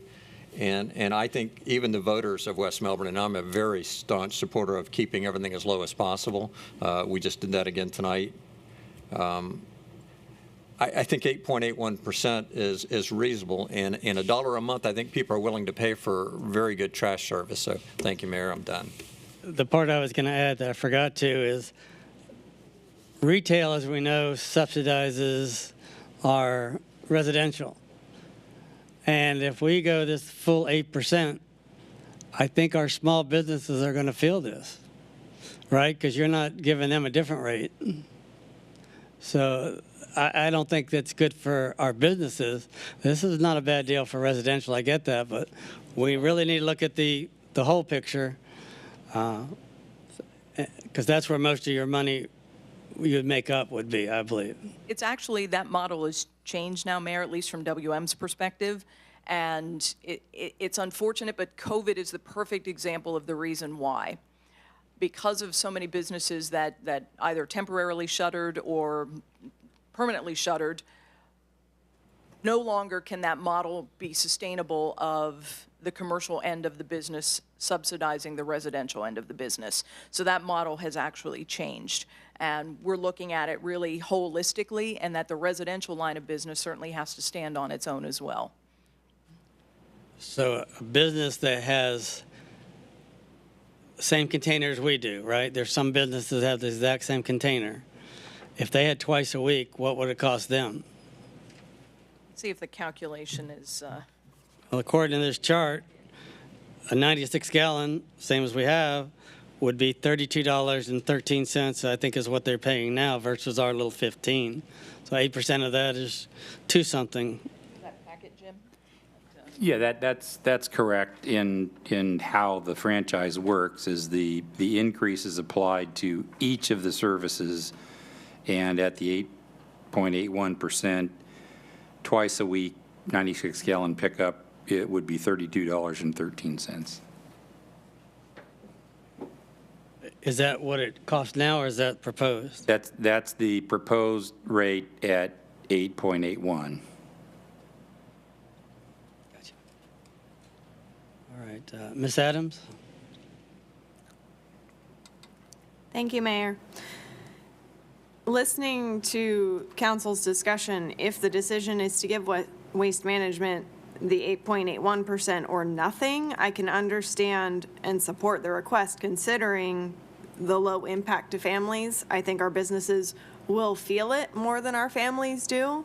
But I think in terms of their rising costs and the fact that we do have the contract negotiations going to be coming up next year, if it came down, I still think you know, the 4.93% would be a better option in terms of more splitting that difference and taking on a little bit on either side.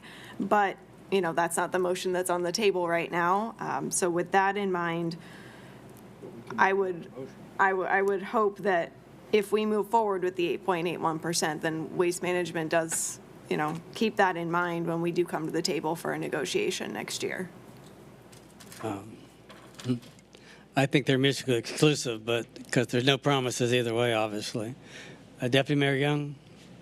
And then Mr. Ditmore after that. All right, so as it was just said, you would get 4% regardless, because that's in your contract. You can go up to 4%. So in October, our bill would be going up to the 1308 anyway. That is correct, Deputy. Exactly. So if we went to the 1368, we're really talking a difference of 60 cents, not a dollar something, 60 That is cents. correct, Deputy Mayor, yes. 60 cents a home, yes. Yes, per month. I just got a new trash can today. Tara brought it over to me, and she was absolutely wonderful. And I'm sure for what that trash container costs for you to make it and deliver it to me, I could pay you a whole year and not even be close to that of the increase to 60 cents. So I understand. Thank you. Thank you. Mr. Morgan, are they giving automatic COLA another increase on October 1st, or is that already figured in?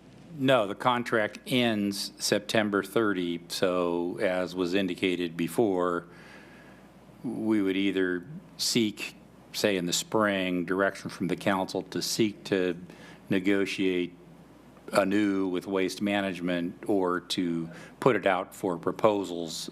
In any event, I think we're looking at an increase based upon the market, whether it would be with Waste Management or one of their competitors.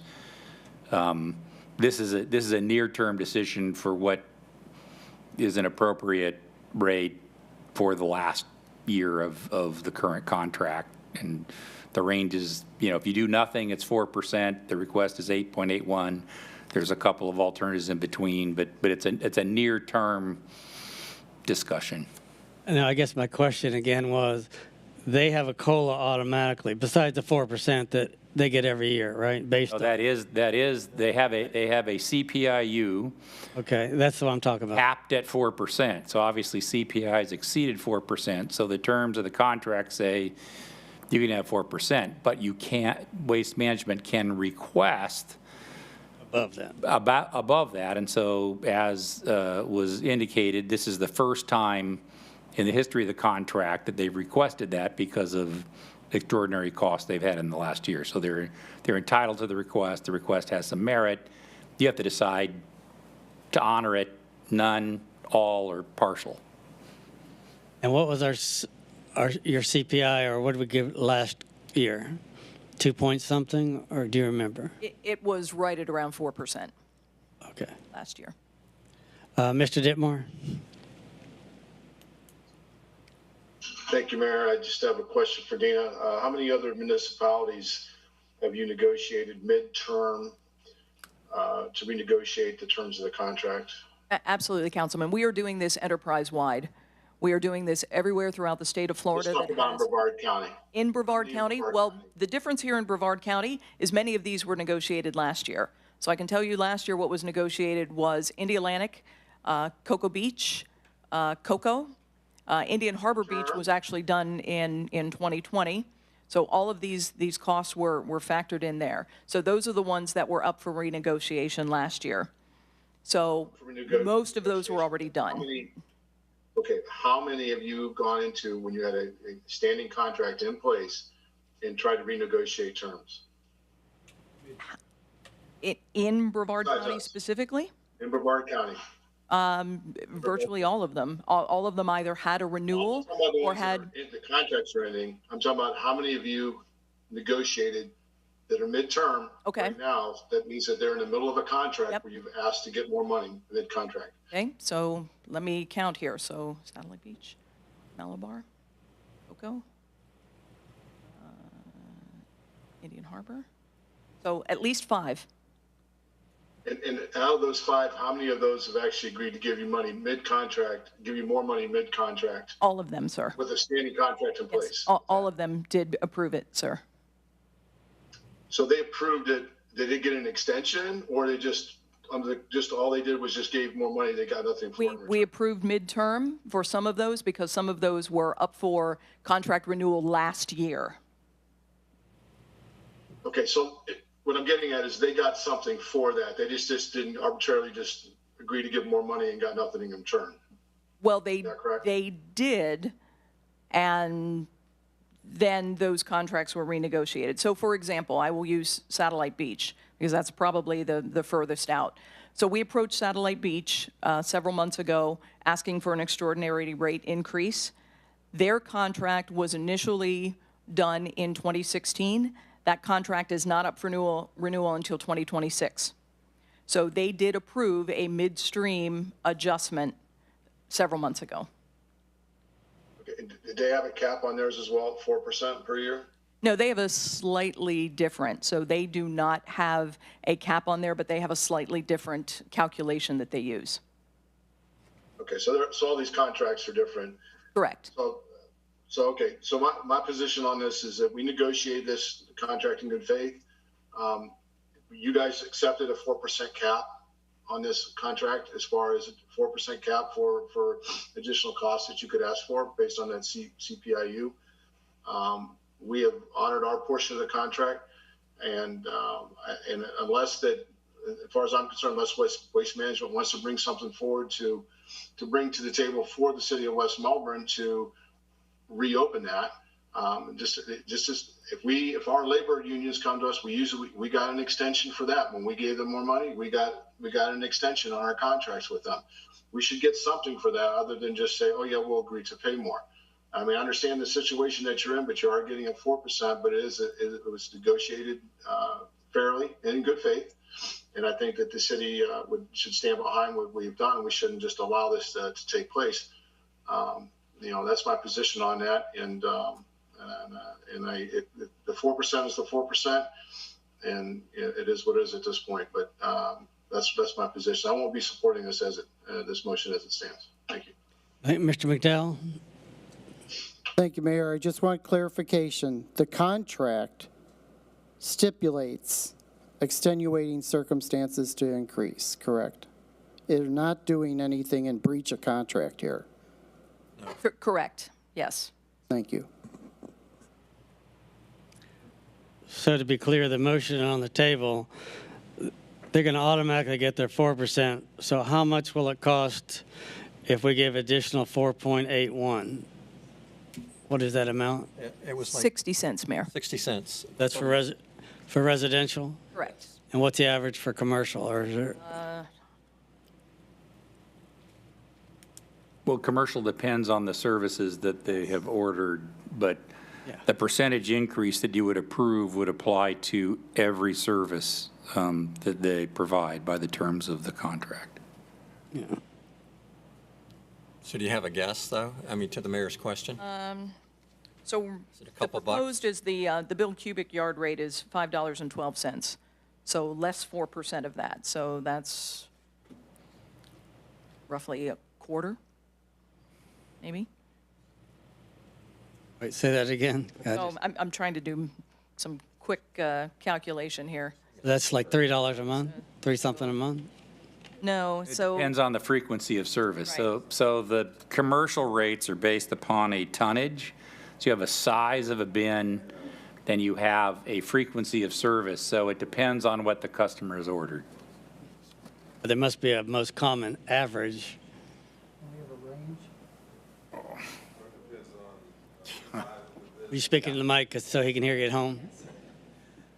It depends on the size of the business and what that business needs are, whether it's a 2, 4, 6, or 8 yard, and the frequency per week. That determines the cost.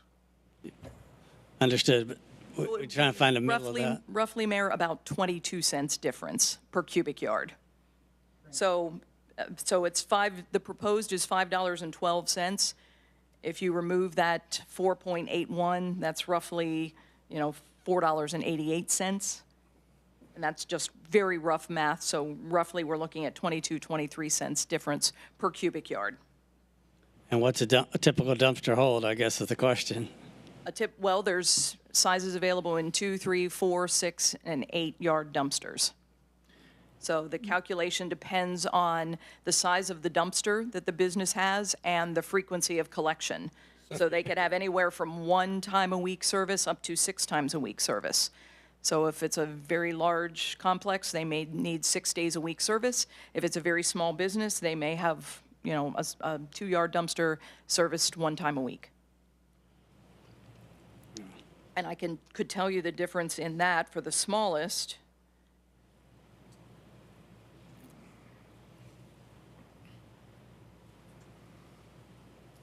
You're looking at a difference of, I have to calculate all this.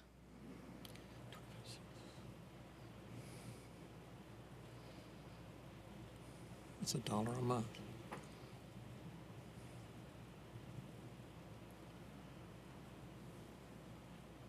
If your 25 cents is right, wouldn't it be for like a 4, it would be $1 a month? Yeah, it's about. Times the frequency. Correct. Right. I don't know. So it's about $1, $1.50. But it's a couple bucks a month. For 1 time a week. If it's 5 times a week, multiply that by 5. Correct, yeah, it's about $1.50 a month. For the what smallest size? businesses. That's like a 4. That's a 2-yarder being serviced 1 time a week. So for the smallest businesses. And Small. roughly, and that calculation would carry across the board, depending on the size and the frequency. So how large is the large?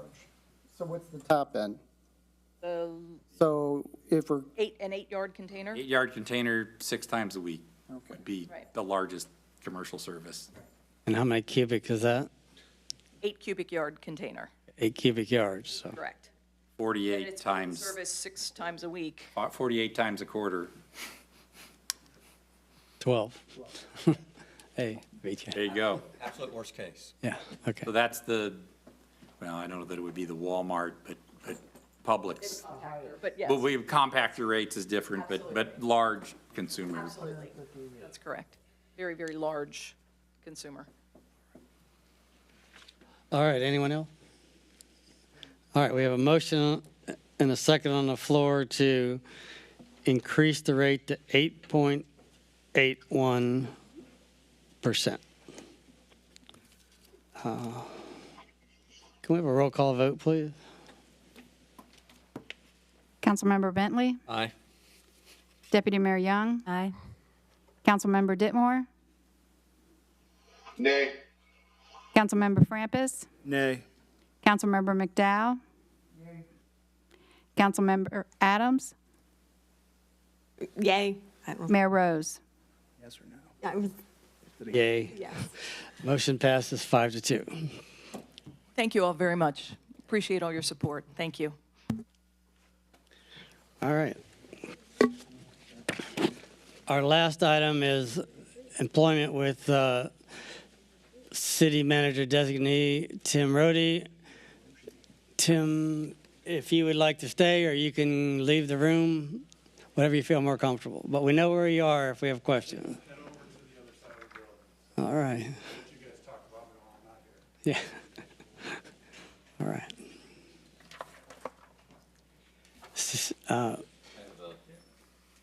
We got, Cynthia, What you need? I have a presentation in the PowerPoint. folder. If you can pull it up, there are pictures of Mr. Rohde that the council members can throw things at if they'd like. And You got it? Oh, I thought you were getting it. oh, I took the.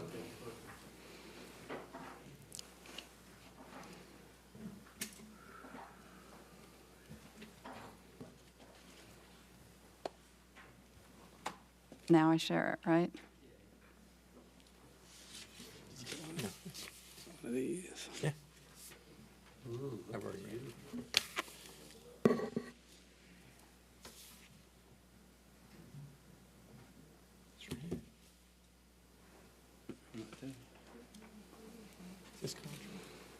All right, thank you.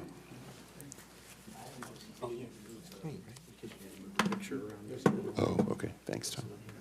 Got it. All right, as you all know, at your regular meeting on May 3rd of this year, you selected Assistant City Manager Tim Rohde to become West Melbourne's next manager upon the retirement of our current stellar city manager, Scott Morgan. And you directed staff to commence contract negotiations with Mr. Rohde after the completion of an enhanced background check. I did that background check as assigned, and you've all been advised of the results of that, and needless to say, they are all clear and suggest what we already knew, that Mr. Rohde is quite excellent and well qualified. I negotiated a proposed agreement with Mr. Rohde using the existing contract that we have for City Manager Morgan. Not only has that successfully governed the employment relationship between the city and city manager for some 13 years, it's also itself based on a model contract promulgated by the ICMA, the International City Managers Association.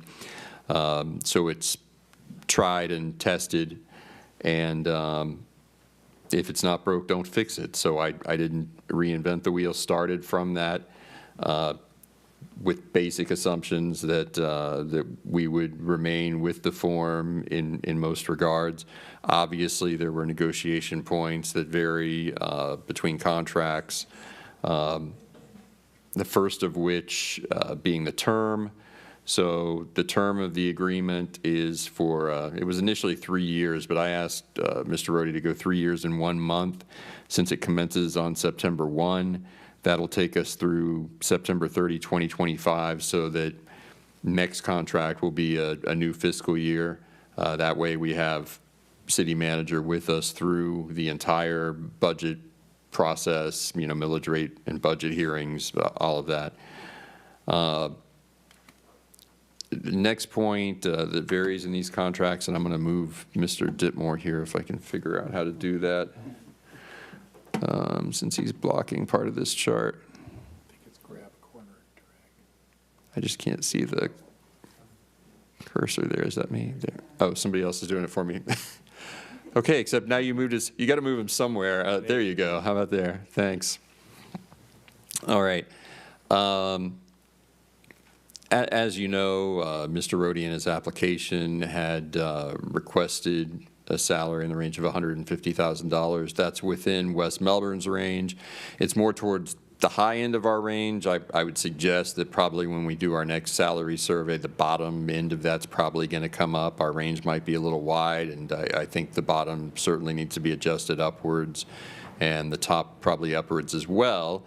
Part of what I did in truthing what we have existing in terms of fairness in market, as well as in negotiating with Tim, is that I asked Human Resources Department to help me.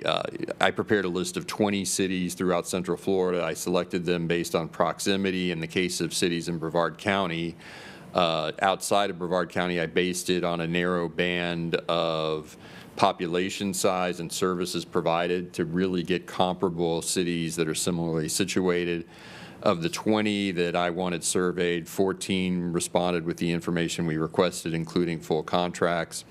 You can see out of the 14 that responded, the average salary for city manager with an average tenure of 5 years in those cities is $168,949. The median, the point at which half are below and half are above, is $172,343. Interestingly, there are 3 cities who brought on new city managers this year. The average salary of those 3, they're highlighted there, Indian Harbor Beach, Cocoa Beach, and Eustis, is $149,666, which tells us we're sort of right in the sweet spot as far as comparisons to other jurisdictions. And if this just shows where this contract is going to be at on this list, and you can see at the very low end with only 2 of the surveyed cities below in terms of salary. But I do want to point out, when I went into this negotiation, unlike other negotiations I do on the behalf of the city, for example, when Mr. Morgan and I negotiated with Waste Management, there's a reason that we're on the very low end there and that they're coming to you for increase now. We we wanted to win that negotiation. It's a partnership, so it has to work for all parties, but we wanted to bring the best deal possible to the city. I want to emphasize here in this sort of negotiation, just like when you negotiate with a union or something like that, you really need a win-win. You can't have one party feel like they won everything and another party feel like they lost. That's no way to start a good and productive long-term relationship, particularly with your top executive, right?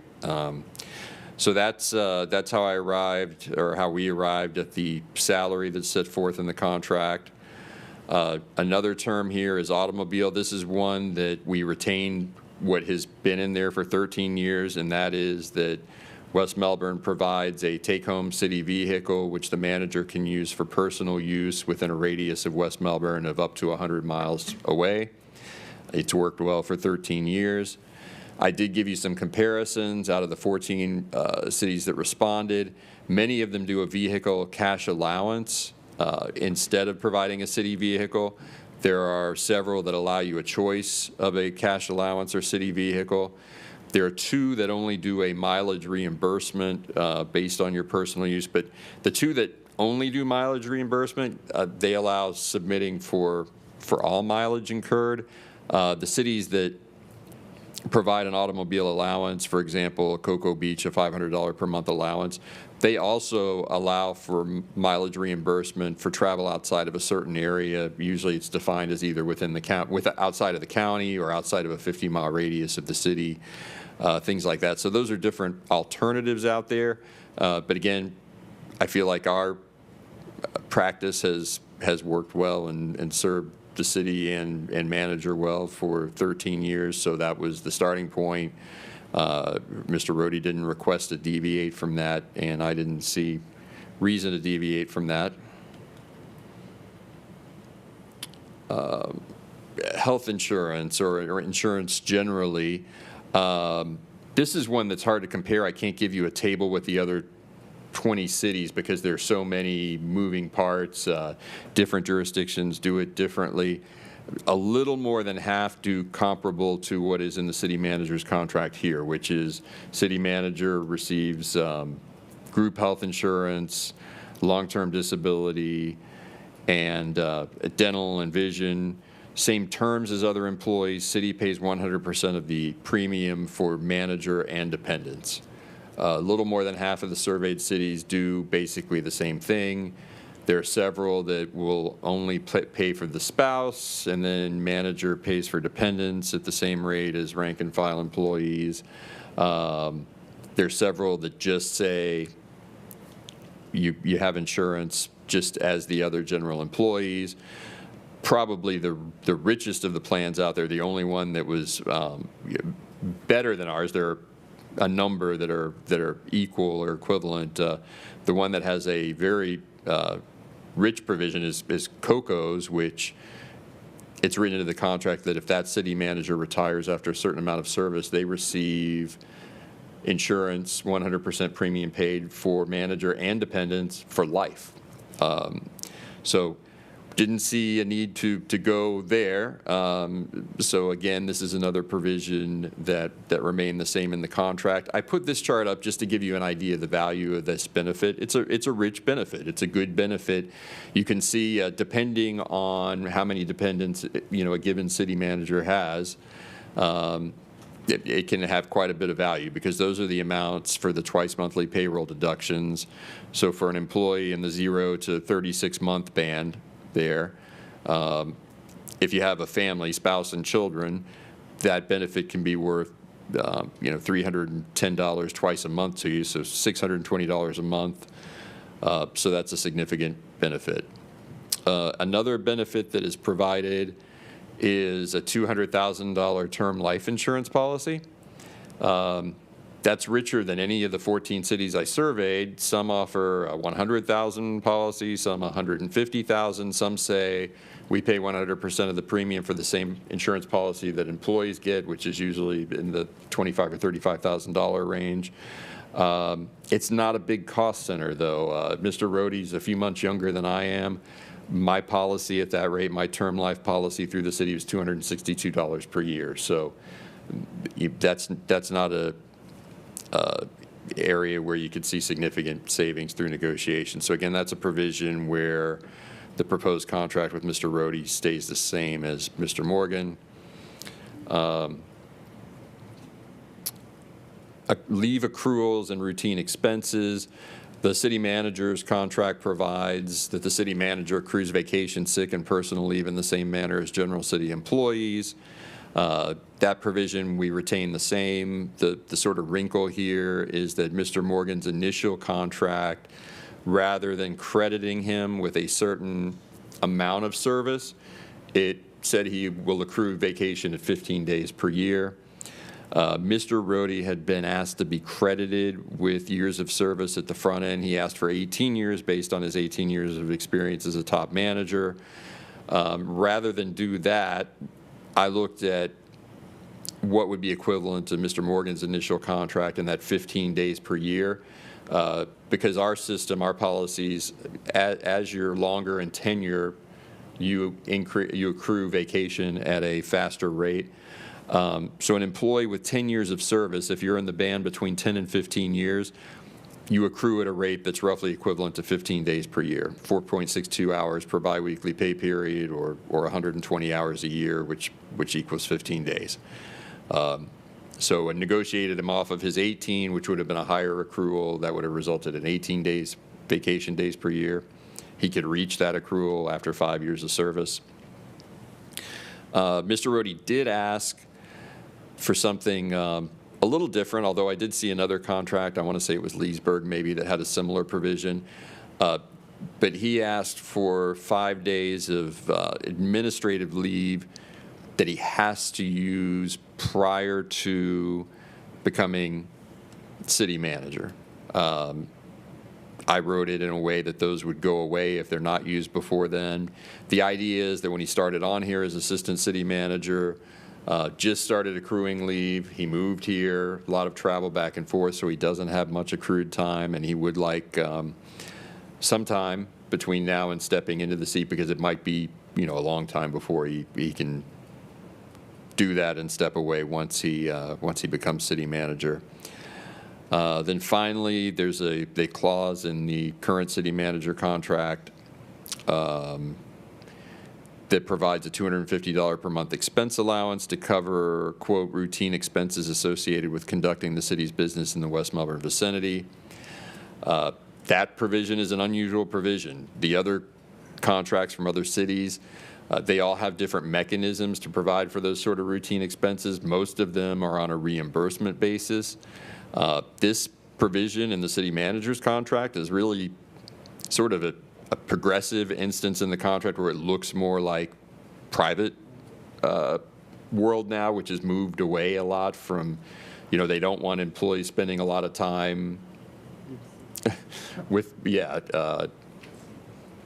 turning in the receipts and keeping track of expenses that way. I was told the idea here was to encourage the manager to engage in the sort of activities that are good for the city. Not all of them might be classically reimbursable. You might be prohibited from turning in receipts for some of them, but it's things you want your manager out there doing and being a presence in the community. So they might range from things like WNBA lunches, League of City dinners, mayor's breakfasts, all of your Chamber of Commerce events, to taking a council member to breakfast if you have to have a hard discussion about something and want to do it in an environment, other than City Hall, or taking an employee out for some mentoring activities and things like that. Those sort of general expenses that aren't covered by other areas of the contract that are very standard, things like professional membership dues and continuing education,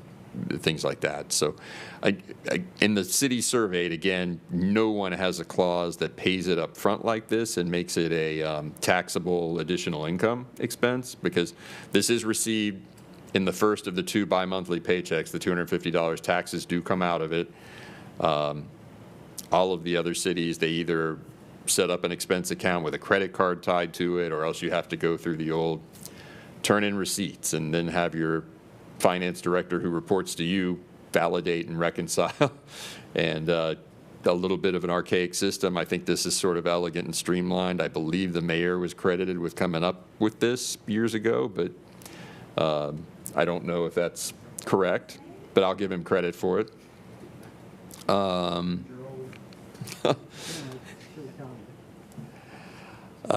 then here we have one I hope we never come to, and that's a termination. Under the charter and under Florida law, you can terminate your city manager for cause or for no cause at all. You just can't do it for a prohibited reason. If you do terminate without cause, which is your right, four votes can terminate the city manager, then under the existing contract, manager would be entitled to severance. There's a Florida statutory provision, section 215.425, that provides that government contracts that do contain severance provisions, first, they may not exceed an amount greater than 20 weeks of compensation. Second, they must prohibit severance being paid when the employee is fired for misconduct. Misconduct is defined by statute. I included the statutory definition of misconduct in the contract, but I expanded on that to have a pretty broad definition of termination with cause. Of course, if you terminate with cause, then you do not pay the severance. One thing that was very important to me in this contract that doesn't exist in the current city manager contract is I wanted the requirement that the manager execute a general release in order to get that severance. I don't, in the awful event you do have to part ways with an executive, don't want that severance to be used as a war chest to fund litigation against the city, right? So you get a general release that protects the city, can protect individual council members. Some of you may remember being parties to a lawsuit in relatively recent history from a former employee. So that's something that I bargained for. Current manager's contract provides for 3 months of severance, but defines severance paid to include not only base compensation, but benefits and also the contribution amount into a retirement plan. This one is more streamlined. It's a longer period, 20 weeks instead of 3 months, but it's only base salary. It's absolutely consistent with 13 of the 14 cities surveyed. It's set at 20 weeks. Again, that's no accident. It's tied to the statute. The one that's lower is Rockledge. They have a few different angles, though. They allow much higher vacation accruals. Here, the policies state that you can't accrue more than 240 hours. Rockledge allows double that, and you can cash that out when you terminate. But it's in line with what the other cities are doing out there. So those are some of the highlights of the agreement. But as I stated, for the most part, identical to what you have with your existing city manager. Also very similar to city attorney contract. My contract that was based on the existing city manager contract and the attorney before me. They're very similar. Probably a good thing to have consistency in the organization with your direct report employees. Those are my thoughts. I will say if you don't like anything in the contract, blame me. I negotiated on your behalf. I talked to each of you, but you can't have 7 different negotiations. I can tell you if there's something you wanted to see in the contract and it's not in there, it's because your colleagues didn't agree with you. It wasn't by my fiat. But you couldn't confer among yourselves because of sunshine, so you can talk some about it now, but I will tell you, I don't see this as a second bite at the apple to renegotiate with Mr. Rohde because I don't think that's fair.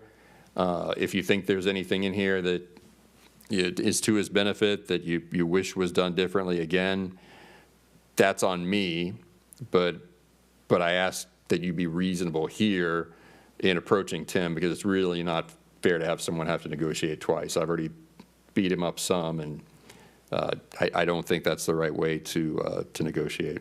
So. Okay, Mr. Ditmore.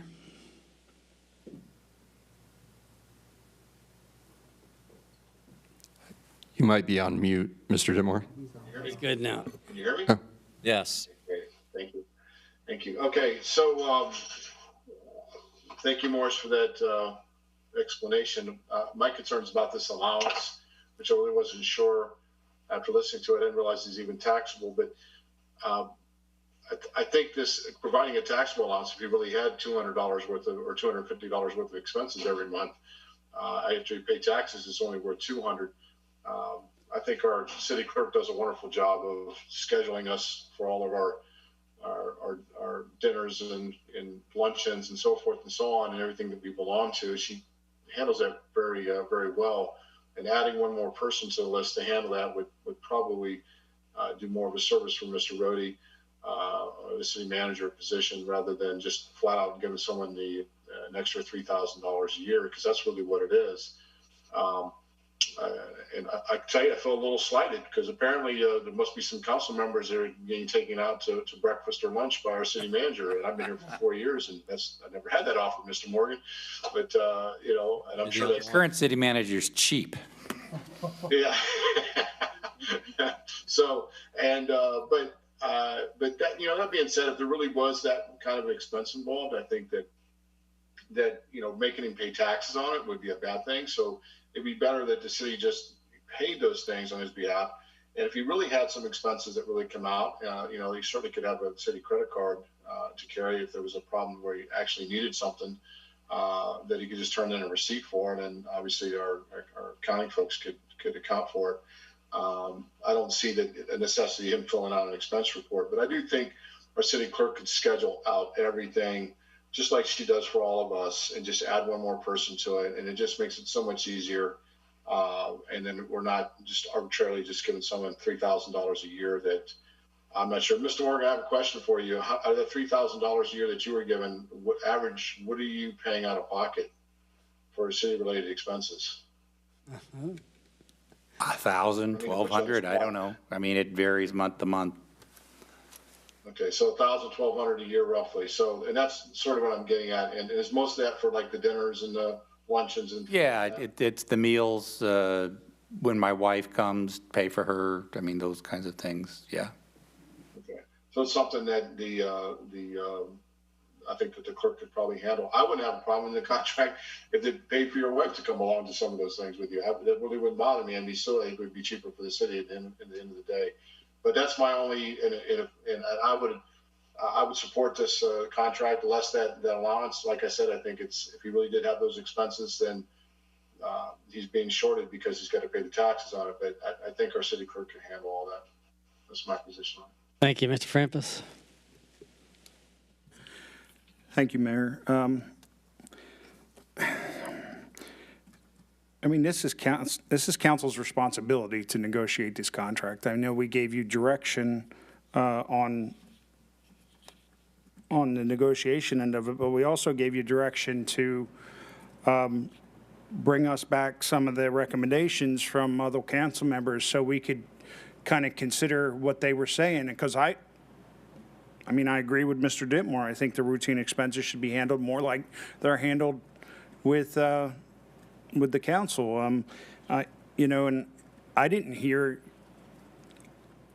the other suggestions from the councilman when I met with you. It's not like you went over what everybody else suggested. I can't, by law. Oh, that's what I'm saying. I mean, I want to know. I mean, you probably could have put out a fact sheet or something of what we wanted, right? I mean, that's kind of what we asked for with the direction we gave before, and I was under the understanding that we were going to get some insight on what we all wanted, because we didn't get a chance to talk about it.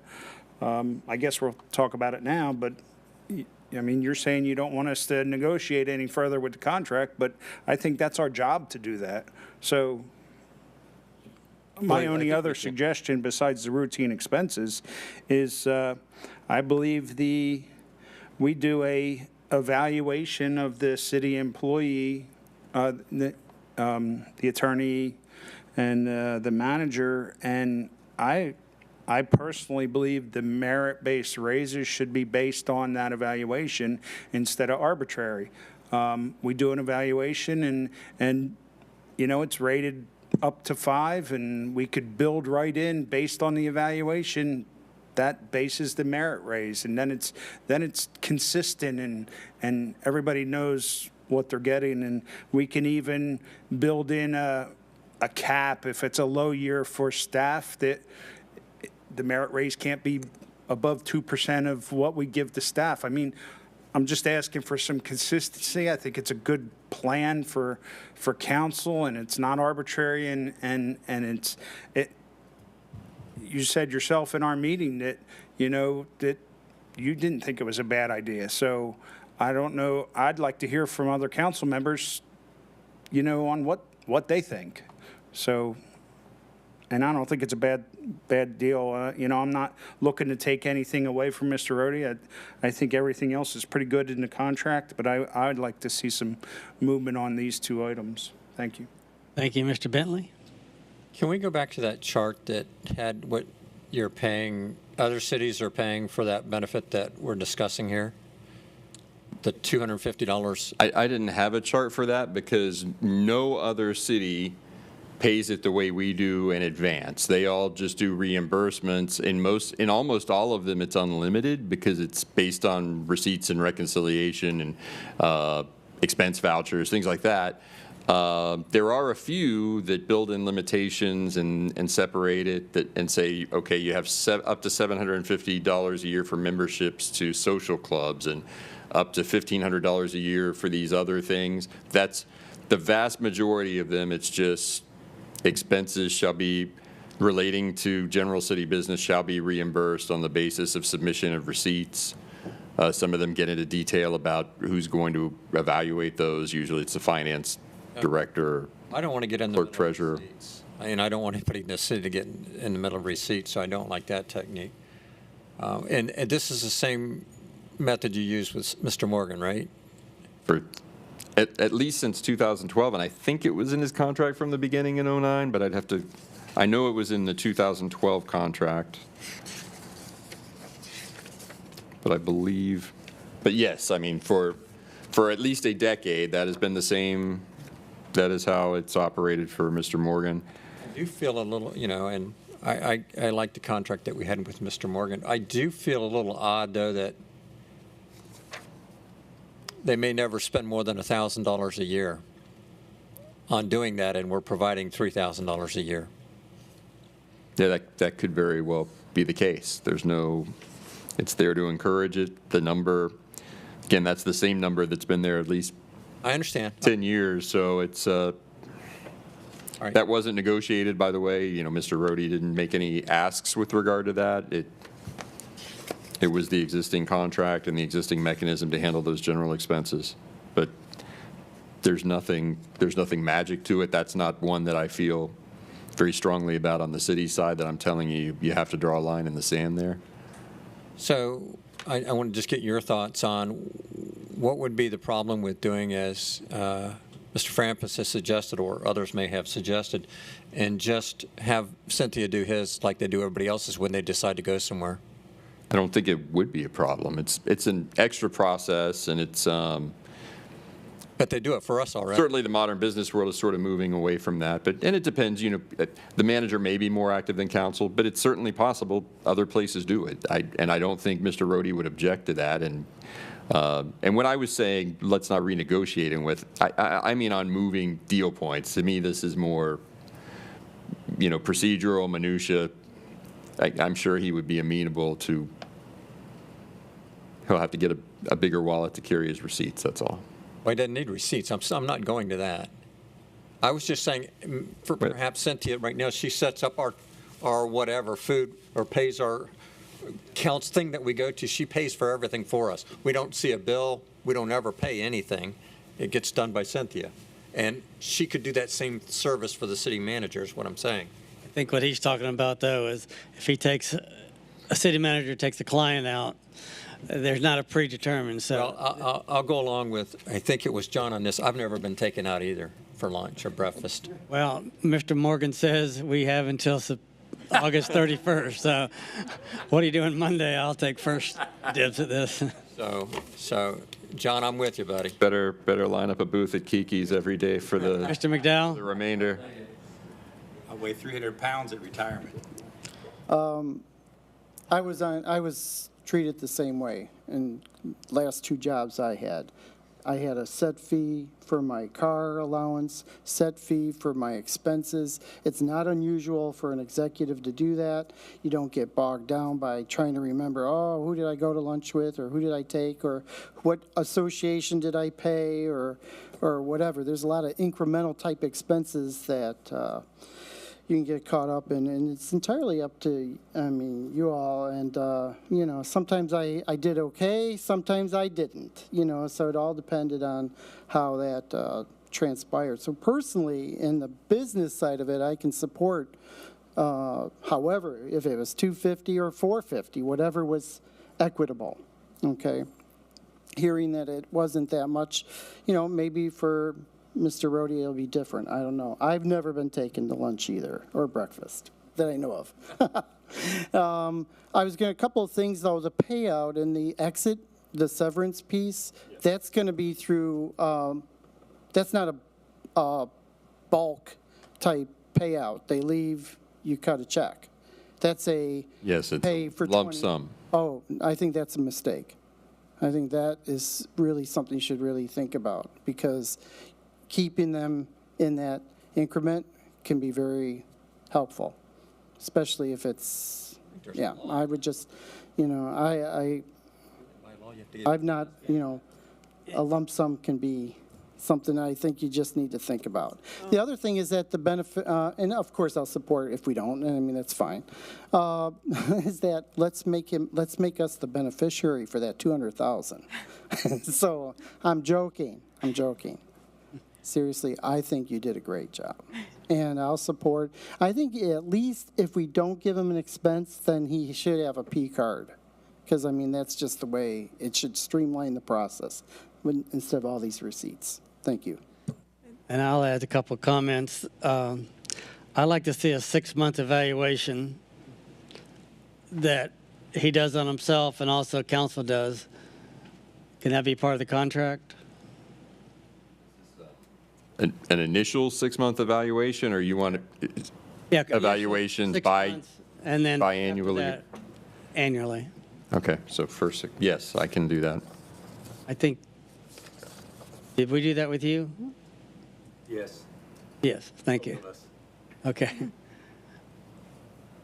And as far as the evaluation, there's 100 ways to do that, obviously, but you have to admit our evaluation questions are kind of worthless. We've gotten rid of some of them, like, is he or she well groomed? Those kind of things. So if you get a 5 for that. So I don't know that we have great questions on a lot of those kind of things. Yes. You got a 10, by the way, as I recall, sir. Good news is the questions aren't in the contract, so you can change them anytime.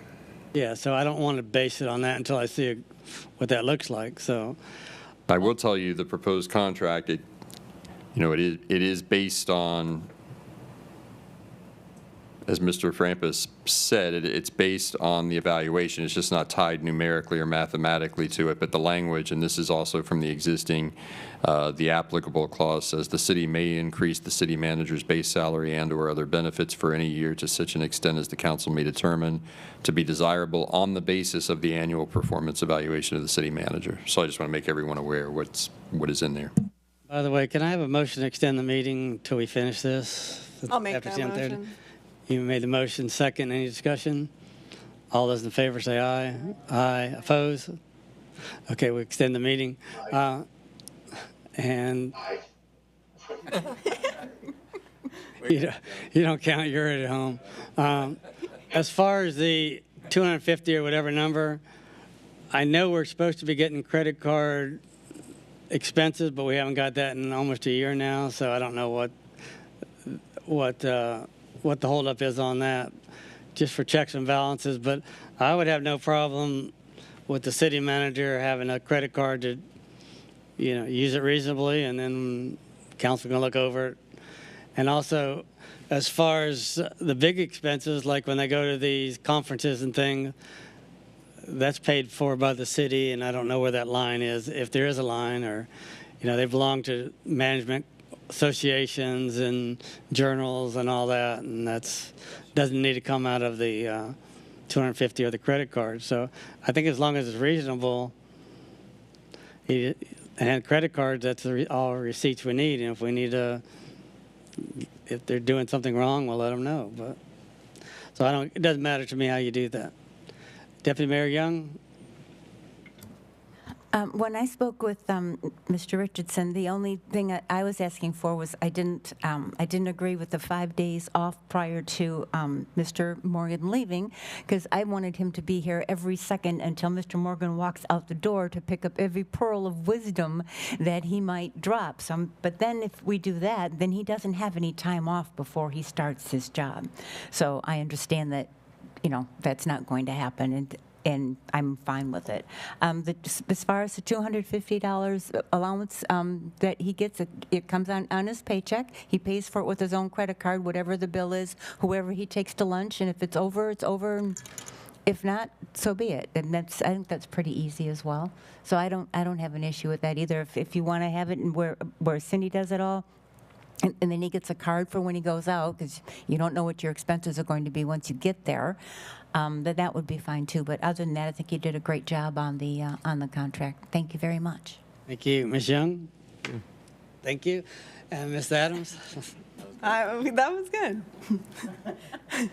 It is after our allotted time, by the way.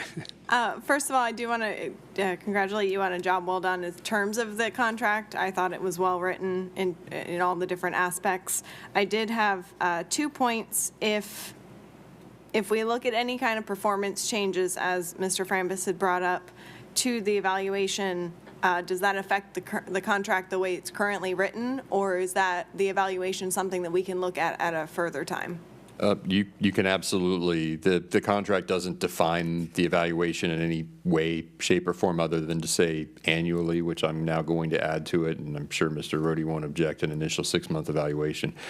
But yeah, you can decide what that evaluation should look like, will look like. You can work with Human Resources if you'd like to promulgate a new form. Maybe you decide you don't want a form. You want executives to submit self-evaluations in essay sort of form, and you use those.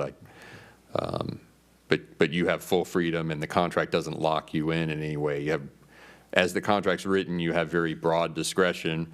I know Mr. Frampus, his goal was sort of to narrow that discretion. There wasn't much sentiment for that among other council members to narrow the discretion in your review and to make it a numerical formula.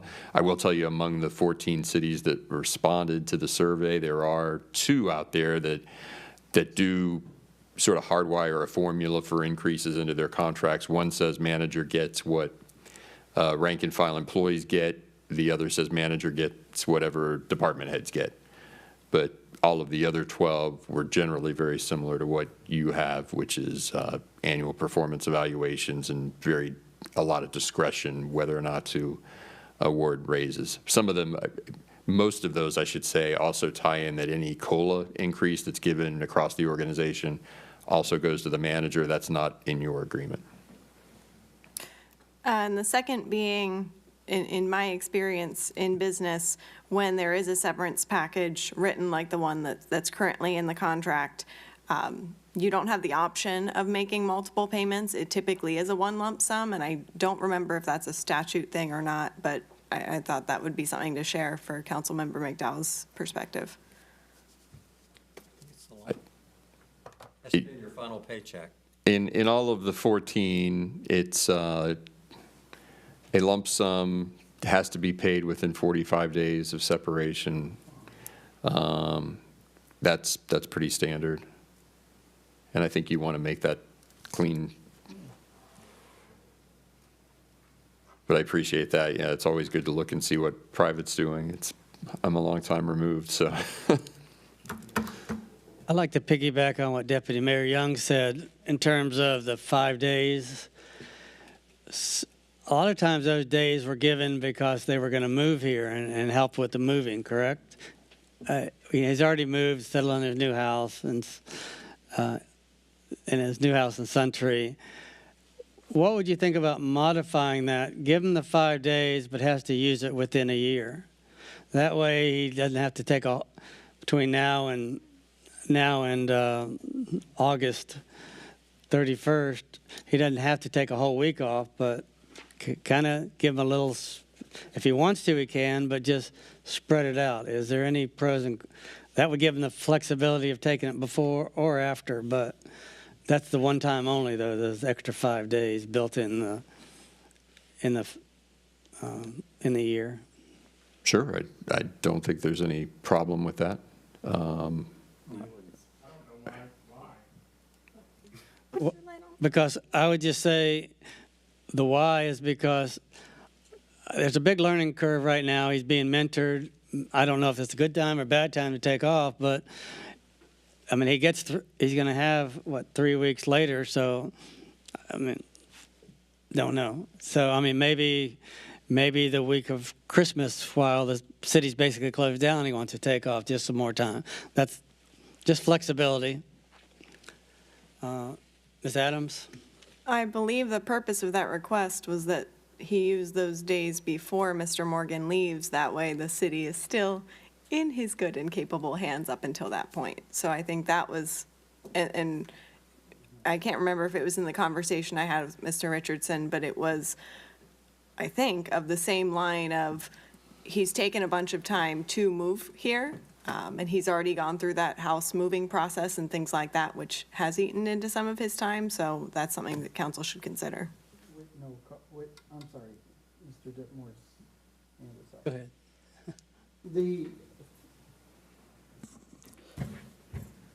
We did not give him any reimbursement for relo, correct? I believe that's correct, but I'm not. Well, I mean, maybe this is how it works in government, but you wouldn't reload for zero. We didn't give Mr. Picarillo, we didn't give you money, did we, to come down here? We didn't give the, well. And that's what I'm saying. If that's how the government works, but that's not how private world works. You don't move for zero.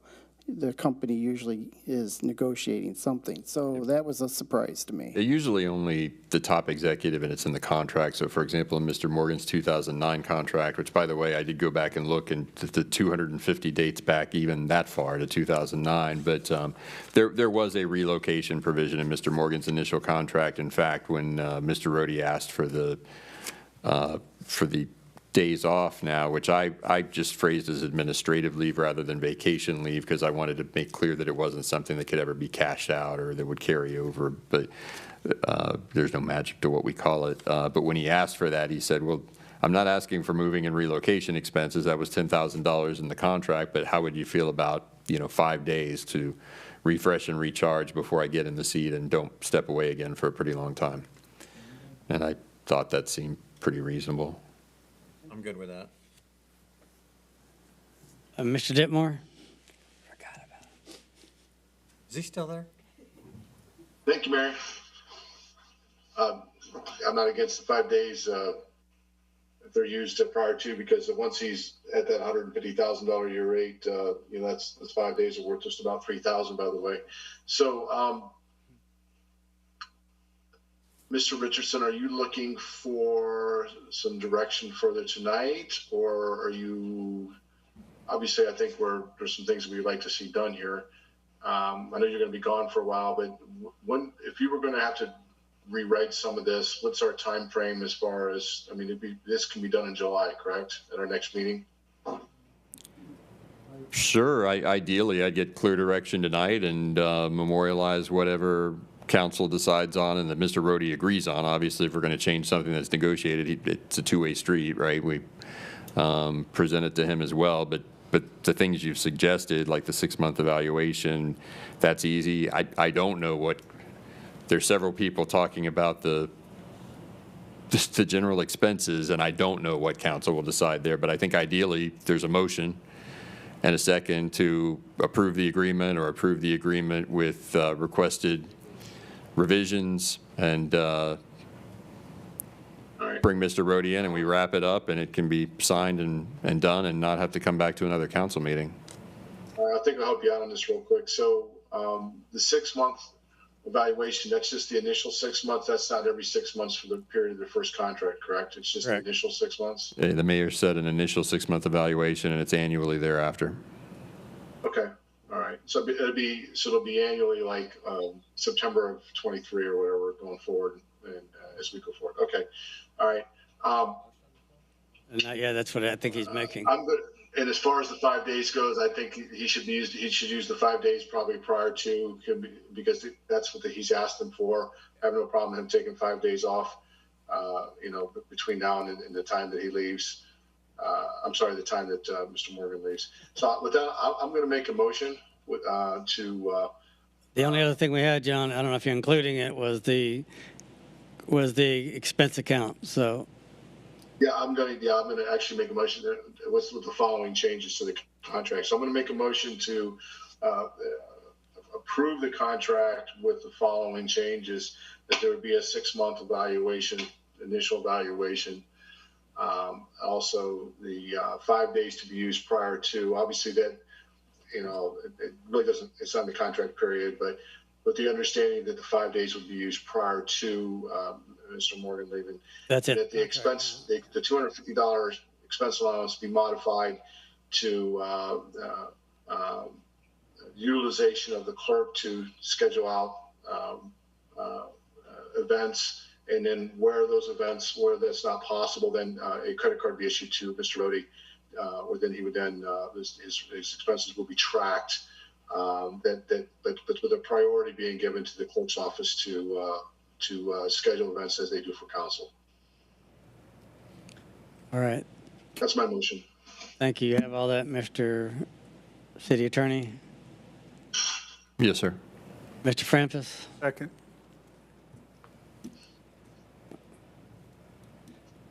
Any discussion? Mr. Francis? Thank you. Anyone else? Deputy Mayor Young? I just need some clarification. If all of his events are scheduled through the clerk, then when he gets to where he's going, he needs a P card as well for expenses that he incurs there, that they have no idea what that's going to be. Right. He can carry a credit card. We don't have those expenses. We don't incur any expenses. Oh, we're not the city manager either. Yeah. So he may the be. City manager doesn't get charged anything different than we would.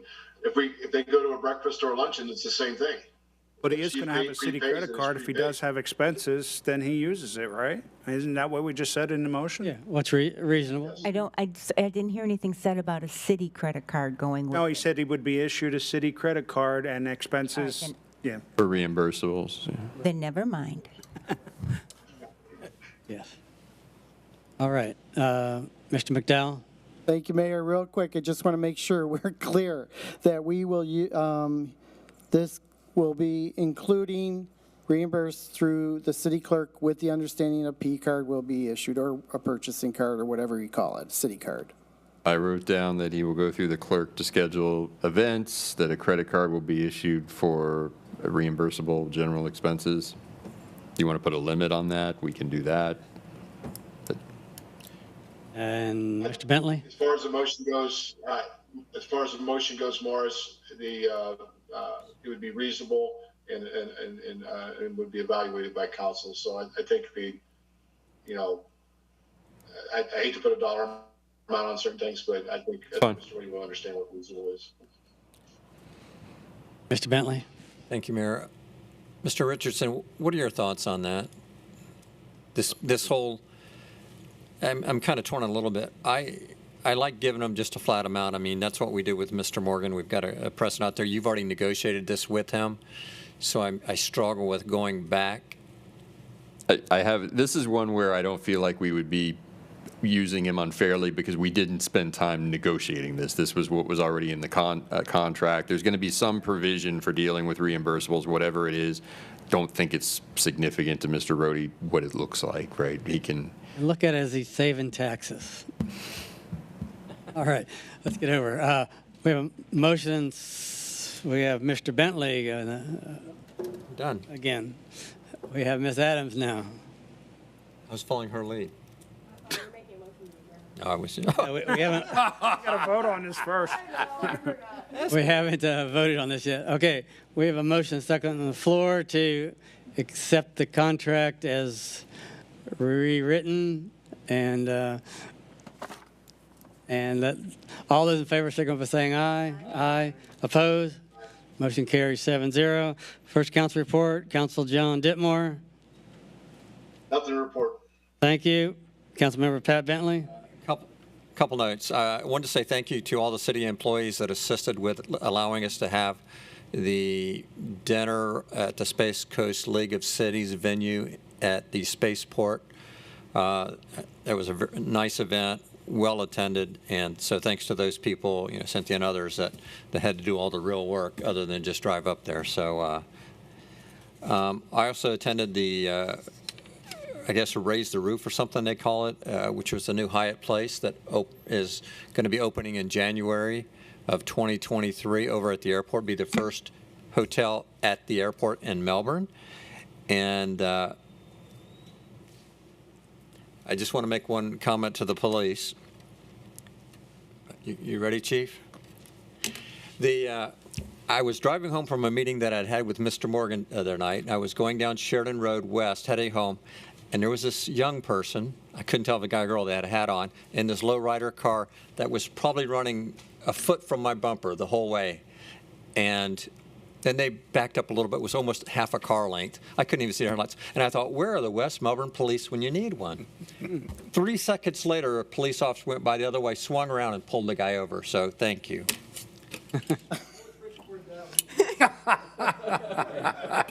Perfect timing. I didn't have to say anything. They just saw that car's too close, and they pulled him over. I thought that was great. Deputy Mayor Young, you are next. I don't have a report, but I do have 2 questions for Scott Morgan. Have you received anything as far as KBB and any kind of comments on the composting program that we're doing now? I know they're doing it. I'm one of the subscribers. They pick it up every Tuesday and drop off a clean one every Tuesday, so it's going.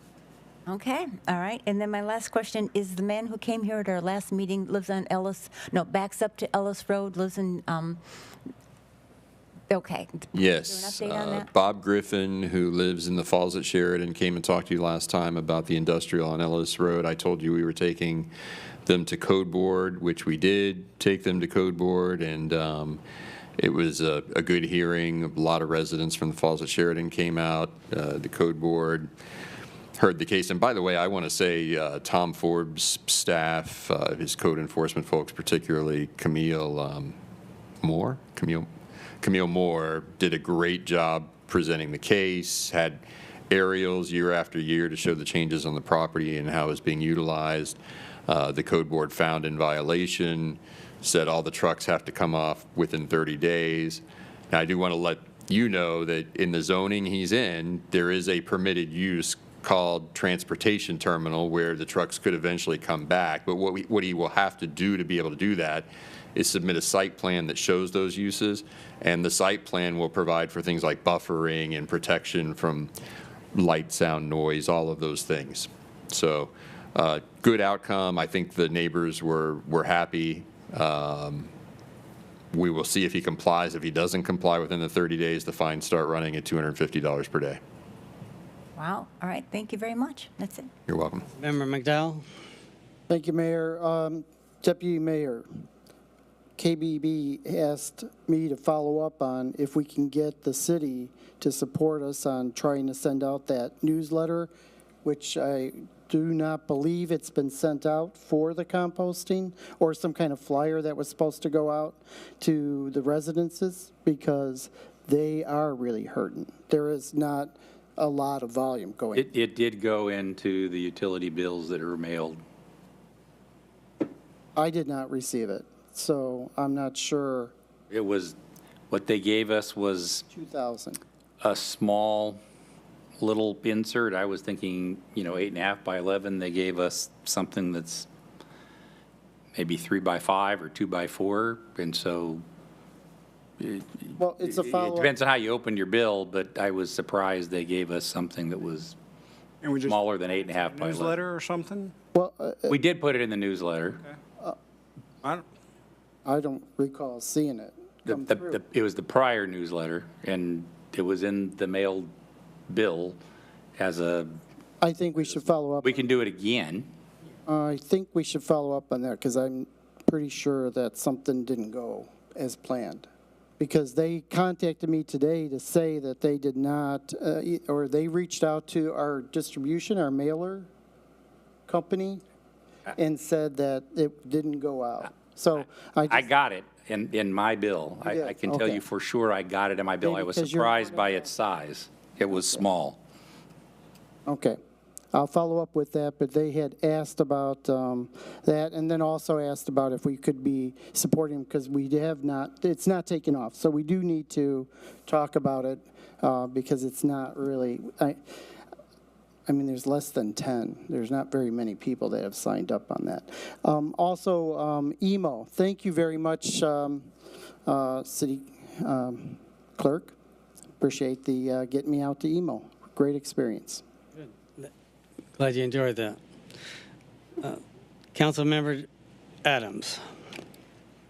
Same thing as previous council members in terms of the Space Coast League of Cities. It was exciting for my first one to be held by West Melbourne and hosted by, I think it was Melbourne Village. So that was exciting up at the Kennedy Space Center. Same thing with the hotel top-off. It's nice to see cities that are supporting that, especially near the airport.